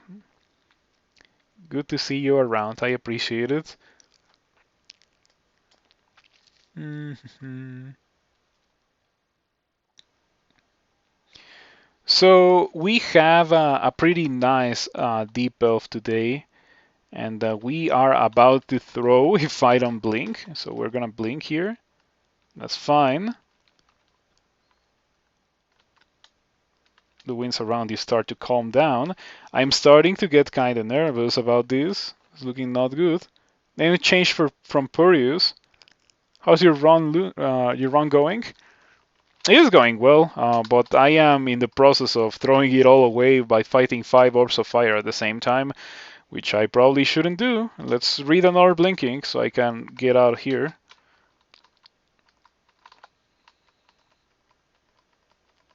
Okay, by the way, thank you for letting me know about the name change. Mm, I think all streamers like that. Oh, that was a lot of damage, 54. And then we take another 45 going upstairs. Fortunately, one orb of fire is like way less dangerous than 5 of them at the same time. Yeah, the statue forms low is like a bad thing. Okay, I don't think I want to go down those stairs anymore. But yeah, as you can see, like I can just lure them in and kill them one by one. It is very weird, but a single cat or like a 1 versus 1 polar vortex seems like really good against orbs of fire. Okay, this is fine. Hearing the lexicon of this game makes you think of Rift Wizard. Have I ever played? It's heavily inspired by Crawl. I really want to play it. I haven't been able to buy it. Whenever it is on sale, I have this mental block on games where I am like I have already gotten so many games on Steam that I will most likely never play that I think to myself, will I really play this? Like, is it really something that I want to spend my money on? And more often than not, I end up not buying games because of that. Um, but I might buy it soon. Yeah. It also helps that I don't really feel the need to buy a lot of games recently because I already have so many things that I could play or that I can play. And also Crawl and I have Crawl and Noita. That's pretty much like the main things that I have been playing nowadays. But yeah, one of these days I'm gonna buy Rift Wizard because I've heard like pretty good things from Rift Wizard. Such a huge backlog. Yeah, we have backlogs, and here we are playing infinitely replayable games like Crawl and Noita. But it's their fault for being so good. And yeah, apart from those games, like I think the most recent games that I have played are well, I guess Magic Arena, but it doesn't really count. It's not like I really play Magic Arena. I just grind Magic Arena. Um, and I also have Puzzle Quest, and I also recently bought PC Building Simulator. I was thinking that maybe it would be like a not terrible idea for me to stream PC Building Simulator because I enjoy building PCs, and well, it is exactly what it says on the label. It is PC Building Simulator. I fired it up and I played. And I built a computer in PC Building Simulator, and it went well. Definitely does what it is supposed to do. Okay, big damage, polar vortex, 89% power. Oh man, it is such a delight to have a polar vortex. You have that game installed and you're fully planning on learning how to use PC Building Simulator. Yeah, like it is a game. It is a game first and foremost, but it is also kind of a pretty good tool for building a computer if you want to build a computer. Um, and in addition to that, it teaches you how to build a computer. So I think it's a pretty nice thing to have and to experience. Um, of course, I already know how to build a computer, so in that regard, like it doesn't do a lot for me. But it is always nice to like practice and like keep yourself updated with like new parts and stuff. Um, yeah, your knowledge can become very quickly outdated if you don't like keep it refreshed um, in that business. Okay, you know what? I think I want to use invisibility because why would I want to keep it? Okay, polar vortex. Yeah, why do I even think about what to do? Just polar vortex. Okay, I think we killed like 8 orbs of fire.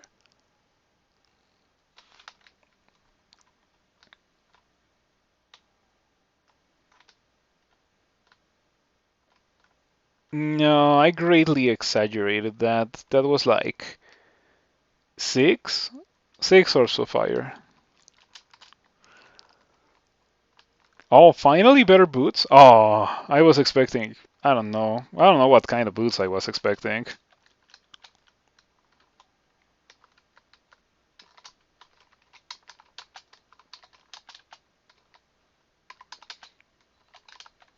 Okay, this is looking pretty good. It's looking like a very easy win after we got done with that. I think the closest point where I could have died in this run was when I was at 100 HP next to 5 orbs of fire.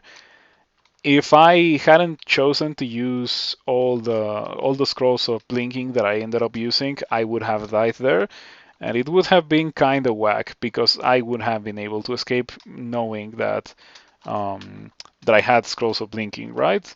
So I think the turn where I started to flee was the last turn where I could have done that. Any more than that, and I think it would have gone pretty bad for me. Okay, done exploring. So let's just grab this thing and get out of here. Well, maybe just don't get sorted by one of these guys.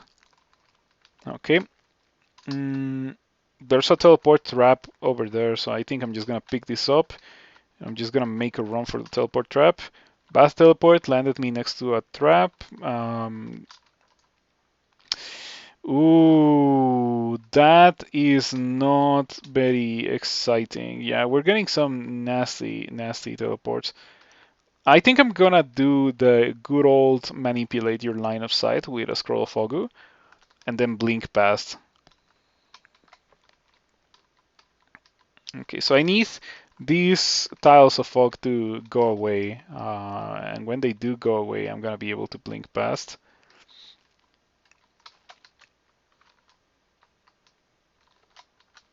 Oh, come on. Okay, I think I shouldn't use the scroll of fog there. I should use it here. One more attempt. Okay, you know what? I'm gonna get killed if I keep staying there. Let's just. Oh no! Why did I auto travel there? Oh, the pain. I was already out. That is disappointing. Like, wow. Go D0, please get me out. Fortunately, I didn't get punished for that. I should have gotten punished. Let's be completely honest here. Bodies again. Polar vortex. Bodies um, is empowered by the presence of the orb. That's very reminiscent of the Wizard of Endor. I think that's the first time that I see that. I knew that was a thing that happened, but it is pretty funny to indeed see it happen. Auto travel, the most dangerous boss in roguelikes. You mastered ice magic. Yay! So we're gonna be turning everything on. Everything on, including conjurations. Pass wall. Oh, Oh, you have summoned Greater Demon or something crazy like that. Oh, never mind. These guys were just part of your band. Wow, it's funny how things got so bad so quickly. That was literally just a matter of 3 turns, and then I'm surrounded by Hell Sentinels. Blink? Okay, I was going to kill them, but I can just get out. Oh, Blink allies encircling. I think I should kill them with Polar Vortex. Immune to cold. It's gonna take me a while. It is not. Oh, it is resistant to fire. Never mind. I'm not a fan of the current situation. Yeah, definitely not a fan. I think I should just blink to the stairs. That seems like a nasty Panlord. Oh, okay, that sucks. Mm, Polar Vortex.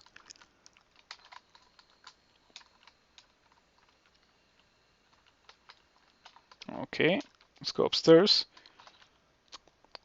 Alrighty. If only you were not immune to cold, things would be more easy. But yeah, this guy has like a nasty spell set. Um, Blink allies encircling, spawning with 2 Hell Sentinels, immune to cold. This guy is nasty. I can't believe it. Pretty good, pretty powerful Pandemonium Lord. I am hoping for Polar Vortex to actually kill it. Yeah, okay. It is kind of hard to compete against 90% of Polar Vortex.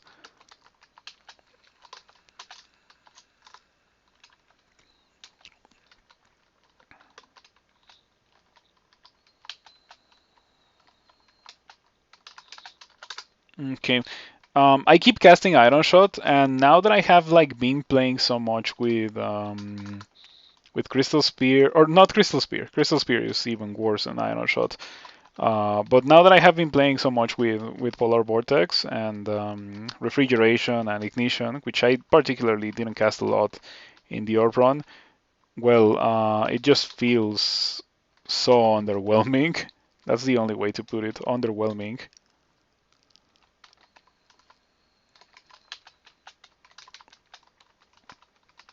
Okay, get me out of here.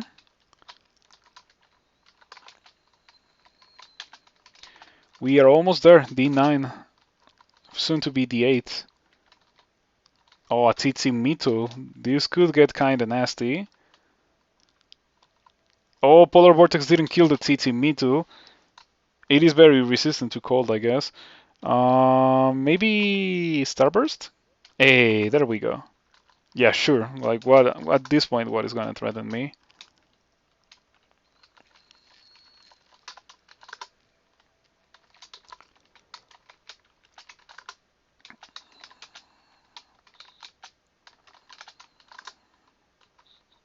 D3, we're almost there. First attempt, Deepel, Earth Elementalist. I think this might even be a one-on-one for this account. Boris spawned again. Okay, don't. Okay, yeah. Oh, that's fine, that's fine. Passwall, please don't kill me. Oh, I think I made a terrible mistake. I don't think I should have done that. That's the most damage that I've ever taken in like a single action that was not paralysis. And I did that to myself. I shouldn't have gone for that because I was in statue form and Boris was hasted. Wow. 3 iron shots. 3 iron shots. To be kind, well, that actually 4. One of them missed. But yeah, that should have killed me. Like, if that had killed me, I would have been like, you know what? Fair enough. I shouldn't have done that. But it didn't kill me. And one of those iron shots did miss. I think I have 15 shields. I think I should have blocked at least one of them. Come on. But yeah, that was kind of a terrible, absolute mistake. Like, the closest I have ever come to dying in the run, and it was like absolutely my fault. Oh man. Oh, Natasha is asleep. You know what? I can win with you, Natasha. Get over here. Get over here. I'm gonna get out of the dungeon with you, Natasha. You're now my pet cat. Um, Yeah, the only issue is that we have things that are not my pet cat following me, and I think if I go for refrigeration, oh, you killed my pet cat, you monster! I can't believe it. Okay, unfortunately, my pet cat respawned in time for me to be able to take it out of the dungeon.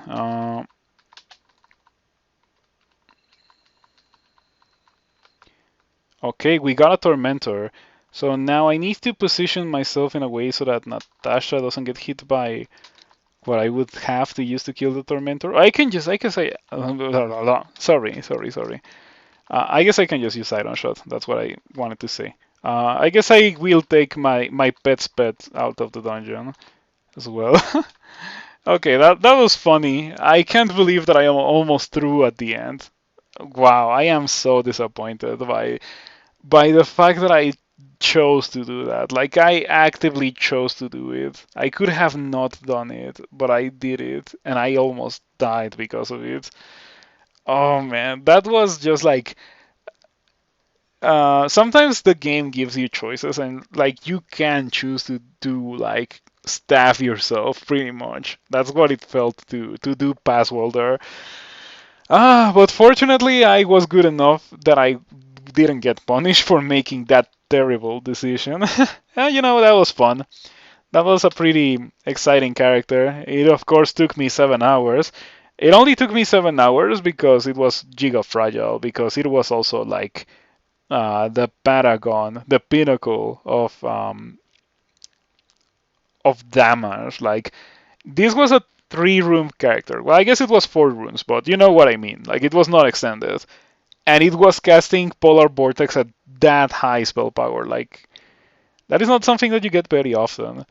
But anyway, that is going to be it for tonight. As often, well, as it is often the case, let me remind you that I will be back at the stream on Monday. I don't stream on weekends anymore. If you want to watch Crawl on Sunday, you can always watch Torinsky. I don't know of anyone who consistently streams Crawl on Saturday. You might want to keep your eyes open for streamers who play these. I don't know of many of them, and I definitely would be interested in like making contact with as many of them as I can. And I want to like form the Crawl streamer community on Twitch. There's not that many of us, so like power through unity, I guess that's what I want to say. Let's see if someone is playing Crawl. I hope. Fingers crossed.